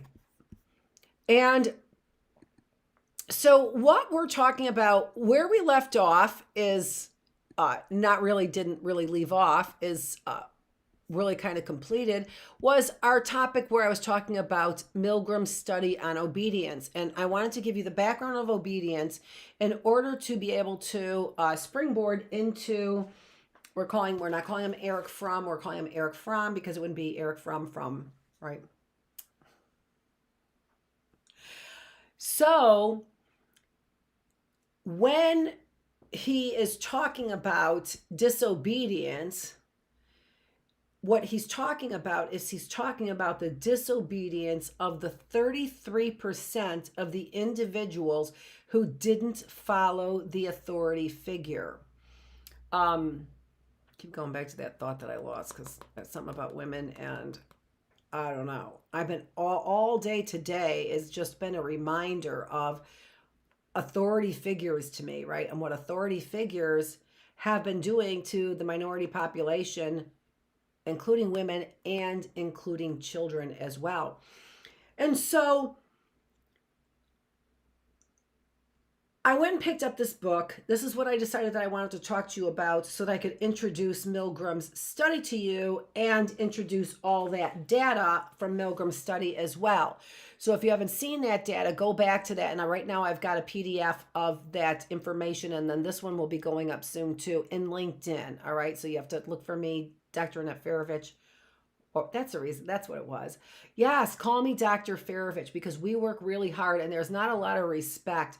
But that was a really hard accomplishment for me to make, and it just annoys me to no end that Tucker Carlson in his little peon position where he's trying to, play every chess piece he possibly can play, is then diminishing Dr. Jill Biden's degree, which takes a lot of work. It just takes so much work, and people don't understand really how much work. And I had a police officer here who did the same thing to me. Just diminishes it when it comes from a woman, as if they're taking, a rib from the guy. I'm sorry, but I have to do this. So I went and I looked up Milgram's study and, gave you the data there. The data, again, it'll be up in a PDF on my website, hopefully soon. And you can take a look at that, and you can look at it kind of close up a little bit and not in that distorted kind of look that we had there. And then look at the variety of studies. All that was to lay the foundation to talk about what is disobedience, what is he talking about. So I picked up the book and I read some of it, but I didn't buy the book. I picked it up from my shelf, but I never previously read the whole thing. I read bits and pieces of it. It really wasn't on my reading list because, for a number of reasons, not because I didn't think he had something to say, just for a number of reasons. So when I decided to do this, books on my reading list now, and I begin to read and refresh what I had highlighted. And this is an extraordinary book. So we are only starting with, we won't even get into his essay on disobedience. We are going to start again as we laid foundation yesterday for Milgram's study. We are laying foundation now for Fromm's theory on disobedience. All right, so the first chapter here, and I don't know how much of this we're going to do. I was only planning on talking about disobedience, so we'll see. But the very first chapter is values, psychology, and human existence. All right, so already I just heard click about 500 of the 20,000 people that I have following me and watching me.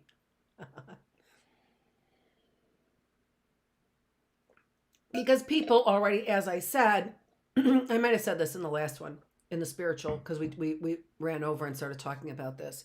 But people really have an aversion to psychologists and psychology, and I know probably not all the reasons, but certainly a lot of the reasons. Didn't know them at first, though. Thank goodness I wouldn't have gotten into psychology if I knew people hated psychologists that much. And they do, and rightfully so, right? Because psychologists have done some awful things. Awful things. Why? Because they don't appreciate the humanity of us, right? Why are we here? They have no appreciation for our purpose, right? Our spirits, our drive, our goals. They don't appreciation for none of it.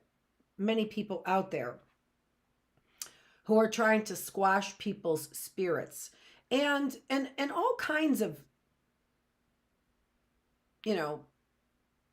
the 66% that we're talking about that wouldn't stand up for another person, right?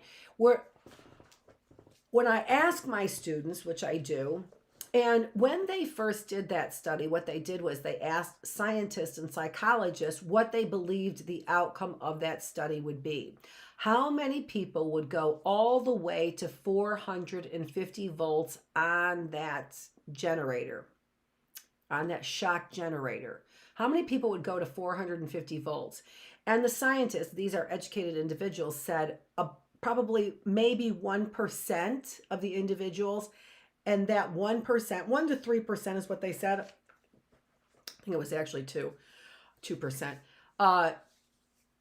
And those people would be psychotic, is what they said. Well, here we had 66% of the individuals in a variety of conditions, right? Sometimes more, sometimes less, who are willing to go all the way to 450 volts, right? In the original study, men and women, right? In different studies, we showed that they were willing to go to that 450 volts.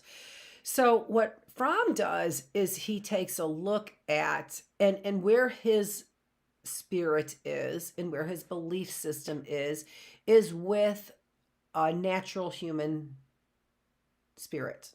So our natural existence is what he goes for.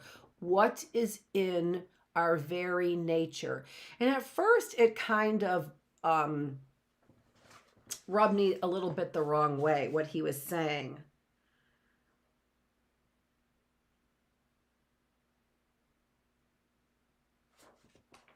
So man is torn away from the primary union with nature, which characterizes animal existence. Having at the same time reason and imagination, he is aware of his aloneness and separateness, of his powerlessness and ignorance, of the accidentalness of his birth and of his death.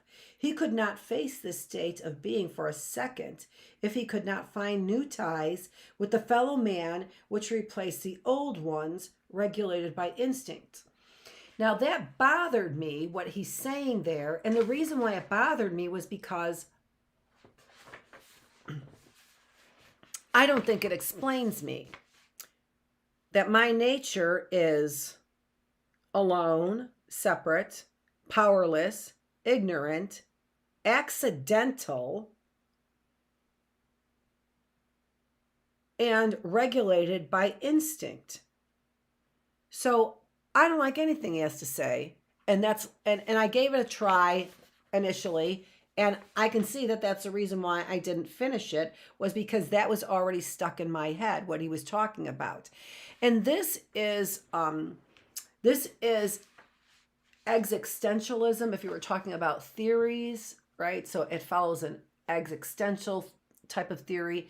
We also call it humanistic theory. In psychology, we call it a humanistic theory. And so what this is how has elevated, and we're doing this in society today in many different ways. And I'm not suggesting that there's anything wrong with this, but you'll see what's wrong with it in parts. In a different way, it's a wonderful thing, right? But elevating our natural condition to the position of God, all right? So that, and then taking it on the most basic level, you would be elevating your body, right? The most basic level is my physical body of who I am. That's the most basic level, right? I'm a whole bunch of other things, but the most basic level for me is my physical body, right? So starting with when you begin to elevate man, right? Man, woman, whatever, to a position of where your body is a god. All right, so we could see that has taken place right now, right? Where especially with the pornography industry and the sex trade industry, we have elevated this desire for the human body to a level that is insatiable. We cannot fulfill that, right? No body is going to be perfect. The body isn't the only thing that we admire, and in fact is the least of the things that we admire. So when we go for the body only, we will not be fulfilled that way, right? So this essence of nature, our natural state of who we are, being something to be honored, right? A wonderful work of art, complex in all of these things. But when we begin to raise human nature to the level of God, we begin to lose all of those wonderful things about our human nature. All right? So let's take a look at some of the quotes that I pulled out here. So I didn't pull that one out. And I did not type that one up, but I've typed up some other ones. So let's take a look at some of those quotes. All right.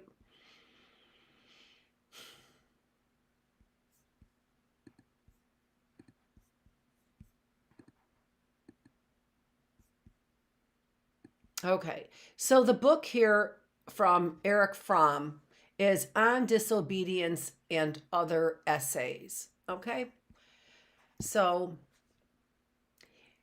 this quote is at the end of chapter 1. So he ends chapter 1 with this quote. That would be meaning the same thing. The end of chapter 1 has this quote. He ends chapter 1 with this quote. And it is, things are in the saddle and ride mankind. And this is a quote from Ralph Waldo Emerson that is found in this book. So Emerson is being quoted. Emerson said, things are in the saddle and ride mankind. And so Fromm is quoting Ralph Waldo Emerson, who is an author. Now, what does he mean by that? Things are in the saddle and ride mankind. Well, there's another quote here. I want to make sure I'm giving you all of these in order. Well, they're in order, but. So this is what he says. What does that mean? What does that mean to Fromm? That we are being ridden, right? Is basically, it's what he is saying, right? Things are in the saddle. Things are in the saddle and ride mankind. So, well, when you think about it, that's pretty easy, right? So we have things that are in our saddle, and we're the horse. We're carrying all of our things. We're the horse, and we're carrying all of our things. Now, remember that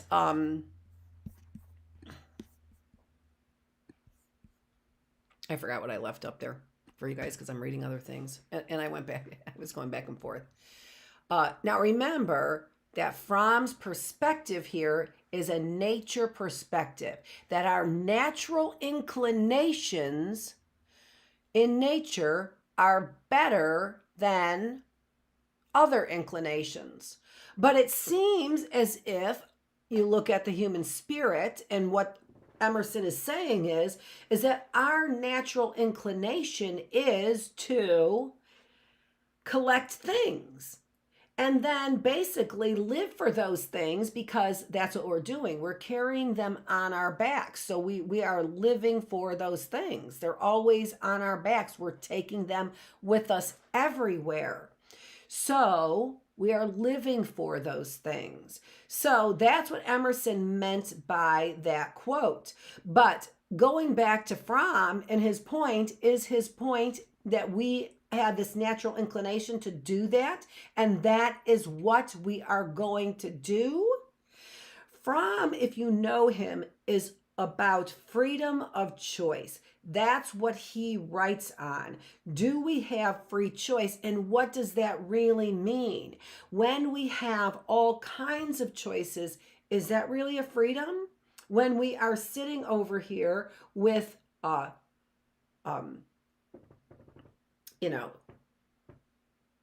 50 different TVs, I don't know if there's 50 different TVs that we can choose from, that's just an example. Is that freedom? Or do I end up getting so enmeshed in, is this a good TV, bad, and all of these analysis paralysis? Is that what I end up doing? Getting paralyzed by my analyzing because I am so consumed with things. And then the question becomes, is that our nature? And that is what Fromm is saying. No, that is not our nature. Our nature is something different. But if you know him, he's all about the freedom of choice. And so you have to make a choice.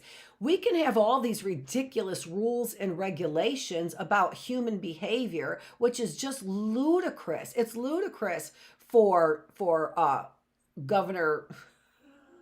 Oh, geez. Now all I can think of is Trump's names for him. Governor Meatball. That's the last one that he said. Over there, Ron DeSantis, right? Over there, Ron DeSantis, who's making all these rules and regulations. How is that making any difference? It doesn't make any difference, because if it's not in my heart, if I don't believe what you're doing, right? If it's in my nature to do this and you're making me do that, it doesn't really matter. I'm going to find a way around whatever you're saying, all right? And that is the human spirit. That's exactly what it would do. So it's ludicrous for you to make laws against what would be what is these laws, these crazy laws that you're doing about banning books in schools, or having all of the books go through a regulator before they can be put on the shelves. That picture there, they said, oh, that was propagandizing. But no, it was just following the rule, and those would be the natural consequences.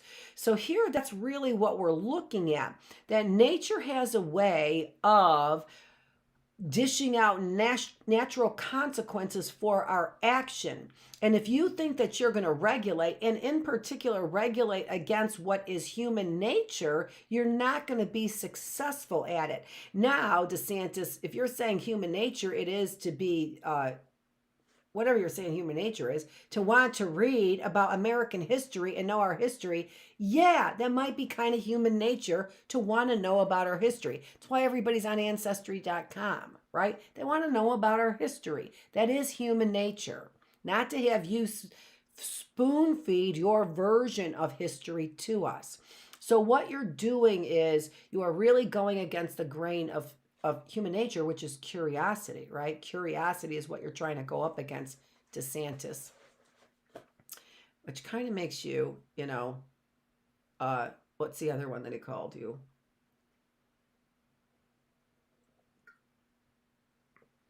The big long word that nobody could believe that you knew. Somehow, I don't know, ingratiating himself, but I can't remember the word. Anyway, it doesn't matter. So Fromm goes on in this same section where he quotes Emerson and says, "Man has transformed himself into a thing and worships the products of his own hands." So now you can see that we're going from carrying our material things that we desire and worship, right, to progressed to idolatry, even though he uses God's name. Isn't that the truth? Bravo for saying it so eloquently, right? That we are consumed with worshiping the things that we make, the product of our own hands, because we are God's. That's how we have created and made ourselves gods. That's what Fromm is saying here. So, on disobedience for a minute, if I'm a god, then I really am not making wrong decisions, so it's okay for me to treat somebody as lesser than me. But we're getting ahead of ourselves, right? All right, let's see what else he said down there. So in the same paragraph, he says, means have been transformed into ends. It was someplace different. Before this, means have been transformed into ends. The production and consumption of things has become the aim of life to which living is subordinated. Now that is something else that is profound, to which living is subordinated. How am I carrying all those things, and how have those products, the production and consumption, become our gods? The reason why they become our gods is because we have become subordinated. We are subordinate to those things. And has become the aim of life. So what do we do? What do we do? We work for those things. We get up in the morning and these could be many things. Think about ways, excuse me. I'm telling you, I have a witchy poo who's doing that to me.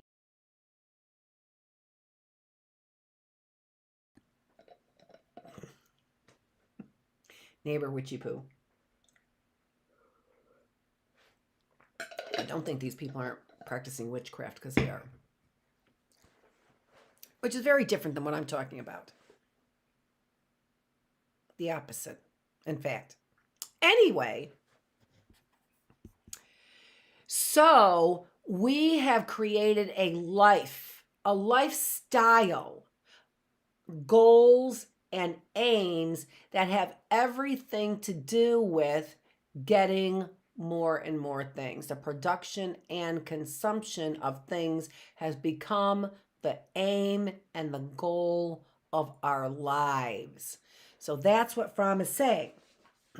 Okay, so he does beat this point over our heads, just to let you know. Here's probably more of the same point. I'm beating it over your heads as well. Okay, the most elementary of the natural ties, let me tell you what this is about. Let me give you a little foundation, because we're not beating the same dead horse. We're going someplace else. Now, this paragraph demonstrates his strong belief in this natural order of things. But he doesn't see this natural order of things as being a hierarchy like so many other people do. He sees this natural order of things as being basically love. That this natural order of things is always moving towards our real ultimate goal, which is love. And where do we see this love most naturally exhibited in the relationship between the mother and child. And this is the thing that over time has gotten perverted. Number one, what are our true natural tendencies? And then by adhering to those natural tendencies, or at the very least, not purposefully disturbing those natural tendencies, what are the benefits, right? I've talked about this before, right? We are doing this with our sexual orientation and sexual identity as well. We are confusing those things by confusing a natural tendency. What are the consequences of that? Well, let's take a look at this, because I think he just poetically describes our nature. And he does it in the most natural relationship. It's between a mother and child, like I started to say. And this is the reason why I can say almost unequivocally that the mistakes, these mistakes where you are taking, in the last one where you're taking you are having your transgressions visited on the third and fourth generation. To me, no mother would do that to their children, and they would have the same respect for their children's children, because every mother who adheres to her natural tendency, and this is not to say that there aren't events and even DNA that go against what we would say would be the majority of our natural tendencies as men and women. There's not to say that there's not strong indications that this can be true, a physical truth, right? That I wouldn't go towards this natural tendency. But we need to, first of all, understand this natural tendency and the benefits of this natural tendency, which we have had long been ignoring. And that is the love between a mother and a child in this natural tendency. So listen to the way that he describes this relationship. And then I put a part of the quote there. I'm going to go on for the rest of the quote in the book, okay? The most elementary of the natural ties is the tie of the child to the mother. The child begins life in the mother's womb and exists there for a much longer time than is the case with most animals. Even after birth, the child remains physically helpless and completely dependent on the mother. This period of helplessness and dependence, again, is much more protracted than with any animal. Not assuming that the we are animals. I found my place. In the first years of life, no full separation between child and mother has occurred. The satisfaction of all his physiological needs, of his vital needs for warmth and affection, depend on her. She has not only given birth to him, but she continues to give life to him. Her care is not dependent on anything the child does for her, on any obligation which the child has to fulfillment. It is unconditional. She cares because the new creation is her child. The child, in these decisive first years of his life, has the experience of his mother as the fountain of life and an all-enveloping, protective, nourishing power. That's how Fromm describes the relationship between the child and mother, and in particular, the natural tendencies of the mother to be protective over that child, to be all-enveloping, nourishing power. That has been described psychologically as the natural tendencies and the natural relationship that unfolds between the child and the mother. Now, isn't that interesting, right? Because we have a lot of people, especially part of the feminist movement, which I am a feminist, by the way, that say that I feel bad and you make me feel bad when you describe mothers in that way and I don't feel that way. Well, first of all, grow up. Too bad, right? That's a natural mother-child relationship. And I could pervert the natural tendencies to make you feel better, but I have no idea why I would do that. None whatsoever. So I'm not going to do it, all right? Don't be a victim, grow up, all right?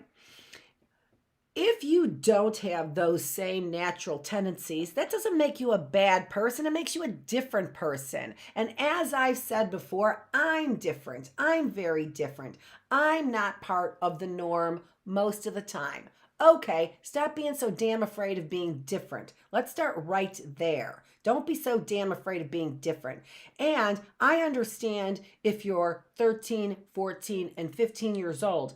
I understand the fear of being different. I don't understand it when you're 35. I do not understand that fear of how you cannot stand up for what is right, call a spade, and be disobedient in the way that you're supposed to without climbing walls like monkeys, right? Without climbing our Capitol building like monkeys. And as I said yesterday, even though the closed caption somehow got all chopped up for convenience sake, if you think that's a racist statement, it's because you made a racist association, not because that statement has anything innately racist about it. So start growing up about what people say and what their intentions are, and stop being so damn afraid of everything. Of words. Stop being so damn afraid of words, for Pete's sake. I realize that they can cut deep, but if my intention isn't to cut you deep and you're somehow cut deep, guess whose problem that is? No, not a problem. It is your problem. But guess whose fault that is? That's your fault. It's your fault. If you're cut so deep by something that I had no intention of cutting you that deeply with, that's your fault. Toughen up. You shouldn't be so weak. You shouldn't be so tender. And hey, I get it. I have people who are very tender around me. My husband was very, very tender person and got hurt a lot. I do get it. We have a responsibility not to offend people, right? But if you are offended by everything, that certainly is your problem, and you need some serious therapy if that is the case. Okay, all right, so moving on.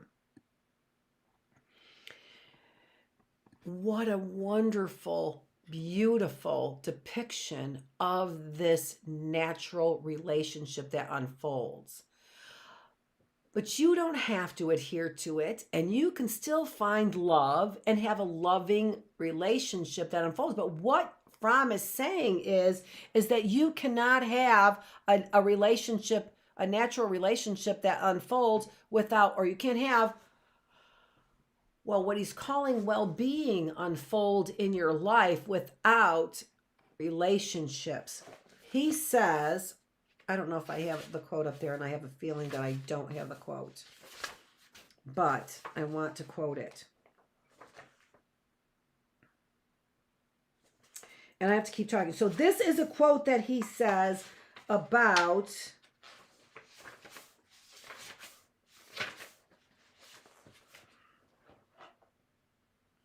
this isn't it. About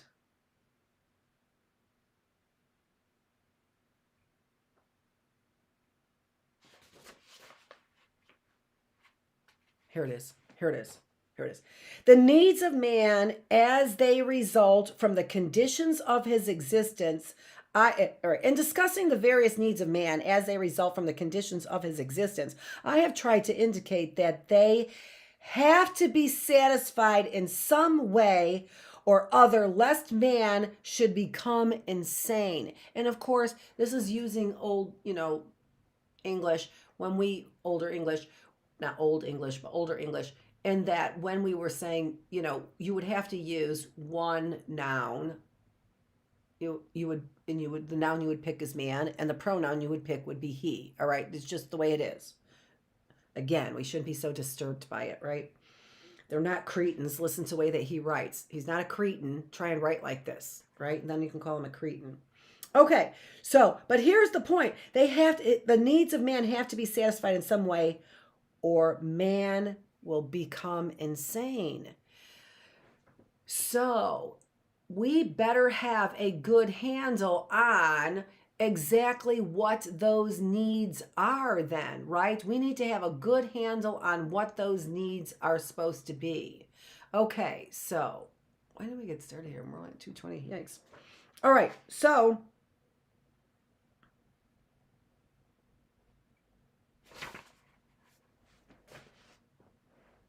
moving on.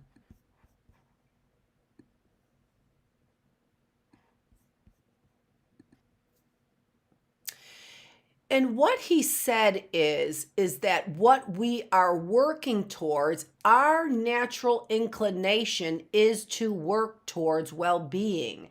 And he defines well-being as the ability to be creative.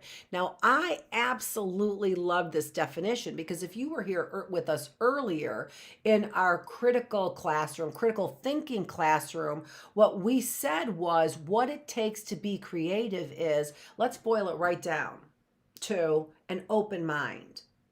And so an open mind means that I take in information, I weigh it with other information that I've had historically in my brain, right? Memory, we call that memory, right? So I weigh it with memory.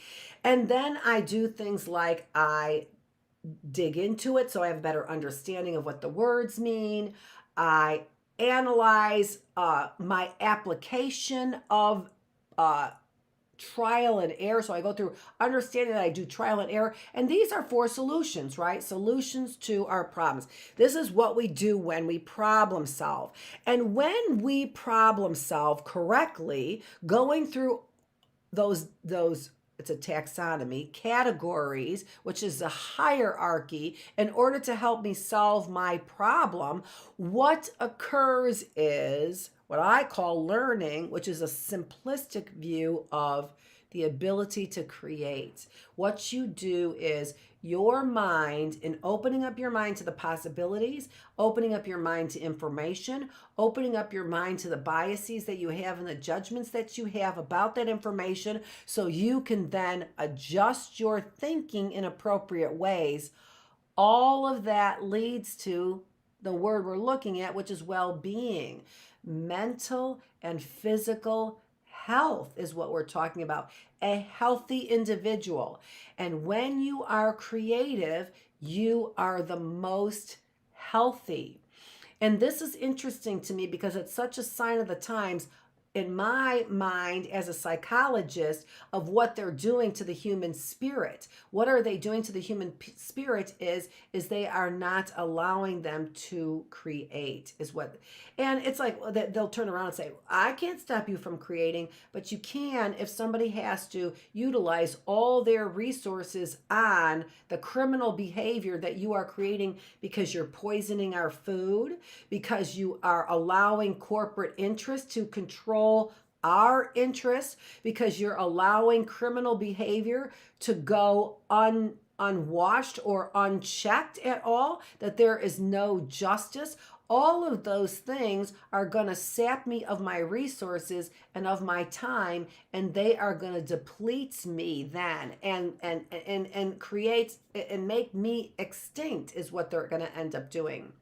And so we really want to take a better look at what that association is. What are the mechanics behind being creative so that I can be healthy mentally, physically, and spiritually as well, right? I need to know the mechanics. I can't just be like, all right, create. What are the mechanics behind it? Because that gives me real health. That's what I'm seeing.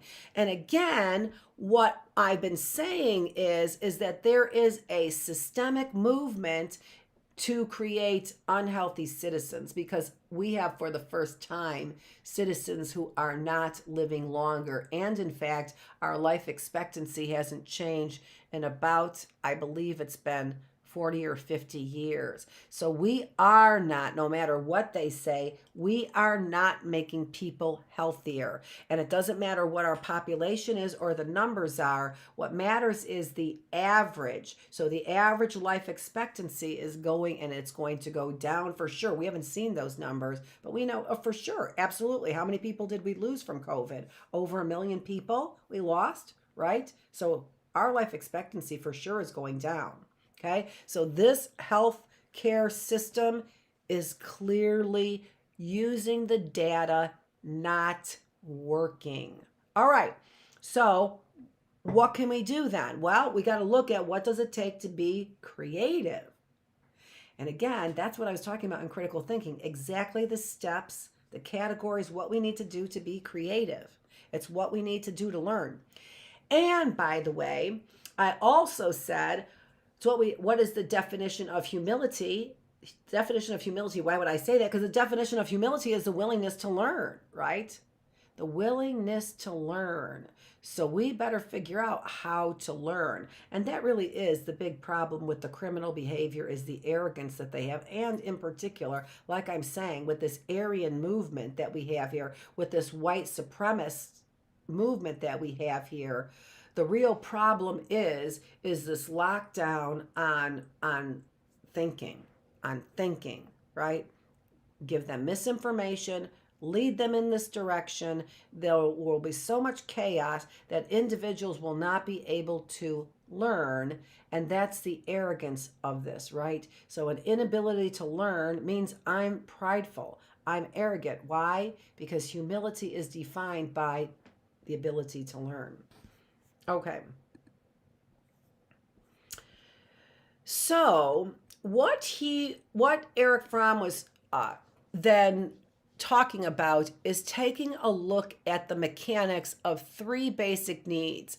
So if you know anything about Freud and psychodynamic theory, one of the things that you know is that they have argued often about what our drives are. So Freud said that we had a drive for life, just like Darwinian theory. But Freud said that we also have a drive for death, which completely abolishes evolutionary theory when you think about it. A drive for life is survival of the fittest, according to Darwinian theory, and a drive for death would completely obliterate a drive for life. So these two kinds of inconsistencies that we have, and evidence for a drive for death as well, these kinds of inconsistencies do not support evolutionary theory. But we've known that this is really a hogwash theory for a long time. Maybe not 100%, maybe not 100% completely. It isn't. There's something to be said for the theory, yes, but there's a lot of BS that they've been protecting their arse for a very long time in the field, and the reason why they've been doing that is because pride and arrogance, right? That's the reason why they're doing it, pride and arrogance. Okay, so psychodynamic theory has focused on psychoanalytic theory, Freudian theory is what we're talking about. So the earliest theories in psychology focused on these innate drives, with the most basic innate drives being our drive for life and drive for death. That was talked about by Freud, theorized by Freud, and others, of course. But then these psychoanalysts, wrong accent.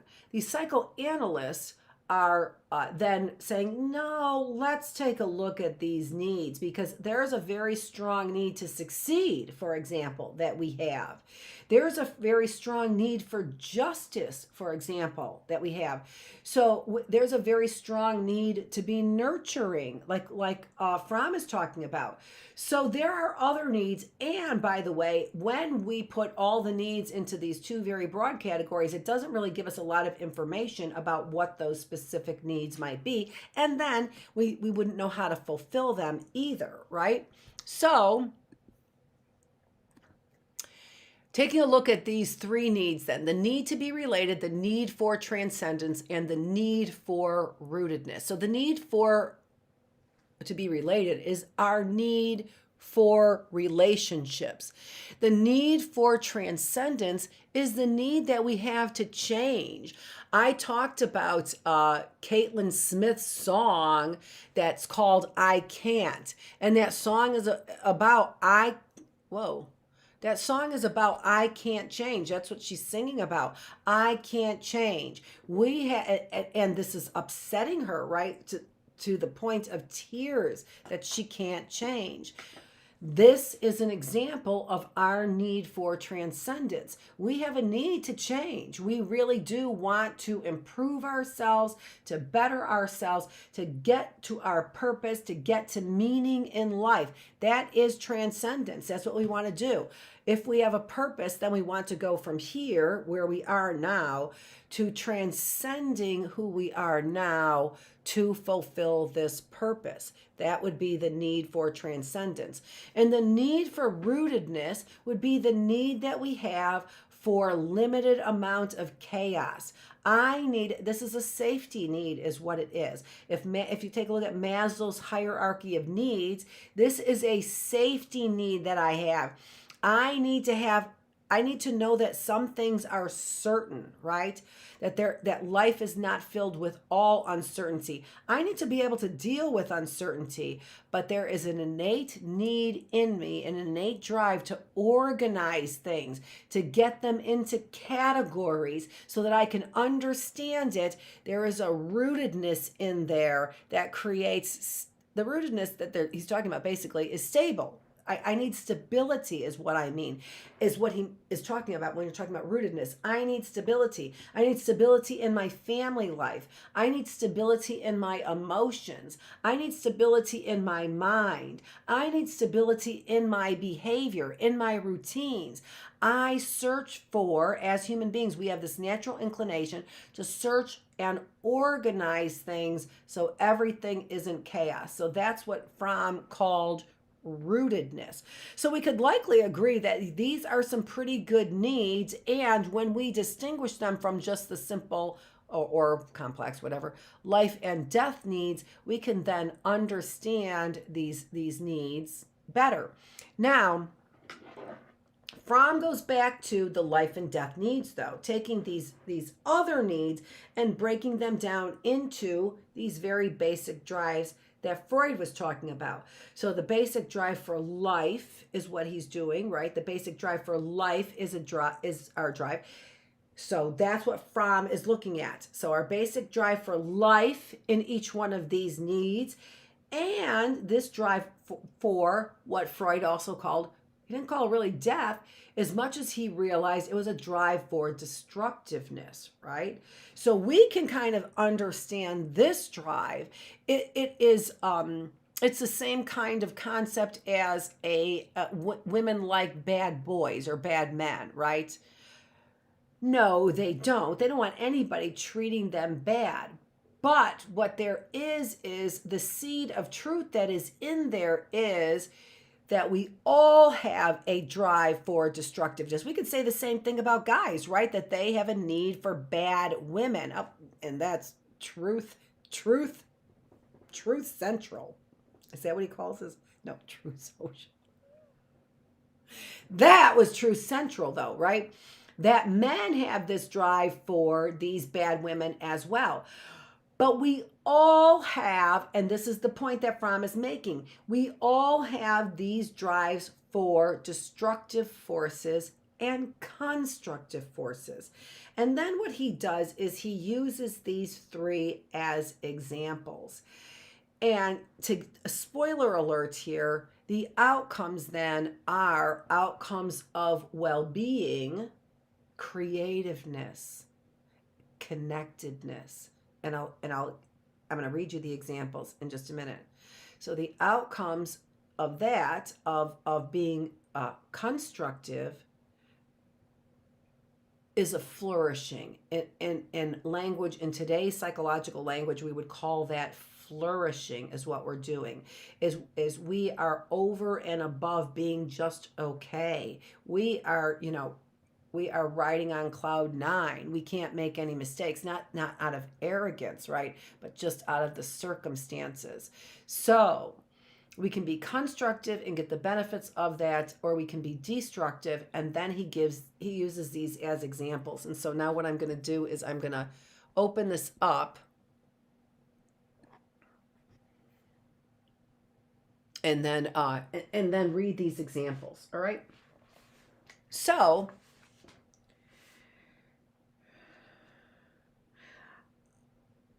I want to say, so here's the goal, right? The goal is for well-being. So well-being, the absence of sickness rather than the presence, the well-being is different than just the absence of sickness, right? Okay. All right, so I would describe well-being as the ability to be creative, to be aware, and to respond. All of those things are part of Bloom's taxonomy that we were talking about in order to learn and create. So all of these tidbits of information and material are all interdependent. We are learning from each one of these concepts and building on concepts that we had earlier in the different classes. And that actually is by divine intervention, because I didn't plan that at all. To be independent and fully active. So creative. To be creative is to be independent and fully active. And by this very fact, to be one with the world. To be concerned with being, not with having. To experience joy in the very act of living, and to consider living creatively as the only meaning in life. Now, I wish I would have read that like this, because I'm going to close that up again. So I'm going to read that one more time. I would describe well-being as the ability to be creative, to be aware, and to respond. All of those in Bloom's taxonomy, they tell you how to do that. To be independent and fully active, and by this very fact, to be one with the world. When I am independent and fully active, I am one with the world. When I am independent of the world and one with the world, then I am fully active. To be concerned with being, not with having. To experience joy in the very act of living, and to consider living creatively as the only meaning in life. So the only job that we have to do, to put it just in a very short phrase, is to be open-minded. The only job that we have to do is to be open-minded. And when we're open-minded, what we end up doing is going through this evaluation process. Now, being open-minded doesn't mean that I let things in my life, right? That I let people who are destructive in my life. Being open-minded means I'm very aware of the behaviors that lead to destruction. So I'm not ignorant of destructive behaviors, right? So that's what we're talking about being in the present. We also have talked about it in mindfulness as being in the here and now, so that we are aware of the consequences of our behaviors, of being engaged, right? Constructive, or engaging in these destructive behaviors. Okay? Now, I want to go back to those needs. So, those needs are examples then. And each one of us, according to Fromm, then have the choice to fulfill those needs in one of two ways. In a life way that feeds our life, or in a death way that is destructive and destroys us. Every time we go to fulfill our needs, we have a choice to fulfill them in a constructive way or to fulfill them in a destructive way.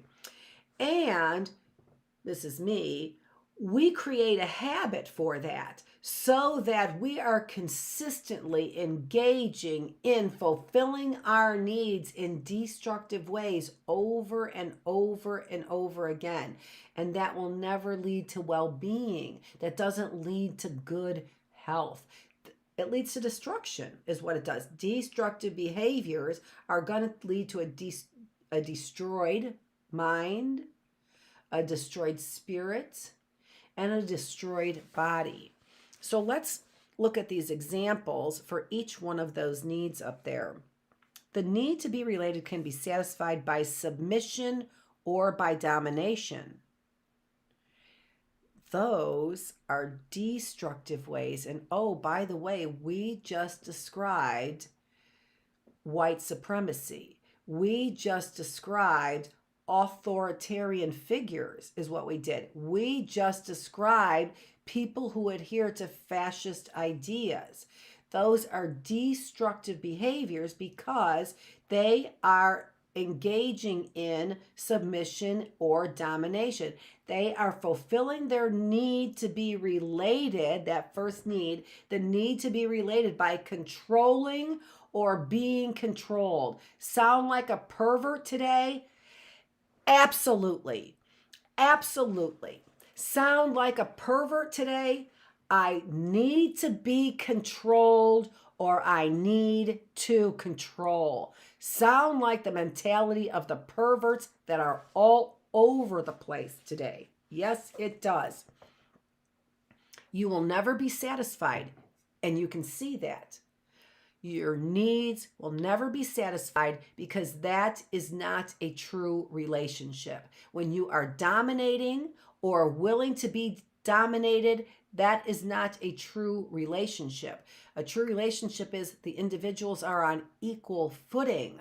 And so you will not have well-being, healthy well-being. You will be destroyed. You will be destroyed. Okay, so that was the destructive. These are examples. So destructive way of meeting our needs, and it would meet our needs, but in a destructive way. I would have relationships, right? But the relationship would be either being dominated or dominating, right? So the need to be related can be satisfied by submission or by domination, but only in love is another human need fulfilled. So the constructive way is in love. And I can then infer that dominating somebody is not showing them love. Submitting to somebody is not showing them love either. On Disobedience. That's the book. Milgram's study on disobedience. Submitting to somebody is not love, and dominating somebody is not love. On Disobedience. Isn't this interesting? All right. But only in love, so that's a constructive way, is another human need fulfilled. That of independence and integrity to the self. So I'm not going to get in a relationship with you if you really aren't fulfilling my needs, because then I'm not respecting myself, am I? And that cannot be true love. If you dominate me, then I'm not respecting myself, and that's not true love, so it's not constructive. Why am I in relationships? I'm in relationships, it said, for love, because only in love is another human need fulfilled. Only in love. But it says that of independence and integrity of the self. So I need to have that fulfilled, independent of my needs fulfilled are independent of whatever it is that might be pulling me in a direction. That might be that might be something that I worship, right? So I need to be independent of the things that I worship in order to demonstrate integrity, right? If I worship your body, how can I love you? Right? If that's what I worship, it is not, I don't worship the integrity of that person, right? Who that person really is. Let's look at the second example, the need for transcendence, right? So the need to be able to change who I am, to really feel like I have become a different person. That's quite an accomplishment. The need for transcendence can be satisfied either by creativeness or destructiveness. All right, and so I've been using the word constructive or destructive. They said submission or domination, right? But in love. So here we are. The need for transcendence can be satisfied by either creativeness or destructiveness, but only creativeness permits joy. So when we are talking about destructive behaviors, All right, let's talk about, let's change that. When I'm talking about constructive behaviors, that's when I end up getting the real true rewards that are in here. Peace, joy, love, goodness, kindness, patience, faithfulness, gentleness, and self-control. We're talking about that in our spiritual connection coming up soon, what those are. But those are the gifts that I'm looking for: peace, joy, and love, right? I don't get any of those things when I engage in destructive behaviors. Only joy, only creativeness, constructive behaviors permit joy, whereas destructiveness causes suffering for oneself and others. So when I can't transcend,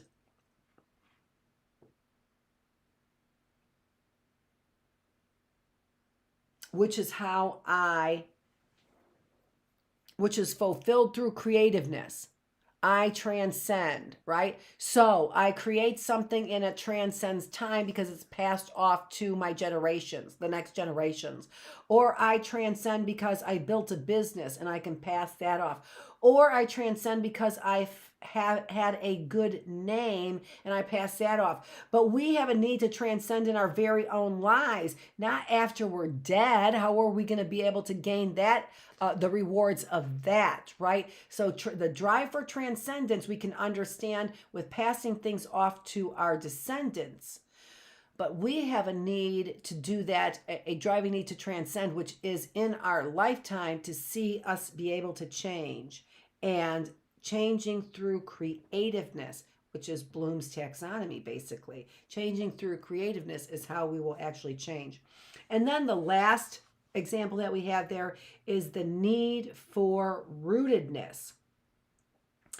And this can be satisfied regressively by fixation in nature and mother, or progressively by full birth, in which new solidarity and oneness is achieved. Here again, only in the latter case are individuality and integrity preserved. So I am able to fulfill myself, to be completely self-fulfilled, self-actualized, like our goals in our heart and in our spirit, right? To have meaning and purpose in our lives, to be self-actualized. So that is my goal. That is my desire. And those are reasons that we were made, because those are our basic needs. So being fully actualized is going to be, let me get back over here, preserving our individuality, who I truly am. Am I a musician? Am I an artist? Am I an intellectual? Am I a nurturer? Am I an agent, right? Who am I? And so I am preserving who I am, the integrity of who my true person is. But I can only guarantee the integrity of my true person when I fulfill my basic needs with integrity, with constructive behaviors, by being creative and thinking and open-minded and figuring out the idiosyncrasies, the subtleties of my needs, right?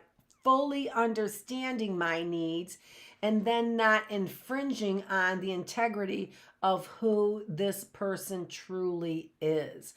That is the only way, what Fromm is saying, that we have full, complete joy in the fulfillment of our needs. We do not have complete joy when we are fulfilling selfish needs, when we are just carrying the things we worship on our back.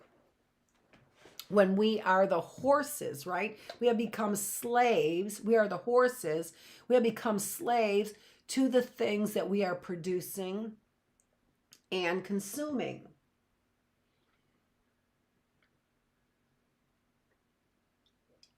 So, how do we maintain integrity then? By knowing who we are and then staying true to that person, whatever those goals are. because they should be by nature constructive goals. They should be by nature goals that will draw us to one another, goals that will help us change the things that we need to change about ourselves so our journey is more effective and efficient when we are producing, basically, right? When we are producing what we're supposed to be producing, because that's what we were made to produce.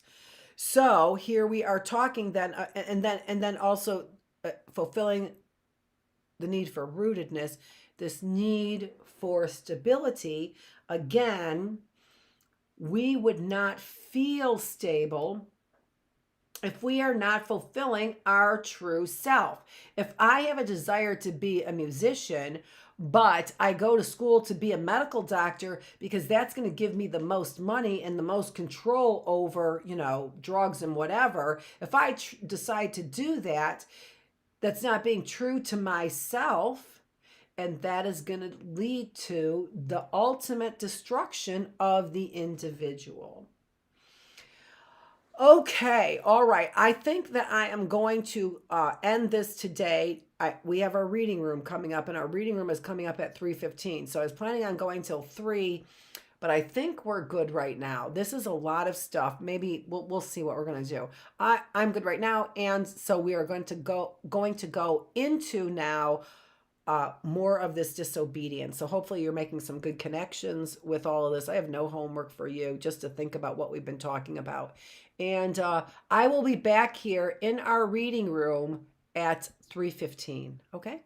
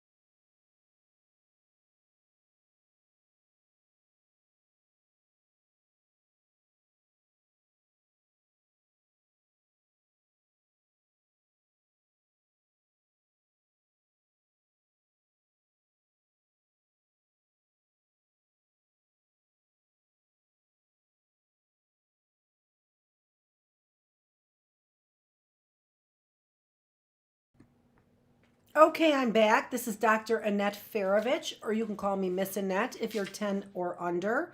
And this is the reading room that we are in. And so, the reading room, I have picked a book, and it is from the series, A Series of Unfortunate Events. And this one is called The Reptile Room.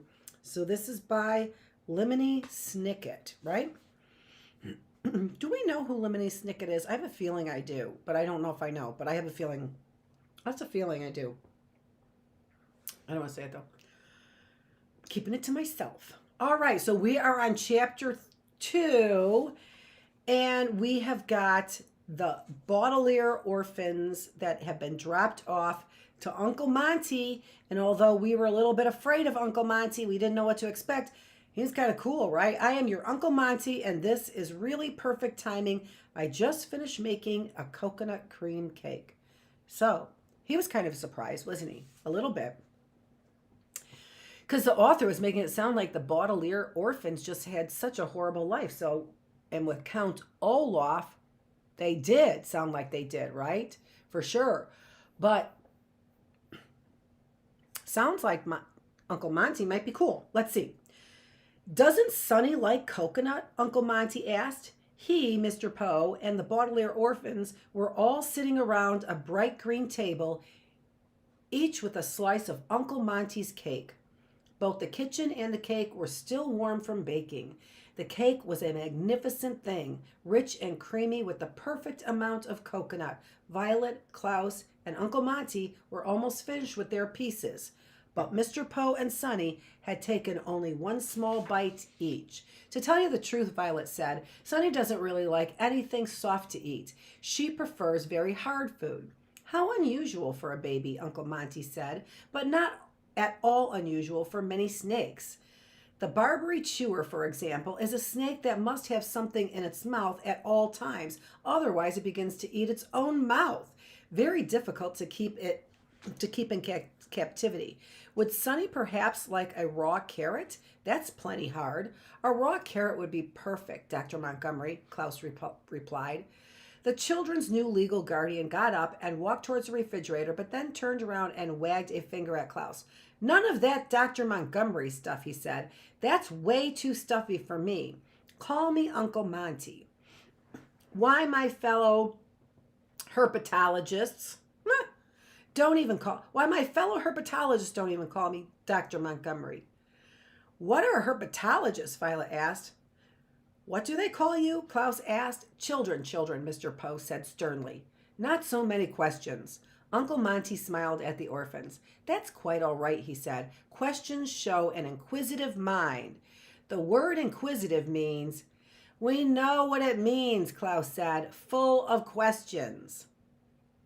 Well, if you know what it means, Uncle Monty said, handing a large carrot to Sonny, then you should know what herpetology is.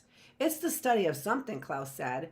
Whenever a word has ology, it's the study of something.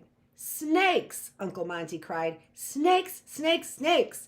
That's what I study. I love snakes, all kinds, and I circle the globe looking for different kinds to study here in my laboratory. Isn't that interesting? That is interesting, Violet said. Very interesting. But isn't it dangerous? Not if you know the facts, Uncle Montgomery said. Mr. Poe, would you like a raw carrot as well? You've scarcely touched your cake. Mr. Poe turned red and coughed into his handkerchief for quite some time before replying. No, thank you, Dr. Montgomery. Uncle Monty winked at the children. If you like, you may call me Uncle Monty as well, Mr. Poe. Thank you, Uncle Monty, Mr. Poe said stiffly. Now I have a question, if you don't mind. You mentioned that you circle the globe. Is there someone who will come and take care of the children while you are out collecting specimens? We're old enough to stay by ourselves, Violet said quickly, but inside she was not so sure. Uncle Monty's line of work did sound interesting, but she wasn't sure if she was ready to stay alone with her siblings in a house full of snakes. I wouldn't hear of it, Uncle Monty said. You three must come with me. In 10 days, we leave for Peru, and I want you children right there in the jungle with me. Really? Klaus said. Behind his glasses, his eyes were shining with excitement. You'd really take us to Peru with you? I will be glad to have your help, Uncle Monty said, reaching over to take a bite of Sonny's piece of cake. Gustav, my top assistant, left an unexpected letter of resignation for me just yesterday. There's a man named Stefano whom I have hired to take his place, but he won't arrive for a week or so, so I am way behind on preparations for the expedition. Somebody has to make sure all the snake traps are working so I don't hurt any of our specimens. Somebody has to read up on the terrain of Peru so we can navigate through the jungle without any trouble. And somebody has to slice an enormous length of rope into small, workable pieces. I'm interested in mechanics, Violet said, lifting her fork, so I would be happy to learn about snake traps. I find guidebooks fascinating, Klaus said, wiping his mouth with a napkin, so I would love to read up on Peruvian terrain. Eat you, Sonny shrieked, taking a bite of carrot. She probably meant something along the lines of, I would be thrilled to bite an enormous length of rope into small workable pieces. Wonderful, Uncle Monty cried. I'm glad you have such enthusiasm. It will make it easier to do without Gustav. It was very strange his leaving like that. I was unlucky to lose him. Uncle Monty's face clouded over, a phrase which here means took on a slight gloomy look, as Uncle Monty thought about his bad luck. Although if Uncle Monty had known what bad luck was soon to come, he wouldn't have wasted a moment thinking about Gustav. I wish, and I'm sure you wish as well, that we could go back in time and warn him, but we can't, and that is that. Uncle Monty seemed to think that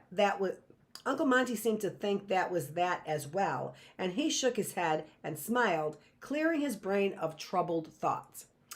Well, we'd better get started. No time like the present, I always say. Why don't you show Mr. Poe to his car, and then I'll show you to the reptile room.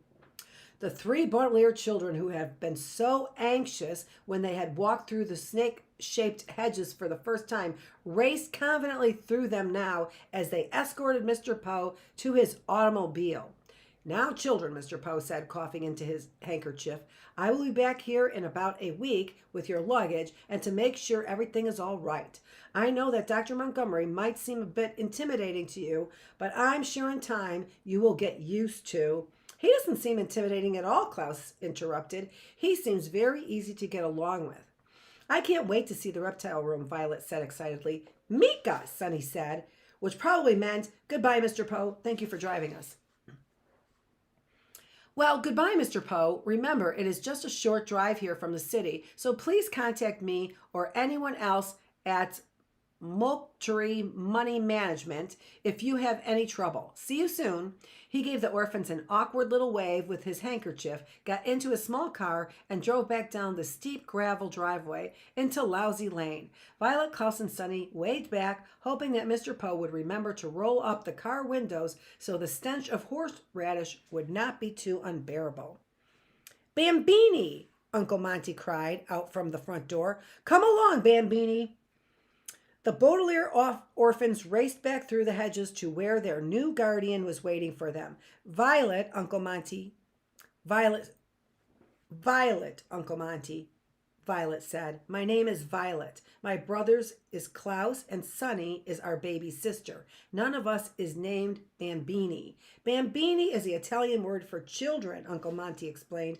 I had a sudden urge to speak a little Italian. I'm so excited to have you three here with me. You're lucky I'm not speaking gibberish.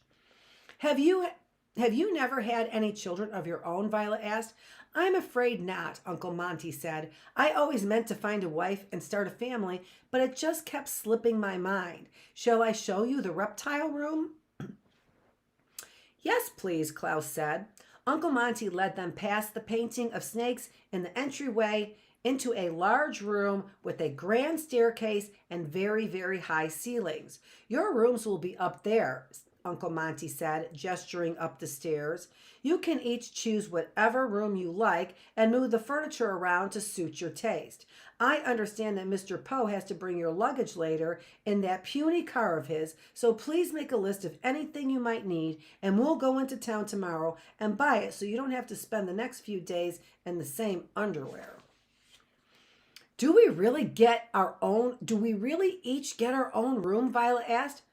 Of course, Uncle Monty said. You don't think I'd coop you all up in one room when I have this enormous house, do you? What sort of person would do that? Count Olaf did, Klaus said. Oh, that's right, Mr. Poe told me, Uncle Monty said, grimacing as if he had just tasted something terrible. Count Olaf sounds like an awful person. I hope he is torn apart by wild animals someday. Wouldn't that be satisfying? Oh well, here we are, the reptile room. Uncle Monty had reached a very tall wooden door with a large knob right in the middle of it. It was so high up that he had to stand on his tiptoes to open it. When it swung open on its creaky hinges, the Baudelaire orphans all gasped in astonishment and delight at the room they saw. The reptile room was made entirely out of glass, with bright clear glass walls and a high glass ceiling that rose up to point like the inside of a cathedral. Outside the wall was bright green field of grasses and shrubs, which was, of course, perfectly visible through the transparent walls, so standing in the reptile room was like being inside and outside at the same time. But as remarkable as the room itself was, what was inside the reptile room was much more exciting. Reptiles, of course, were lined up in locked metal cages that sat on wooden tables in 4 neat rows all the way down the room. There were all sorts of snakes, naturally, but there were also lizards, toads, and assorted other animals that the children had never seen before, not even in pictures or at the zoo. There was a very fat toad with 2 wings coming out of its back and a 2-headed lizard that had bright yellow stripes on its belly. There was a snake that had 3 mouths, one on top of the other, and another that seemed to have no mouth at all. There was a lizard that looked like an owl with wide eyes that gazed at them from the log on which it was perched in its cage, and a toad that looked just like a church, complete with stained glass eyes. And there was a cage with a white cloth on top of it, so you couldn't see what was inside at all. The children walked down the aisles of the cages, peering into each one in amazed silence. Some of the creatures looked friendly, and some of them looked scary, but all of them fascinating, and the Baudelaires took a long, careful look at each one, with Klaus holding Sunny up so she could see.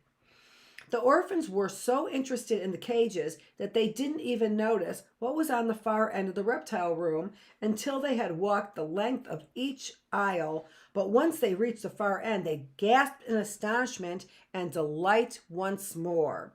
For here at the end of the rows and rows of cages were rows and rows of different bookshelves, each one stuffed with books of different sizes and shapes, with a cluster of tables, chairs, reading lamps in one corner. I'm sure you remember that the Baudelaire children's parents had an enormous collection of books, which the orphans remembered fondly and missed dreadfully. And since the terrible fire, the children were always delighted to meet someone who loved books as much as they did. Violet, Klaus, and Sunny examined the books as carefully as they had the reptile cages and realized immediately that most of the books were about snakes and other reptiles. It seemed as if every book written on reptiles, from an introduction to large lizards to the care and feeding of the androgynous cobra, were lined up on shelves, and all 3 children, Klaus especially, looked forward to reading up on the creatures in the reptile room. This was an amazing place, Violet said, finally breaking the long silence. Thank you, Uncle Monty said. It's taken me a lifetime to put together. And are we really allowed to come inside here? Klaus said. Allowed, Uncle Montgomery repeated. Of course not. You are implored to come inside here, my boy. Starting first thing tomorrow morning, all of us must be here every day in preparation for the expedition to Peru. I will clear off one of those tables for you, Violet, to work on the traps. Klaus, I expect you to read all of the books about Peru and I have and make careful all about Peru that I have and make careful notes. And Sonny can sit on the floor and bite rope. We will work all day until supper time, and after supper, we will go to the movies. Are there any objections? Violet, Klaus, and Sonny looked at one another and grinned. Any objections?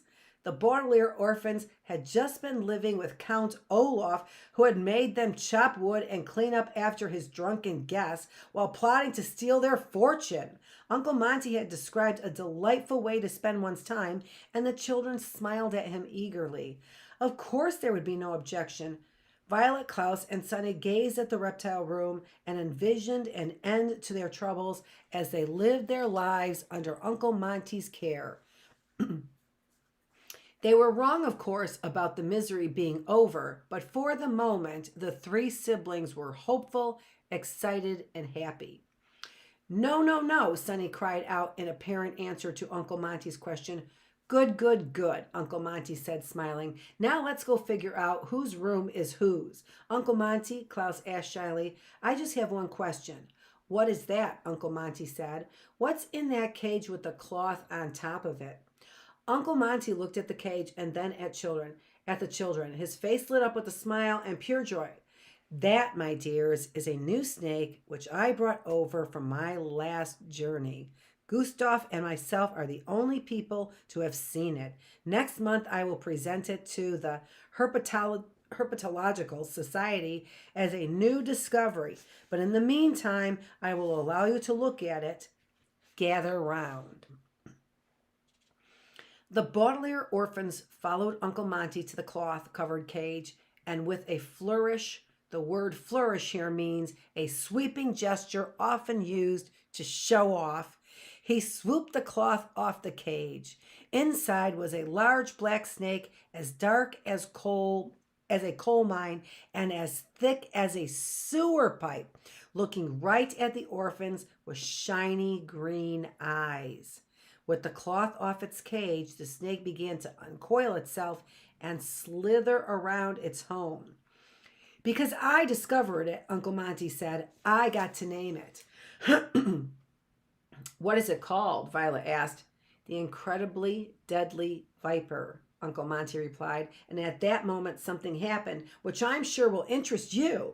With one flick of its tail, the snake unlatched the door of the cage and slithered out onto the table. And before Uncle Monty or any of the Baudelaire orphans could say anything, it opened its mouth and bit Sonny right on the chin. Oh no, this is where all the bad fortune starts. Oh no, a series of unfortunate events. Okay, well, that's it. We will start with chapter 3 on Tuesday. So come here to the reading room if you want to find out what is happening in the reptile room. Come to the reading room if you want to find out what's happening in the reptile room. This is Dr. Annette Feravich. You can call me Miss Annette if you are 10 and under, or you can call me Dr. Annette if you want to, or you can call me Dr. Annette Feravich. And thanks for joining me. I hope I see you again on Tuesday, bright and early at 7 a.m. I haven't changed the time yet, so I think that's what we're going to be doing. Thanks a lot, and I will see you.